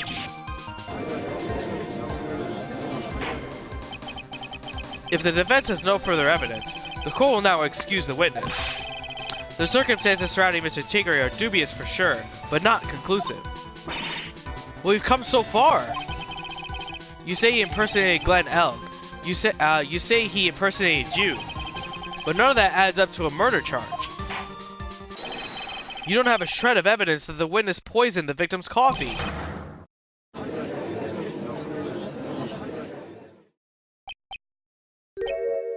Ha. Sucks to be you, right? Don't mess with the tiger, or you're gonna get mauled. You got that? All we managed to do here was chase him around a bit. But I was so close to getting him to admit his own guilt. Looks like I won't be needing a refill. If I had just one more piece of evidence, maybe I could get Maggie off the hook. This witness cross-examination is over. You're free to go, Mr. Tigre.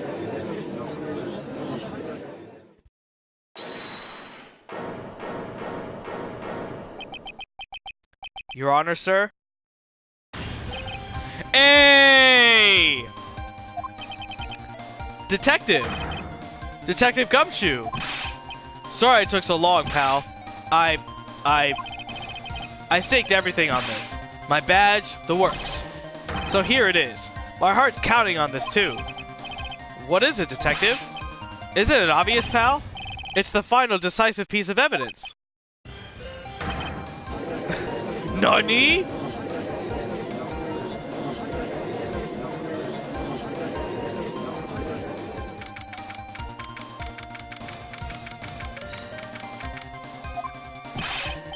Sorry it took so long, pal, but I finally got the results from the lab. The results? About the prints, pal, from this medicine bottle. Oh, so?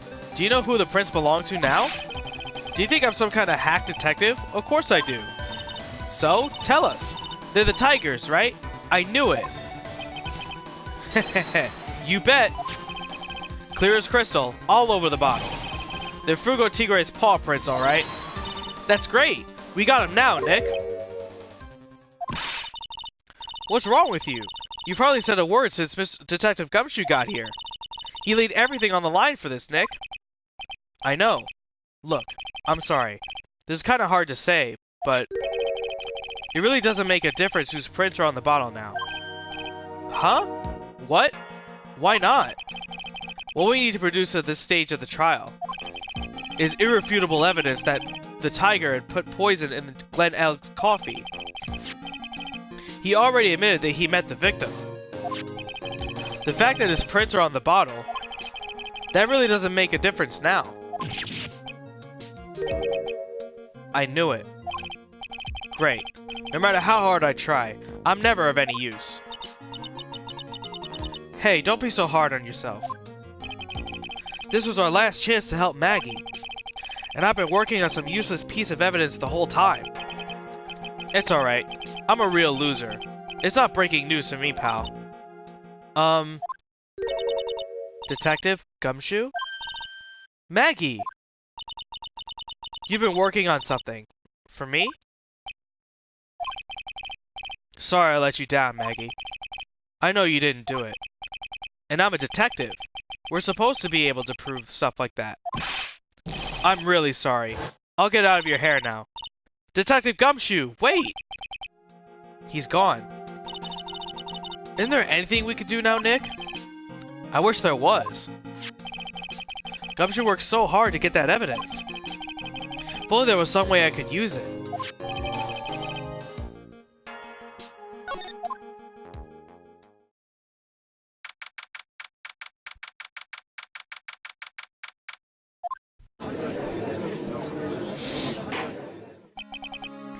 Mr. Wright. Yes, Your Honor?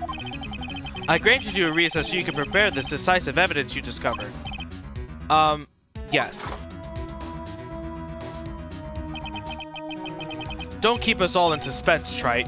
Show us. Naturally. We can assume it's evidence that will actually stand up in court, can't we? Think, Phoenix. Don't let Gumshoe's hard work go to waste.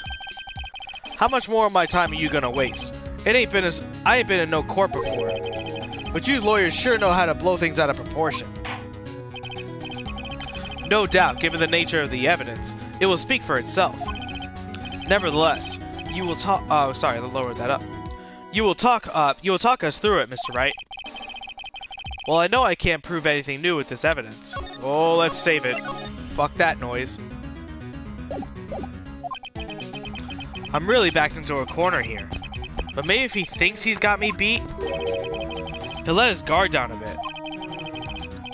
Don't keep us waiting any longer, Mr. Wright. Present this final decisive piece of evidence to the court.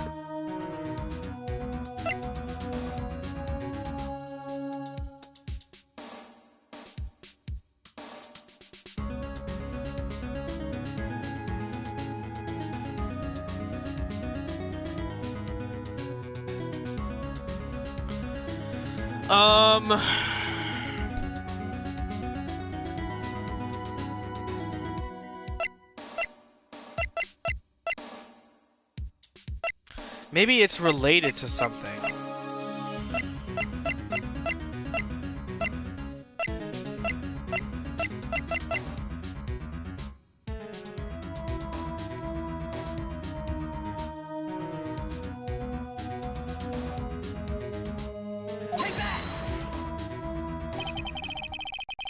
This is the defense's final piece of evidence. Isn't that the victim's... Your Honor. Naturally, the court is already aware of the contents of this bottle. However, interesting new information has come to light. We have clearly identified some fingerprints on it. Fingerprints belonging to you, Mr. T. Gray. What? But Mr. Wright, what conclusion are you hoping to draw from this new information? Everyone here knows what this bottle contains, except one man. One person in this courtroom should theoretically be in the dark. My prints are on that pansy-looking bottle? Is that what you're saying? Well, what the hell's in it anyway? A phony trial, a phony lawyer, and phony clues. Everything about this case has been phony. Seems like the perfect excuse for some phony evidence. Mr. Tigray, this is a decisive piece of evidence will prove the guilt to you. Why? Because it contains... He doesn't know what's in it?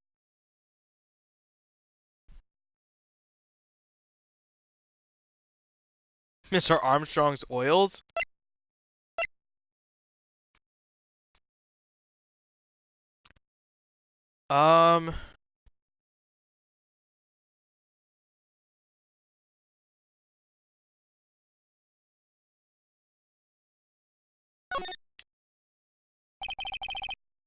This bottle contains potassium cyanide. Potassium cyanide? The poison used to murder Mr. Elk, Your Honor. The victim's killer used this very bottle. And on this bottle, Mr. Tigray, we found your fingerprints. Well, how do you explain that? You make a good clown, you know that. What? You ain't never gonna get this to stick. You're just making me laugh now. You think a cheap bluff like that's gonna fool the tiger? A bluff? I can see straight through you, Phoenix Wright. That ain't a bottle with cyanide in it. No, no. This is the bottle we found traces of poison in. Don't mess with the tiger, or you're gonna get ripped to shreds. The cyanide bottle was brown, and it was made of glass. The cheap piece of trash doesn't look nothing like it.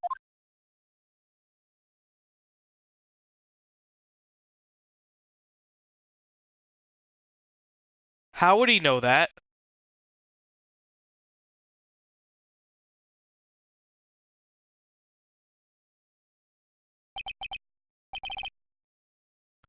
That is so fucking smart. That is so fucking cool. That is so smart. Got him. At last. What? What's everyone gone quiet? I said that bottle... Is this the bottle you're referring to? Yes, that's it. That's the bottle with cyanide in it. But yous ain't gonna find my prints on that bottle. Don't let that cozy-looking suit fool you people. That lawyer's just playing games. Tell him, Mr. Prosecutor. Tell the guy where to go. You still haven't figured it out? Didn't you realize what you just said? What I said? What did I just say? You were summoned to this court for the first time earlier today. If you really had nothing to do with the murder, you shouldn't have known a little of all the little details. For instance, you should have known what kind of bottle the potassium cyanide was in.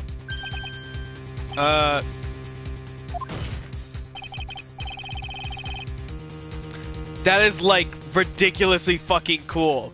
Yo, that was legitly debated. That was so fucking cool. But just now, you slipped up in front of every single person in this courtroom. You described the exact bottle used by the killer to hold the poison. Yous don't know who you's messing with. I'm the tiger. I control millions of dollars in the black market. You think I'm gonna let some jumped up suit get the better of me? Sure, the last piece of evidence was phony. But that's just what you deserve. The phony trial with a phony lawyer? It was all played out by you, the biggest phony of all. He a big fat phony! Oh, God.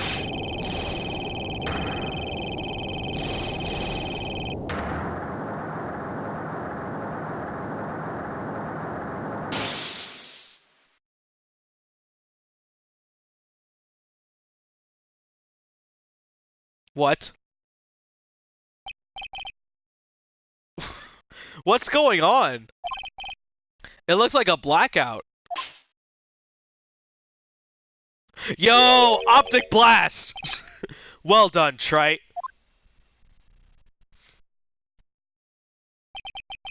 I saved my 17th cup of coffee just for you. Fucking God. Was that the third time? While you watch the police restrain your prey.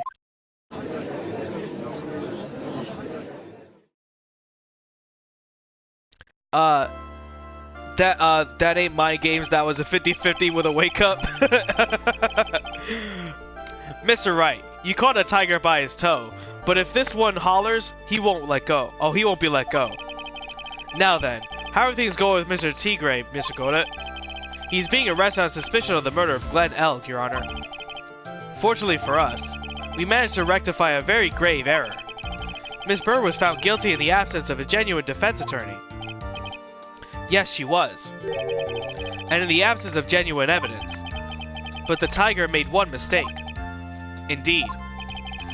He nearly got away with everything if it wasn't for the one slip of the tongue. Fergo Tigre is truly a frightening criminal. Ha. The truly frightening one is that defense attorney over there. Well, I am now in a position to deliver my verdict. This court finds the defendant Maggie Bird. Get the fucking... Yeah, let her salute it! I love Maggie, she's great. That is all. This court is adjourned.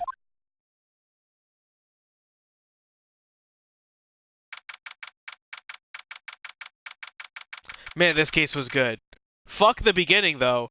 And then, not really. But, fuck that guy.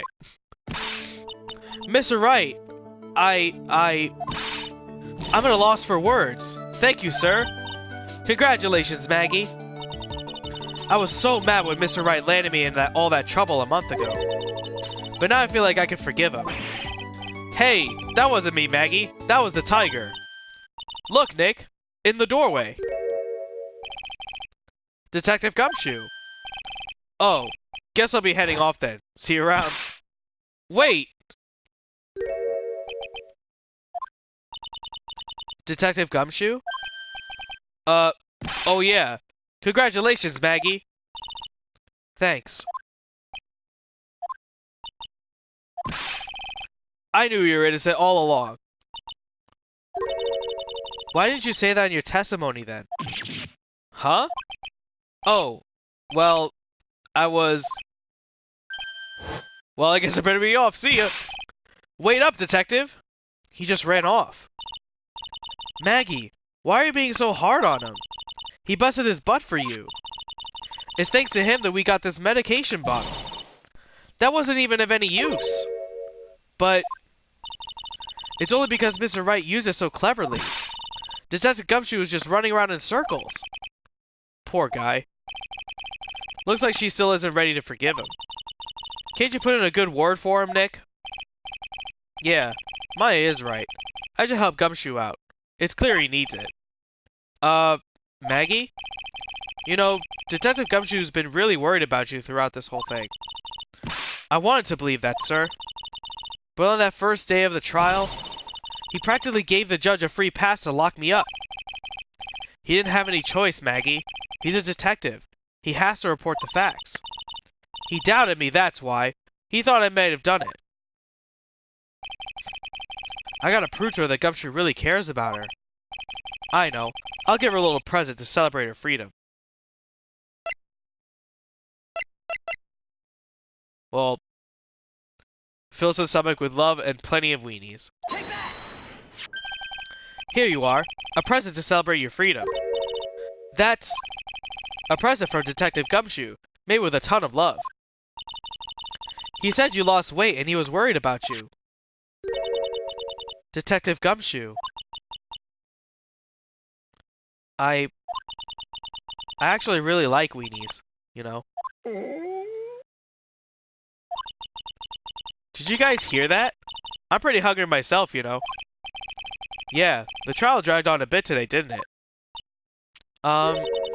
Is it okay if I eat this now?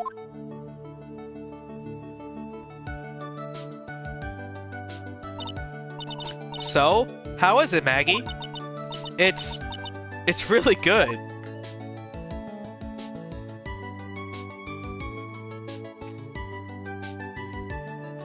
So the case of phony versus genuine comes to an end. The false allegations surrounding Maggie have all been cleared up. That is so sweet. And who knows, maybe a whole new chapter of her life is about to start.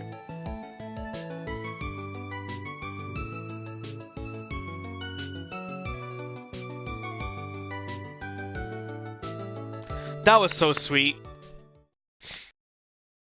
That was actually really good.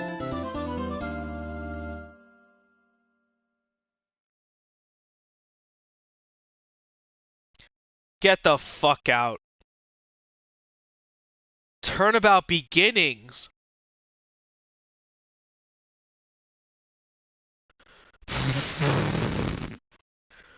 Get the fuck out of here.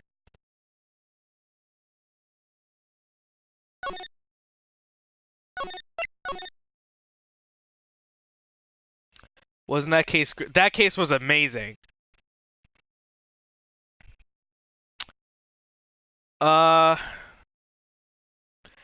Hey guys. Let's jump right in. The girl. Let her go.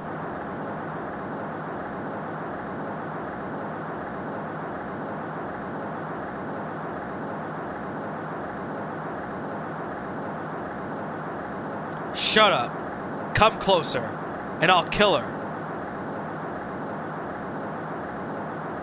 Sorry, but you're not going to get the chance.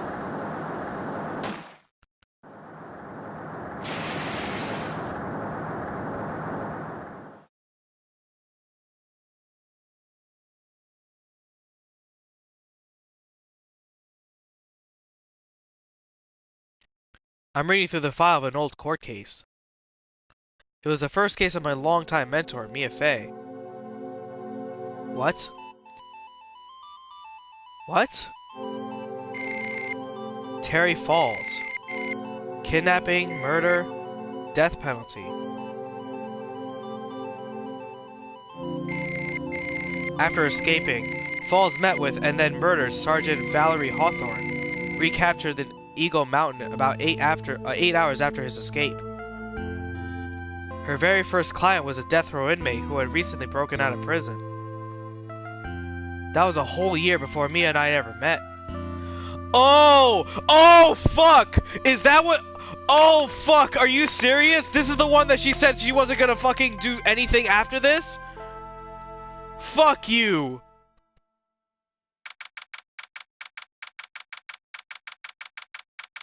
Holy shit, no fucking wonder!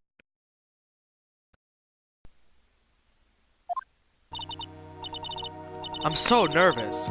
I feel like I'm gonna die. I never should have accepted this case. Good morning. Don't be so jumpy, Mia. I didn't do nothing. I swear I didn't kill anybody. Terry Falls, my first client. Sentenced to death 5 years ago, and now, a prison escapee. Just relax, Mia. Make small talk and try to relax him. So why did you escape anyway?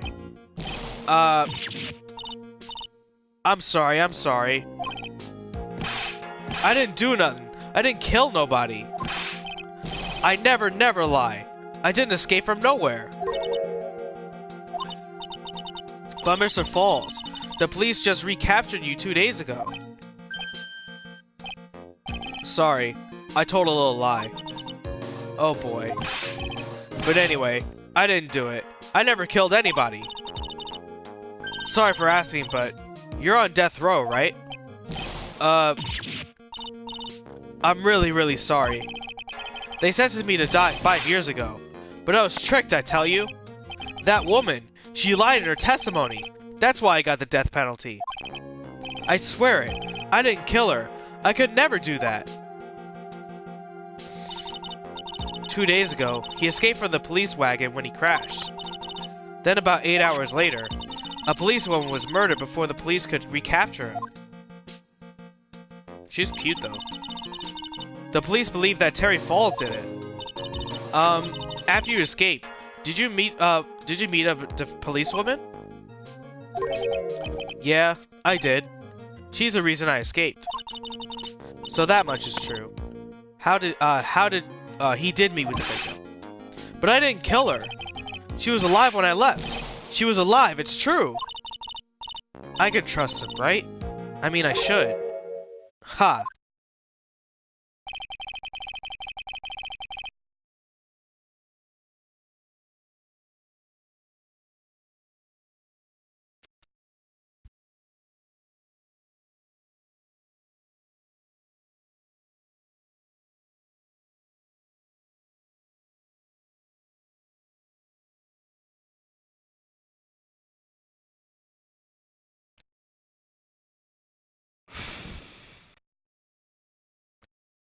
No fucking wonder.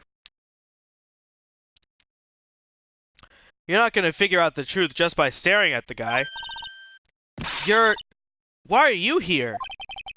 I came to see how our little kitten was doing all alone in this big, scary lion's den. I thought maybe you'd like someone to play with. Where's Mr. Grossberg? Ha, that old man is probably still in bed. I bet he's clutching on an empty bottle and mumbling in his sleep. Aren't I good enough? After all, it's me, Diego Armando.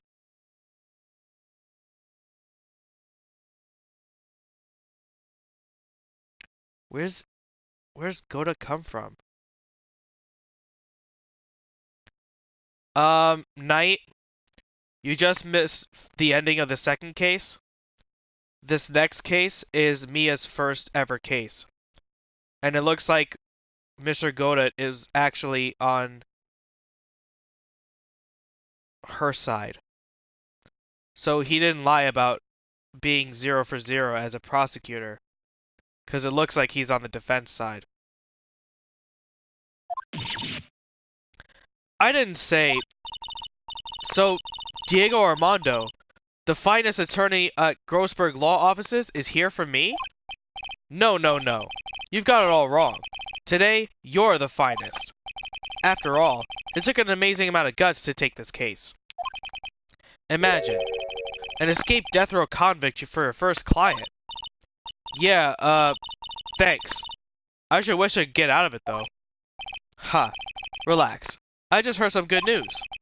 The prosecutor for today is fresh out of diapers as well. Really? However, unlike a certain somebody who I won't mention, he earned a reputation as a genius since beginning in his law career.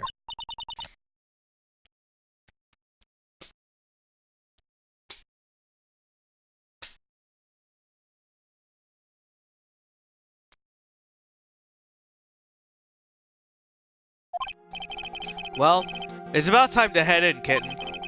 Sharpen those claws of yours. It's go time.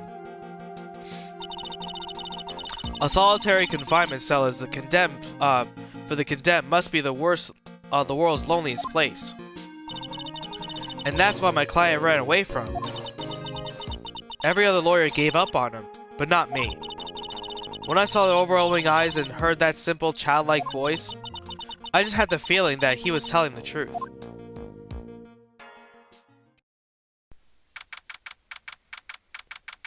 Get the fuck out of here. Yup, there he is.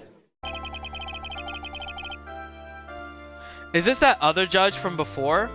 The one that was doing the other case? I assume so. Court is now in session for the trial of Terry Falls. The defense is ready, Your Honor. Wow, Miles looks so fucking great. The prosecution has been ready for a while, Your Honor. I understand the lawyers of both sides are newcomers. Yes, Your Honor. I'm Mia Fey. Miles Edgeworth, Your Honor.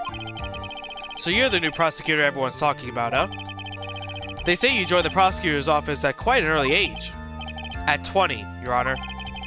I guess the little kid hasn't earned herself much of a reputation yet, huh? Come on, Mia. You can't lose. Not to someone younger than you. Young people running a trial. I'm not too sure how I feel about that. Now then, the defense is, in this case is currently a felon on death row. 2 days ago, he escaped from a police wagon. Is that correct? Precisely. But the defendant is not on trial for escaping prison. On that day that the defendant escaped, a policewoman was murdered. So we're here to determine if Mr. Falls was responsible for her death? You got it, kitten. Well then, Mr. Edgeworth, let's hear your opening statement. Yes, Your Honor. It was 5 years ago. The defendant, Terry Falls, was sentenced to death in this very court. His crimes were kidnapping, extortion, and murder. The girl he threw off the bridge was only 14. Jesus Christ, 14. A truly horrible crime. I remember it well. There was no decisive evidence, so the trial was long and protracted. Correct. But in the end, what finally decided the case was a certain witness's testimony. A witness's testimony?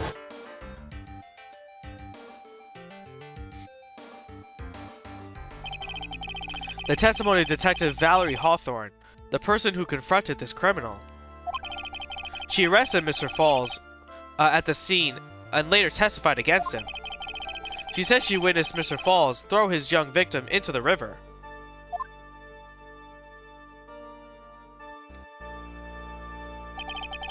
For those who are not aware, Eagle River is well known for its powerful current. Most bodies that fall in are never recovered, excuse me. So Miss Hawthorne's testimony was the one that put him away. That policewoman you just mentioned, that wouldn't be Exactly. The victim. The same woman that was killed 2 days ago. Police Sergeant Valerie Hawthorne. I see. The man who was sentenced to death based on her testimony escaped 2 days ago. With only one thing on his mind. To take revenge against the woman who convicted him. The truth is becoming clear to me now. Huh? Yes. It's quite obvious that the defendant is guilty. Wait a minute. That's not right. At least hear the case before you decide on the outcome, Your Honor. Watch yourself, Miss Faye. I'm not sure I care for your word choice or your tone of voice. Yo, he's got the same pointing as Von Karma. Holy shit. Young people these days simply do not know how to respect their elders. Why you? You're even younger than me, you hypocrite. Now then, Mr. Edgeworth, please call your first witness. I called the detective who was in charge of the initial investigation of the case. Hey! Oh, but he doesn't look a fucking day older or younger. Gumshoe. Dick Gumshoe. I'm the homicide detective in charge of the case, sir. I finally got promoted to a detective division half a year ago. Why is his, like, coat all, like, gray? Or whatever. I don't believe anyone asked you about that. Hey, ma'am, you got any idea how much work it takes? What is it? You're really gorgeous. Excuse me? No, seriously. My heart, it's aching for you. Detective, pull yourself together and try to be professional. Otherwise, I'll write you up in contempt so quick that something other than your heart will ache. Okay, I got it. Now, detective, tell us about the incident. Yes, sir, right away. The victim was Sergeant Valerie Hawthorne, a veteran on the police force. She was stabbed in the back with a knife and died with excessive blood loss. That much is already stated in the autopsy report. The court would like to hear more details about the incident itself. Yes, sir, I gotcha. Okay, let's take a look at the aerial map of the area here. This is a sketch of Dusky Bridge, an old suspension bridge. And the river that runs under this is Eagle River. The victim and the defendant met here, on top of the bridge. After stabbing her in the back, the killer carried the victim back to his car. He was recaptured as a police checkpoint as he was trying to make his getaway, sir.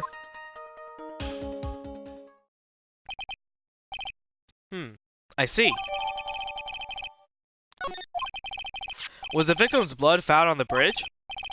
The victim, Sergeant Valerie Hawthorne, was wearing a thick coat, sir. Unfortunately, no traces of blood were found on the bridge. Mr. Edgeworth, I warn you that I absolutely despise conjecture.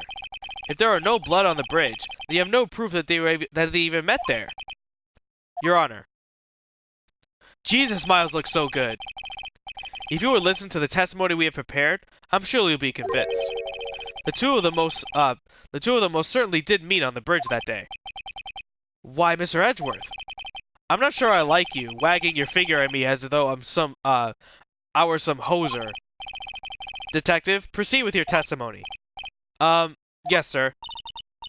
Here we go, Mia. Hang on. Okay, now. Listen carefully, kitten. One little mistake and this guy will drink you for morning tea. Trust me and get ready. Everyone looks so damn fresh. On the day of the incident, an unknown person phoned the sergeant and asked to meet. Sergeant Hawthorne went to Dusky Bridge at the designated time and met with Mr. Falls. And that's where she was brutally murdered, sir. The criminal stuffed her body into his car trunk and tried to make a getaway. Mr. Falls was arrested at a police checkpoint we set up at the base of the mountain.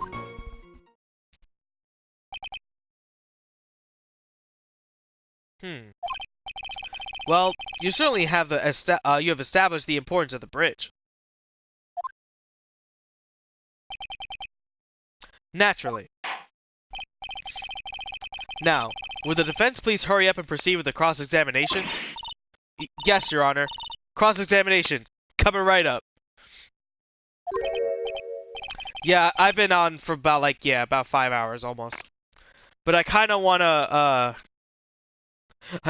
go through this. I hate to get out of here. Why?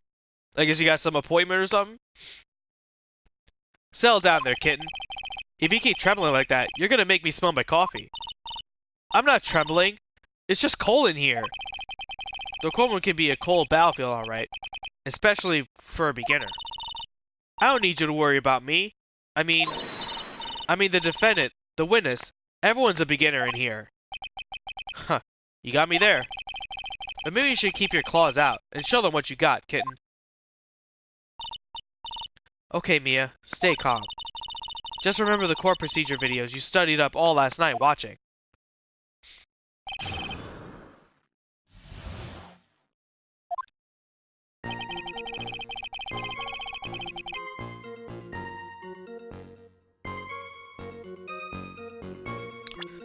Let's see what we actually have here. So, all we have is the autopsy report. Stabbed with a knife in the back, died from blood loss between 4 to 5 p.m. Bridge located 40 feet above Eagle River. Okay. This unknown person, you have no idea who it might be, right? Sorry, but I'm afraid I do. What? The one who called Sergeant Hawthorne was the defendant, Terry Falls. What? The defendant? The defendant called her?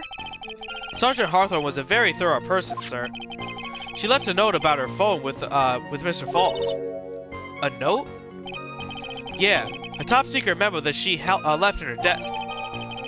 Confidential police materials written by the victim? According to this note, it seems the one who called her on the bridge was indeed the defendant, Terry Falls. Whose bright idea was it to keep that note from me? Huh. Looks like the judge is even more sure of his verdict now. Listen up. Never ask a question if you don't already know the answer. It's that detective's fault. He's the one who said unknown person. Hey now, don't make that face at me. I just said that way because the prosecutor told me to. Was that a trap? Was that, with that cute face, I don't expect him to be so sneaky.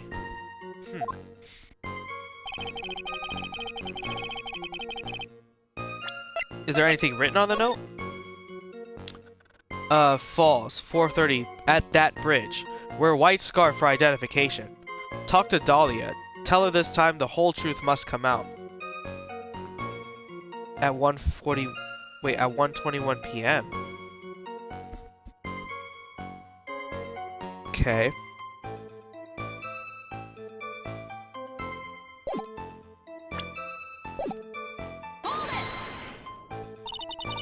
A bridge up in the mountains?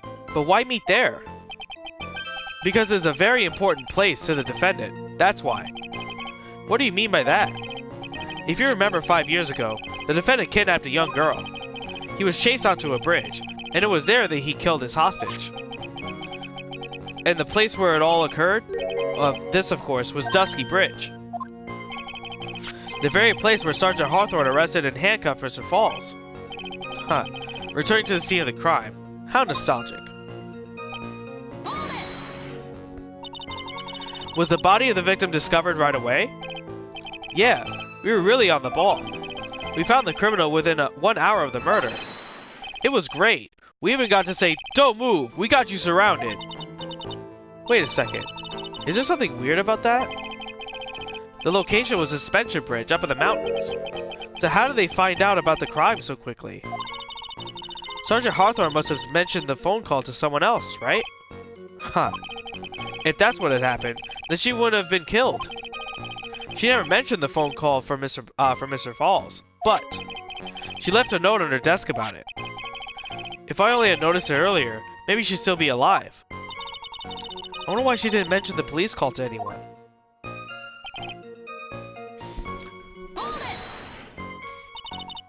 Mr. Falls had a car then. Well, that bridge is way up in the mountains, ma'am. The defendant and the victim both went up there by car. I mean, how else, right? What? You mean the defendant drove his own car? No, of course not. It was stolen. He stole it from a young couple that had been waiting on the red light. Car thieves. I'm not sure how I feel about car thieves. Is this guy sure about how he feels about anything? This is a photo of the stolen car trunk. Naturally, that's the body of Valerie Hawthorne right in there. Whoa, that doesn't look too comfortable. The victim, she was stabbed in the back, correct? Yeah. Ha. For some reason, men always seem to get stabbed in the back. We're talking about a woman here. You can't tell from this photo, but the knife was stuck in her back nice and firm. The condition of the body where it was discovered is very important information. Detective, was there anything strange or noteworthy in the trunk of the car? Here's a photo of the trunk.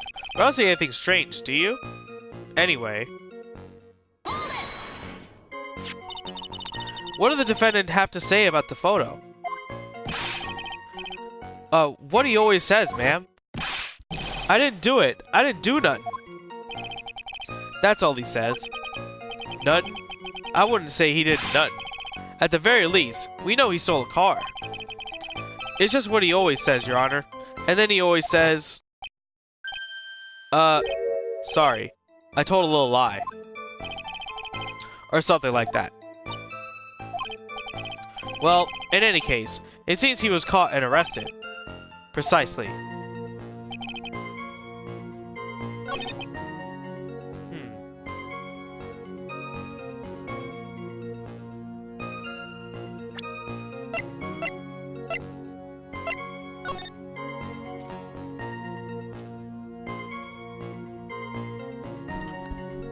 Oh, man.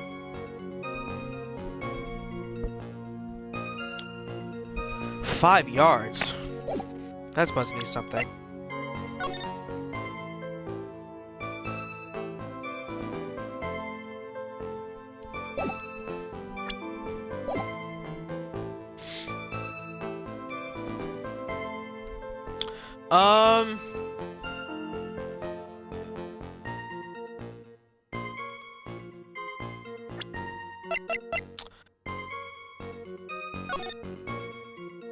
Where white? Well, yeah. Where's the white scarf then? Objection! Witness.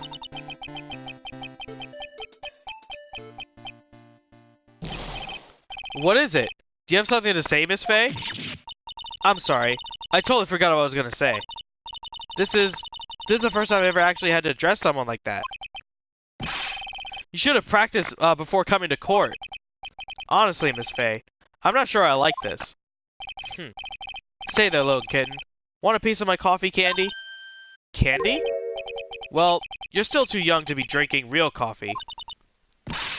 Come on, Mia. Shake it off. You're a lawyer. Detective! Yes, ma'am? This photo. You said that there was nothing peculiar about it. Is that correct? Yeah, that's what I said. Well then, I suggest you take another look at the note written by the victim. The note? It very clearly says, wear a white scarf for identification. The killer must have forgotten what the victim looked like. Thus, this special request. I have one very simple question for you, detective. Where is the white scarf? I can't seem to find this photo. Well, to be honest, we didn't find it in the trunk, ma'am. And you stopped there? You should have looked for it. That is such like a rookie, like Phoenix Wright first case mistake. The killer told her where to identify herself, so I'd expect her, she did just that. Well, Mr. Edgeworth, what do you have to say about this? I see the defense is a little lacking. The scarf you're searching so desperately for is this one, perhaps. Where'd you find that, sir? I know I said no more Pocky, but... on Dusky Bridge. I was there first, and decided to conduct my own investigation. Why? Why didn't you tell me? I made a decision to keep all pieces of evidence in my personal satchel. It's the safest place I know. That hotshot sure is a flair for the dramatic. It's not exactly white, as the caller requested. But as you can see, it's close enough for what it was intended for. It looks like it spent some time in the mud. Not surprising. It was drizzling on the mountain that day. Prosecutor Edgeworth. He was intentionally hiding that scarf the whole time. The court will accept this scarf into evidence. Now, if the attorney for the defense is finished embarrassing herself, I'd like to move on with the testimony. That is alright with you, isn't it, Miss Faye? Boy, I would like to wrap this scarf around his swarmy little neck. Very good. Now, if we're done with this mud-covered scarf business, the prosecution moves to establish conclusively with hard evidence that Miss Hawthorne and Mr. Fowles did indeed meet that day on the bridge. Furthermore, we will show exactly what occurred there. That sounds quite promising. I can't wait to hear all about it. Everything is moving at his whim. Don't forget, kitten. There's a reason why everyone considers that kid a genius. A genius, huh?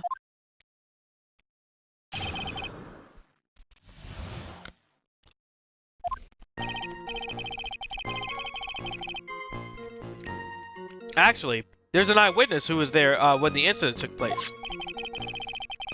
This photo was accidentally taken by the witness. It shows the Vic wearing the scarf. It was drizzling that day, unfortunately. It's a little hard to see what's going on. Anyway, the criminal shoved the victim down from the criminal shoved the victim down from behind and stabbed her in the back. Getting fucking tongue-tied here. That must have been when the scarf fell off.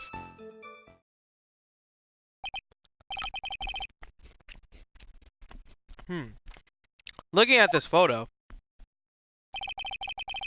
you really get the sense that this bridge is very high up. It's about a 40-foot drop from the bridge to the Eagle River down below. Mr. Edgeworth, who took this photo anyway? Let's just say there was a well-intentioned third party. A potential witness. So why is this person in the courtroom? Well, they said they absolutely did not want to testify. The person in question is very delicate, Your Honor. Besides, as long as we have this photo, we see no reason to compel them to testify. I'm not sure how I feel about that. So as you can see, Terry Falls had both the motive and the opportunity. I think it's quite clear at this point what happened on that bridge. The truth is becoming clear to me now. Huh? Yes, it's quite obvious. He's clearly guilty. Not again. That's not fair. I haven't even done my cross-examination yet. What do you mean, Yeah, he's definitely a worse judge than our normal judge.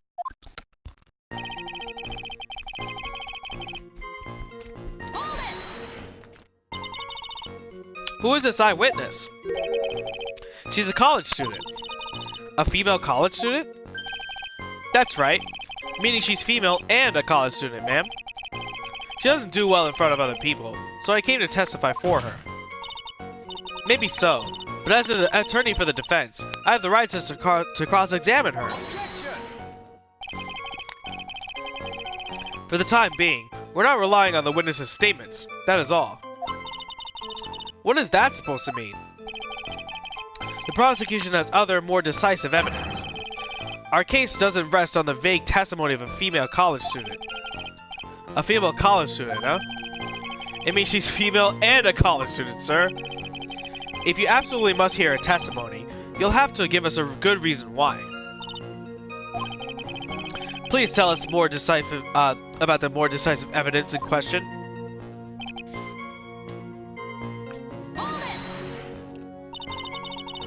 The victim was wearing the scarf in this photo, alright. So about the witness who took this photo. What was this person doing all the way up in the mountains? She was taking photographs of wild flowers, apparently. There are many unusual types of flora on the mountain, Miss Faye. People in the area say it's because of the spirits that live there. Spirits? Now that you mention it, this photo. This cloudy fog-like thing. Is this a ghost? I don't believe it. No, Your Honor, no. I don't think it's a ghost.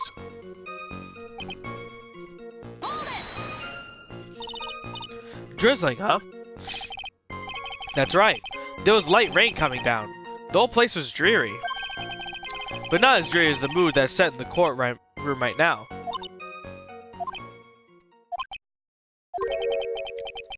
Looks like a cold front just moved in.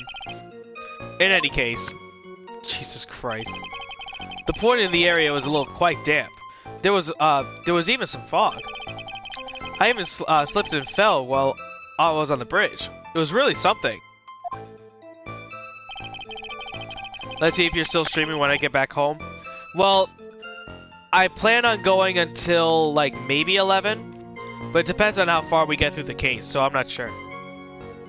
Anyway, the criminal shoved the victim down the back and stabbed her.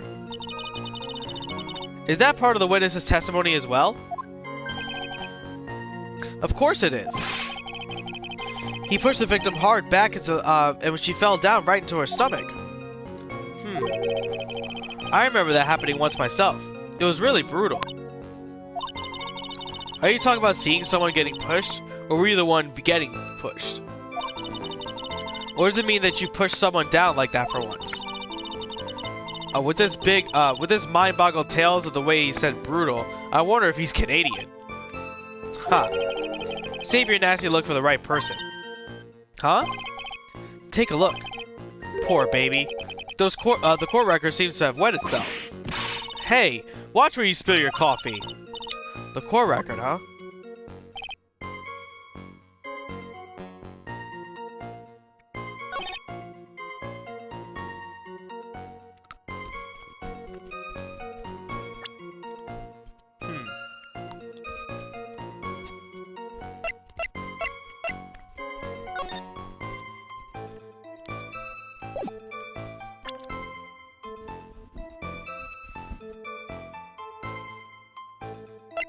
So,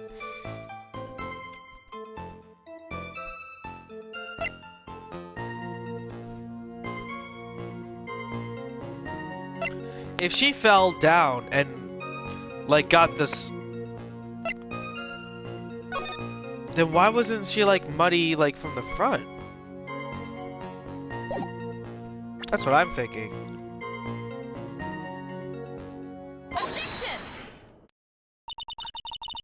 So at the time of the crime, there was a light drizzle coming down, correct? Yeah, and fog too. Just a general soggy atmosphere. Well, I have the evidence that doesn't go with the soggy atmosphere. But this is the photo of the victim's body that was found in the car trunk. Considering the conditions at the scene of the crime, something isn't right. Well, by all means, please enlighten us as to what that is, what isn't right. What about this photo of the trunk that doesn't fit with the conditions that day? Like I said, it's her coat because it's not laced in mud or anything. Naturally, the answer is right here. The victim's coat? As far as I can see, there's nothing strange about it. That's exactly what's strange. Recall the testimony. What were the conditions on the bridge that day? It was drizzling and foggy. Dusky bridge was all wet. If the victim really had fallen onto her stomach on the top of the bridge, the front of her coat would have been covered in mud. That's exactly right. The other day I fell on a muddy street and my gorgeous playoff beard was befouled. I have to admit that the crime scene was quite wet that day. However, that doesn't mean the top of the bridge itself was muddy. If Your Honor followed in the shower instead of the muddy street, your glorious Harkery beard, pride of the legal league, would be wet, not muggy. Or muddy, excuse me. Fortunately, I have yet to test that. Still, your point is well taken. Can you prove that the surface of the bridge was muddy that day? The surface of the bridge? Huh. A real man wouldn't stand for a taunt like this. Neither would a real woman. Of course I can. Here's the evidence that proves the surface of the bridge was muddy. Because, like I said, if it fell off on the bridge and that got muddy, why did the rest of it? The evidence is this scarf. It should be obvious. If the scarf fell onto the bridge and it got this muddy, it means that the bridge was obviously covered in mud. Oh, no, I can't be outwitted by this novice bimbo. Oh my god. Same to you, buddy. Miles is OD. Miss Faye's assertion makes perfect sense to me. I do admit that there appears to be a contradiction between the condition of the victim's coat and her scarf. However, the real question is, why is there a contradiction? Huh? For every contradiction, there exists an explanation. Let's look at what the explanation in this case may be, shall we? Alright. It's not like he's really giving me a choice here. Huh. You're doing pretty well, for a little kitten. Mr. Armando! No matter what he says, a contradiction always comes down to a lie.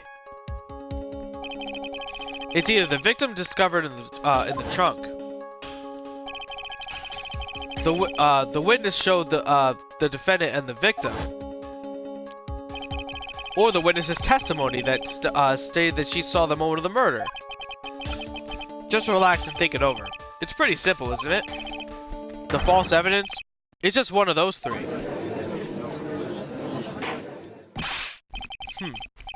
What you said just now, I'm not sure I like it. That wasn't me, Your Honor. It was a coffee aficionado over there who said it. This court is not in the habit of accepting false evidence, you know. Blame it on him, Your Honor. He's the one trying to slip in false evidence into court. But we won't let him. We'll expose his evidence as a flimsy scam as it really is. Yes. The false evidence in the case is the...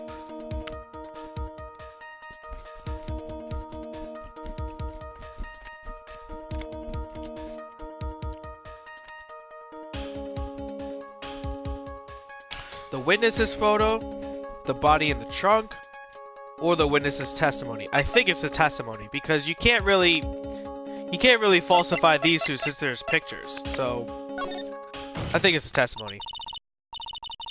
It is a no-brainer. Obviously, it's a witness that's suspicious. During his earlier testimony, the detective pointed out a crucial fact. The criminal shoved the victim down from behind and stabbed her in the back. Now, if that testimony, is that testimony exactly what the witness claims to have seen? Yeah, that's what the witness told us. That testimony is filled with holes. After all, the victim's coat isn't dirty at all. That's true. It's not just true, it's the truth. If there's a truly decisive witness in this case, I'm certain that boy Wonder over there would have called them in the first place. Your Honor, the defense requests a cross-examination of the eyewitness. The testimony presented so far is not only vague, it's contradictory as well. Well, Mr. Edgeworth, it appears that we'll need to hear from your mystery witness after all. You should brace yourself for the brutal truth. Your Honor, the prosecutor has no intention of hiding the witness from the court. We are prepared to present our witness at any time. Very well. Please bring forth your witness at this time. What Mr. Edgeworth said kind of worries me.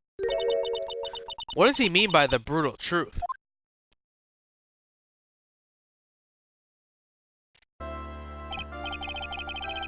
Now, let's proceed with the testimony. Mr. Edgeworth, please go right ahead. Thank you, Your Honor. The prosecution summons the woman who saw the events of the day with her own very eyes. This is it, Mia. The battle begins here.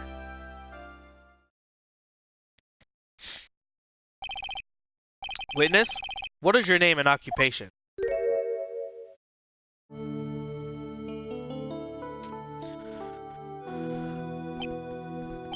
You fucking bitch. You fucking bitch. You fucking whore. Everyone is so silent that I can hear their hearts going pitter-patter. Oh. When I look at you, how can I put it? You look as scrumptious as the double at a dozen donut holes. I feel like I want to hurry up and hand down a verdict just to have a bite. What the fuck? Hey, not so fast. As I said before, this witness is very sensitive and delicate. I would ask the court to please exercise care when addressing her. Yes, indeed. Thank you, Mr. Edgeworth. You're a true gentleman. Miss Fay, you could learn a lot from this man. If he's such a gentleman, he sure doesn't act like one to me. Sir? Yes, my dear? This is my first time, so I'm sure I'll make a lot of mistakes. Anyway, I just wanted to say I'm sorry for all the trouble I might cause. Not at all. It's true, it's no trouble at all. Now then, may we please have your name and occupation? My name is,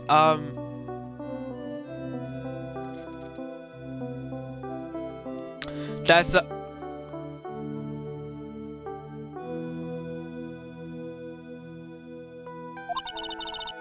I'm a college student, a freshman in the literature department.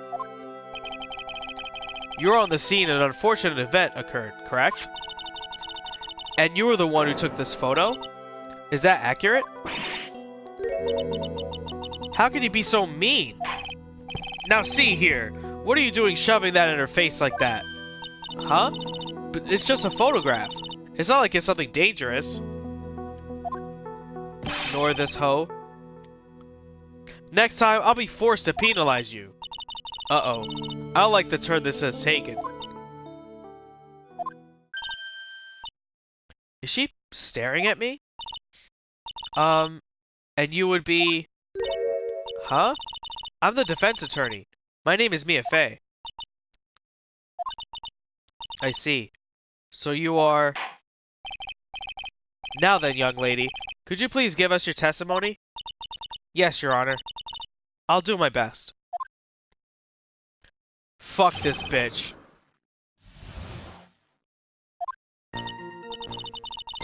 I was using my camera to take pictures of wild flowers. Then, I noticed there were two people standing up on the suspension bridge. Suddenly, they just started fighting. That's when I hurried to take a photo and shows the crucial moment.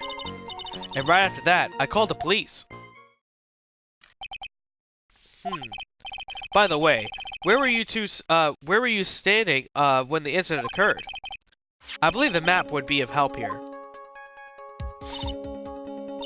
I was standing right over here. I was standing in a beautiful field surrounded by tall cliffs.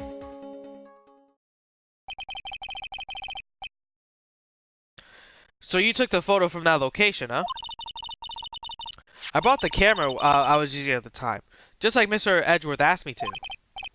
Ho, what a cute camera, just like its owner. Alright then, Miss Fay, time for your cross-examination. But I warn you, make the witness cry again, and you'll feel the wrath of my gavel. Sure, cause that's fucking fair.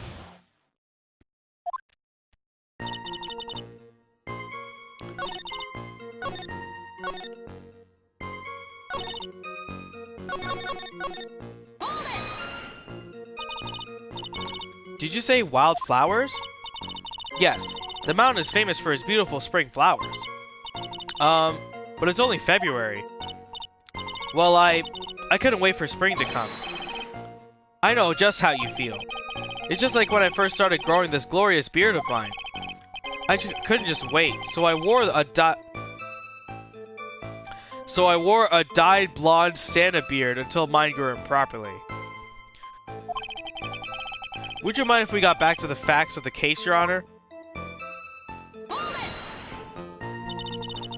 Was there anything strange about the two of them?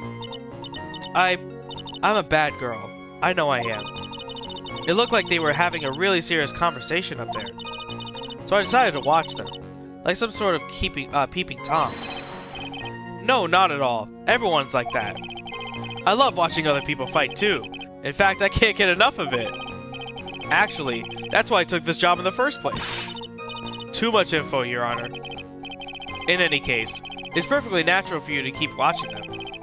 Especially dressed as they were. Well, anyway, I was watching them very closely. Do you have any idea what they were fighting about? No, I have no idea. Why do you ask that? Oh, I just thought I may have overheard you what you said. Or what they said, excuse me. I would never eavesdrop. I got more class than that. That's right, Miss Faye. Don't drag the witness down at your level. Yeah, I said that it would probably go to 11, but I want to see how far I can take it. I don't know. I gotta see what's going on here. That's when I hurried and took the photo at the crucial moment. Why did you take the photo? Well, the two of them were really going at it. Ever since I was a little girl, I always wanted to be a news reporter. I guess that part of me kinda took over. Smells like a lie to me. Yes, I understand completely. Even now, I can completely abandon my boyhood dreams. I still use my grandson to test my comedy routines on. So you wanted to be a comedian, huh? Not that it has any bearing on this. All I could do was use my camera. So I took the photo of the crucial moment and gave it to the police. But...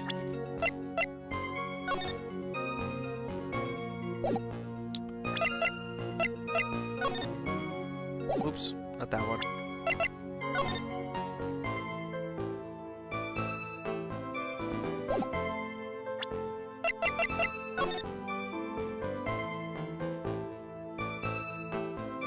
She could only see, like...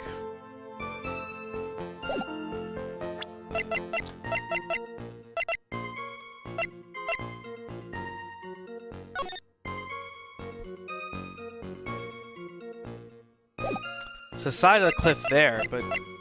Didn't they say, like, they were, like, well... Maybe.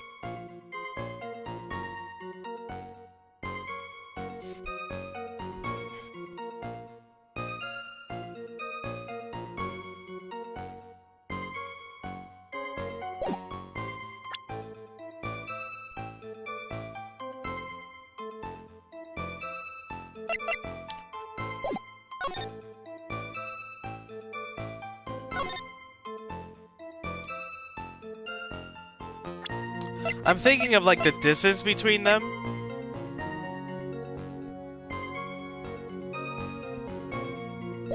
Let me save it.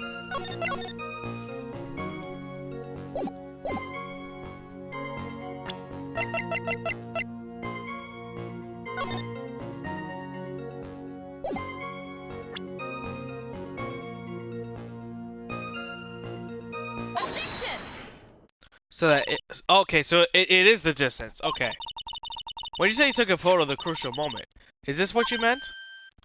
All I can see in this photo are two people facing each other.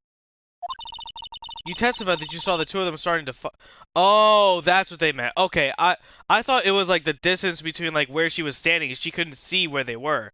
I thought that was what she was talking about. Oh well. Normally that's the kind of thing we refer to as a crucial moment. Why haven't you presented a photo like that?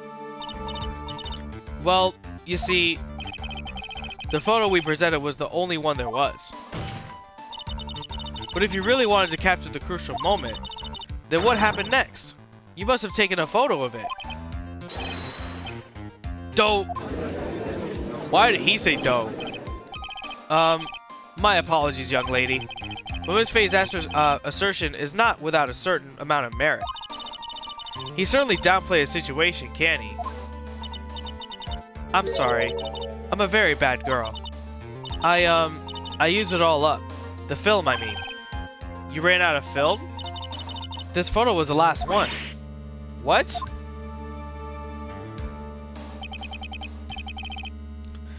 Unfortunately, that is the truth. I personally examined all the photographs you took that day. All the other photos were of the witness herself, playing around with the wildflowers. The witness herself? Then who took the photos? Well, you see, my camera has a timer feature built into it. So you took the photos of yourself? I remember taking some photos of myself once too. Please, no details. It seems that Miss Faye's assertion was not so decisive after all. Wait, just a minute. Well, if she had no film left, she couldn't very well take more pictures, huh? Miss Foster? Perhaps then you could tell us about a different sort of photo. Photos of the incident that you took with your very own eyes. Mr. Edgeworth? You're quite the poet. Very well then, let's get back to the cross-examination. Let's hear your thoughts on the fight that you witnessed. Yes, Mr. Judge. Boy, this guy really is a sucker for sweet talk. Huh. It looks like the other kitten in the room is the one that's getting all the attention. Yeah, it's sickening. I was using my camera to take pictures of the wildflowers. Noticed that there were two people sitting on the bridge. Started fighting. The victim turned to run away, but... Oh, this is new stuff they added. The victim. Why did you think she tried to run away? With her police training, she certainly knew better than to turn her back on a criminal. That was a very large, powerful man with a knife. If it had been a quaggy woman like you, I'm sure she would have acted differently. Quaggy? Why, you? If it had been me, I probably would have jumped into the river.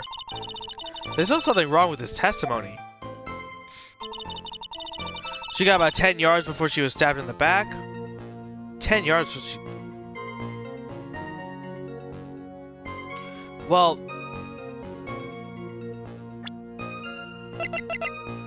Let me take a look at the bridge. Hold on.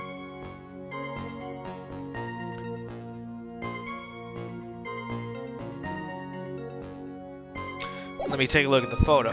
Hold on. So she is on the right side. And based on those, it looks like some of the bridge is out.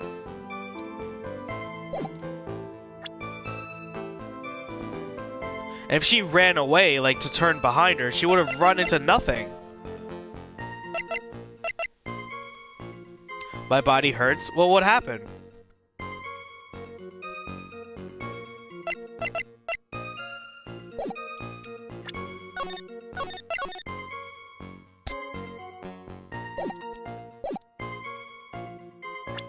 I think it's the... Because you see how, like, far, like, 5 yards is? It's like... If it's 10 yards, then that's way more than the fucking bridge, at least on the right side.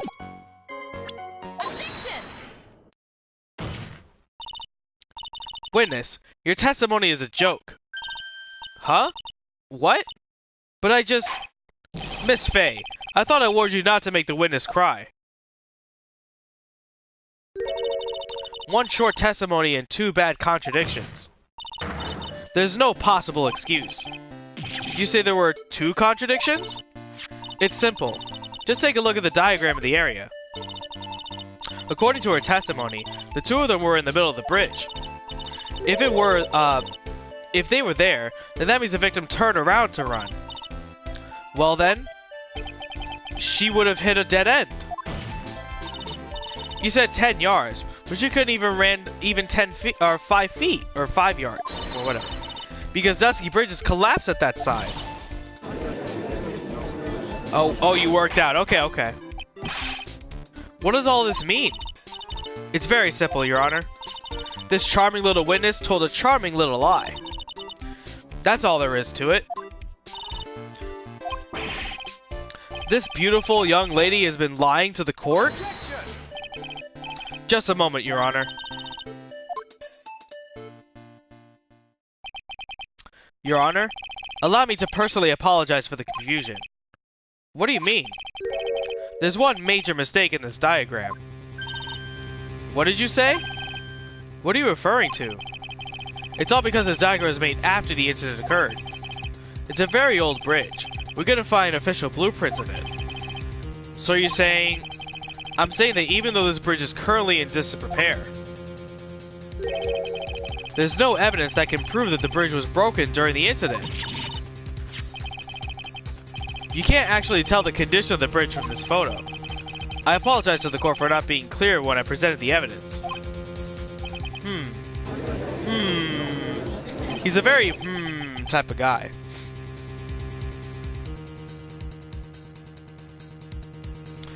That guy's good. What do you mean? He planned it from the beginning.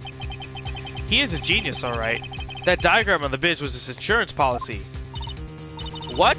That coward. Well, Miss Faye, it seems you've once again made a reckless accusation. I'm so sorry. I should have been more careful myself. No. This wasn't your fault at all. Now then, shall we go on with the trial?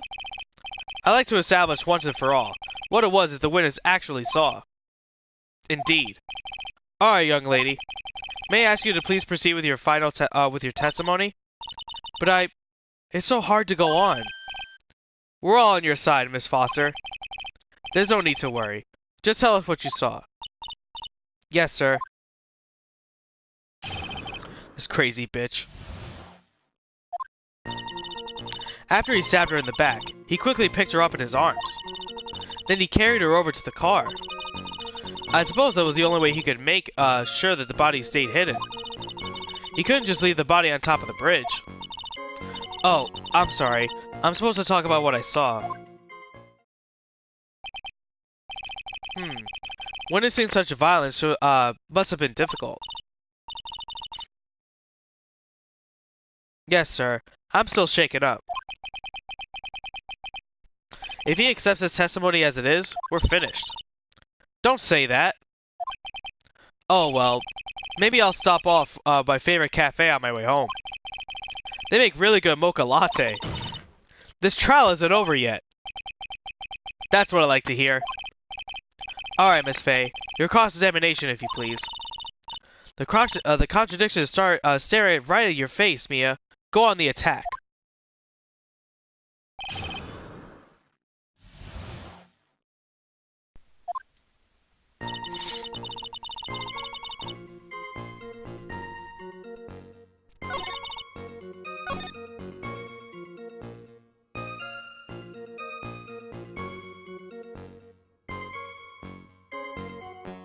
I was wondering about this. If he wanted the body to stay hidden, wouldn't he just toss the body over the river? Because didn't they say before that, like, any bodies that would be found in the river are, like, not to be found again? That's what he said last time, I think. I'm gonna go out on a limb here. So I think that's right.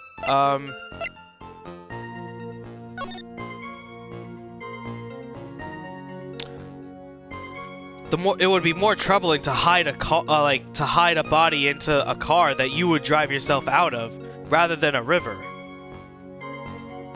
Again, a river that apparently that he killed someone else already and they couldn't find the body.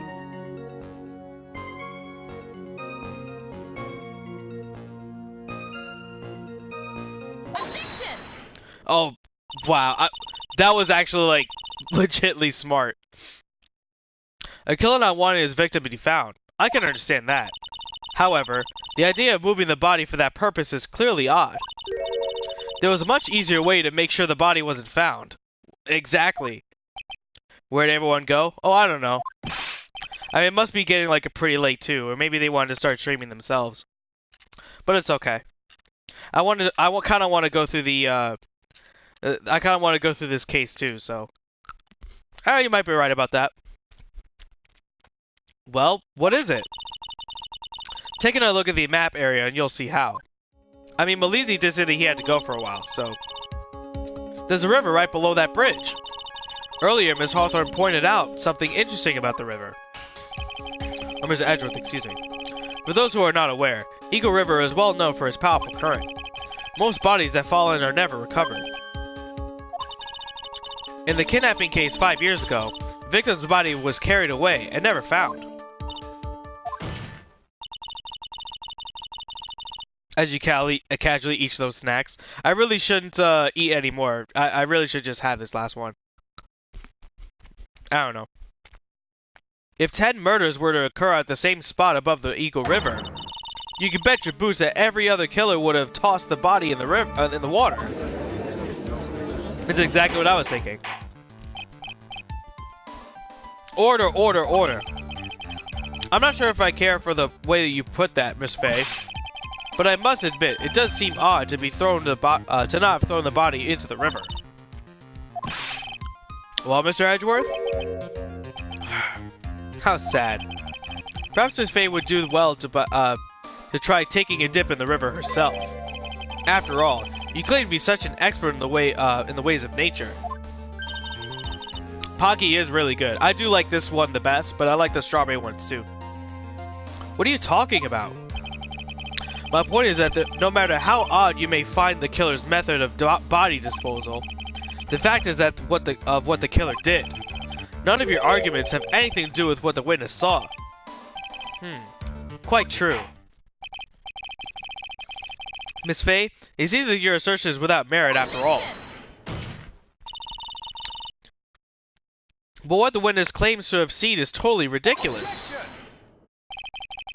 Surely you can't deny that the body was found in the trunk of a car. That's certainly consistent with what the witness has told us. Please, witness, go on with your testimony. I'll try. All you have to do is tell us what you only saw. Otherwise, the mean lady will yell at you again. Who is he talking about? Alright, I'll do my best. After he sat in the back, he quickly picked her up in the arms. Oh, again, they just add. It's really weird. Broke into the trunk of the stolen car and hid the body there. I like Hello Panda. Oh, I haven't heard about that one. Which one's that one? Is that like another one that, is that another one that's like Pocky or something?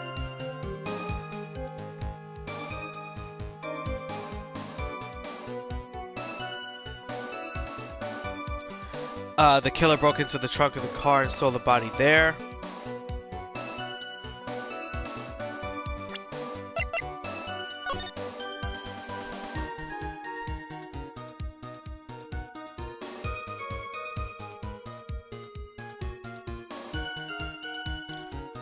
My thing is that how could she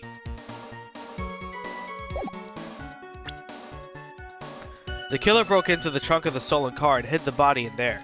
I'm thinking, like, how can you basically get into the trunk? No, wait, that doesn't make sense.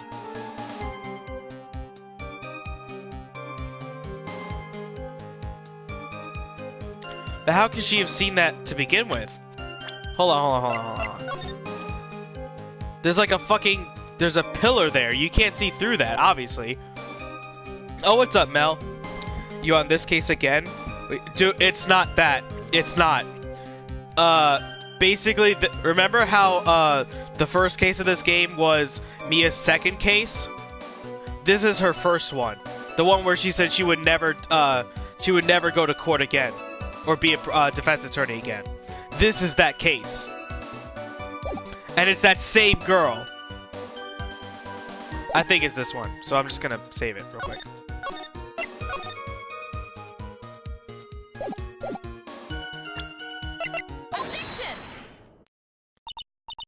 Well, Miss Foster, it looks like you've done it this time. Done what? Made a crucial mistake. A crucial mistake? Like what, Miss Faye? The killer broke into the trunk of the stolen car and hid the body in there. You're saying you saw that, right? With your own very eyes? Yes, and? It's simple, Miss Foster. Take a look at the diagram. The place you claim to have taken the photo from on that day is here. Do you see what I mean? Even if you tried to see the car, this is the outcoming of the rock directly in the way. That's right, Miss Foster. From where you were standing, you could not have possibly seen the killer's car.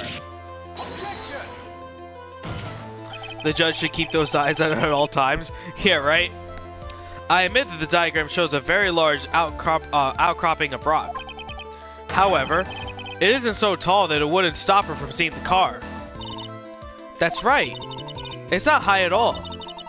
I was able to see his car just fine. I'm so sorry, but that just doesn't wash.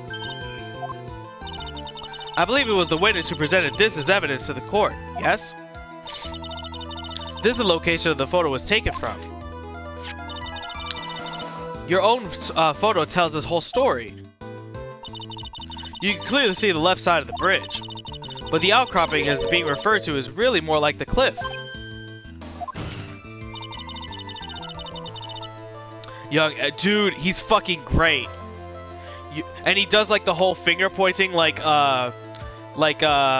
what's his face? Von Karma. He does that entire thing because this is his first case too. Your view should have been completely cut off by this cliff, but you still claim to have been able to see the killer's car.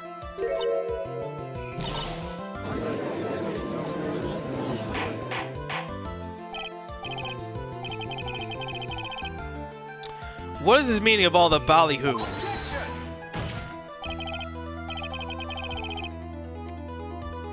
Your Honor, don't jump to any hasty conclusions. The fact that the escapee fled into a stolen car was reported on the news. After witnessing a murder, I'm sure you can appreciate that the witness was very upset. She must have heard about the stolen car and convinced herself that she saw it. But she was repeatedly warned before starting her testimony. She was told to testify only about what she saw with her own eyes. Oh. Mr. Judge? What is it? I think I must have remembered things wrong. So no more go... What do you mean no more Goda?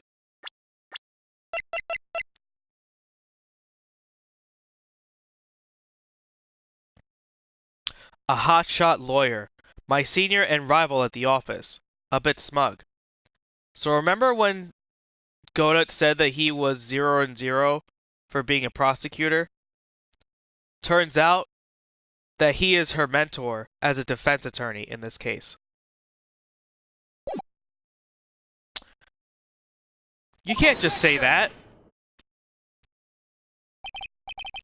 Miss Faye, no one on the face of the planet is perfect. Yes, indeed. Quite true. You know what they say. To err is human, to forgive divine. I'm inclined to give the benefit of the doubt to a witness here. What? That's not fair! Huh. Save the tears for later, kitten. Mr. Armando? Don't look back until the trial is over. Now is the time to go forward. But that wasn't fair! Okay, kitten. You need to relax. You need to remember. The other kitten's testimony. The killer broke into the trunk of the stolen car and hid the body in there. So tell me, how did she know that? How did she know that he broke into the trunk? Well, Miss Foster, until you can explain how you knew that, you're gonna have a lot of very suspicious people on this side of the courtroom. Well, witness? Well, I'm certain that he broke into the trunk. Because there were marks left on the trunk lid. I'm certain that they were scratch marks from when he broke into it. What? Let me see that photo.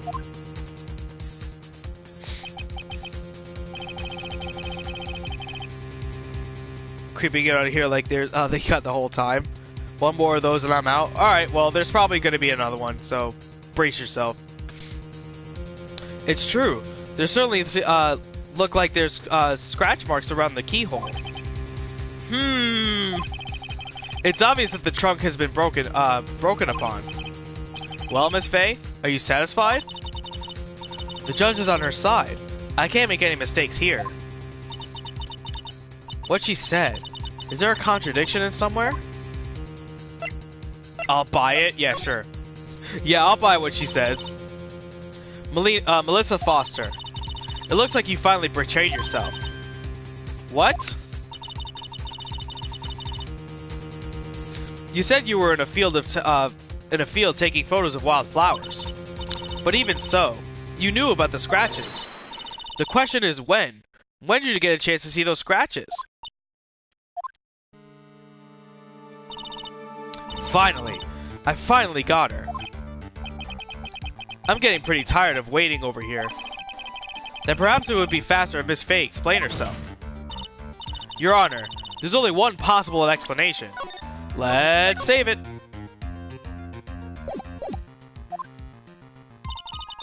The reason this witness has seen the scratches were...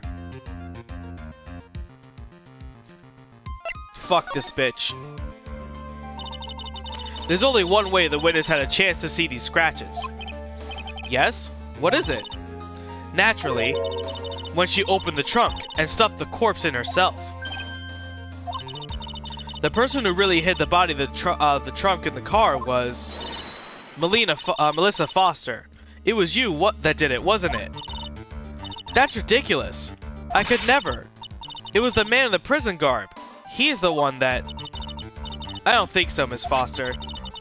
If Mr. Falls had been the one to put the corpse in the trunk, he would have simply used the car key. There's no need to break it open. But he stole the car. He stole it from a young couple that had been waiting at the red light, which means that the key still would have been in the ignition. Oh, I see. Thank you for telling us about the scratches, Miss Foster. Without that, we never would have uncovered the truth. That it could have been Mr. Falls that put the body in the trunk. Objection! Preposterous. To even suggest that the witness put the body in there? If that were true, then how do you explain the photo that she took? The corpse could only have been put in the trunk when the incident occurred. Oh, and we already know that at the time that she was taking photographs.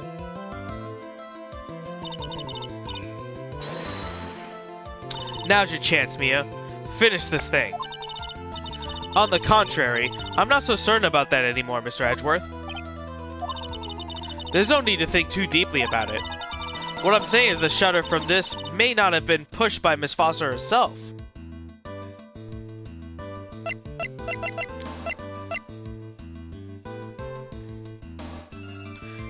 Oh, it's got a fucking timer. Oh, that's right, that's right. Let's take another look at this camera and see what feature it has, shall we? It has a timer built into it, even a mini tripod. Why? It's almost as if she had bought the camera just to take this picture. Objection! What are you trying to say then, Miss Fey? That when the crime occurred, Miss Foster wasn't in the field as she claimed? Well, if she really did use the camera's auto timer, then the answer is yes. She was somewhere else. Exactly. She was not in the field. Would the defense please explain further? Listen, this is a crucial point. Where was Miss Foster when the incident occurred? In answering that question, we'll also make clear Miss Foster's true identity. Well then, please answer this question. Where was Melissa Foster when the incident occurred?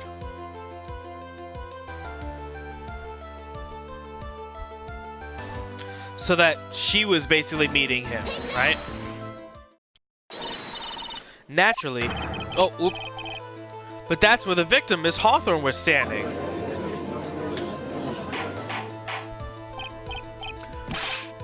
Miss Fey, what on earth? Your Honor, if I may. After parting with the victim on the bridge, the defendant fled by car. But this would mean that there was no time to put the victim in the trunk. In other words, if someone put the body in the trunk, it could only have been before the defendant met the victim. That actually makes a lot of fucking sense. Holy shit. How asinine. Of course Miss Falls met with the victim. Or Mr. Falls, excuse me. The only person with the opportunity to have put the victim in the trunk is the same man that killed her, Terry Falls. You still don't understand, do you, Mr. Edgeworth? By the time the witness's photo was taken, the victim was already dead. The person in the photo was not Valerie Hawthorne. Objection! What? I've never heard anything more ridiculous in my entire life. Then who exactly is the victim in this photo? It's obvious, isn't it? Your very own witness. What? It's the only possible explanation. The woman that Mr. Falls met on the bridge the day was not Valerie Hawthorne. It was you, Melissa Foster. Me? Let's remember that it was raining and foggy on the mountain that day. Miss Falls himself believed that the woman in front of him was Valerie Hawthorne. But the defendant knew Valerie Hawthorne very well. After all, she was the woman who testified, whose testimony helped get him convicted. But since then, my client has spent 5 hard years in federal penitentiary. He couldn't remember exactly what she looked like anymore. You're just making this as you go along. Where's your proof? I got it all right here. This piece of evidence will blow this case wide open. At the time of the incident, Miss Falls had forgotten what Valerie Hawthorne looked like. Well, because he said, in his note, right, to bring a white scarf. That's how he doesn't know what she looked like.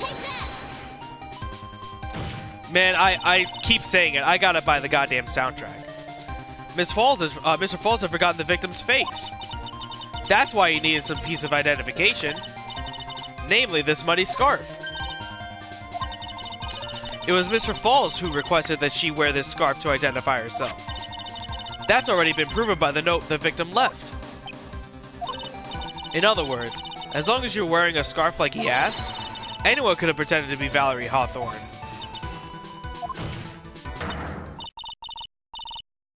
Well, what do you have to say to that, Melissa Foster?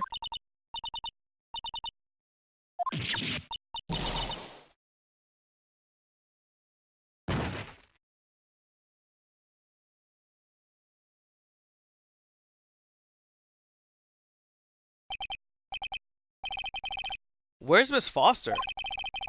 She's collecting herself in the lobby.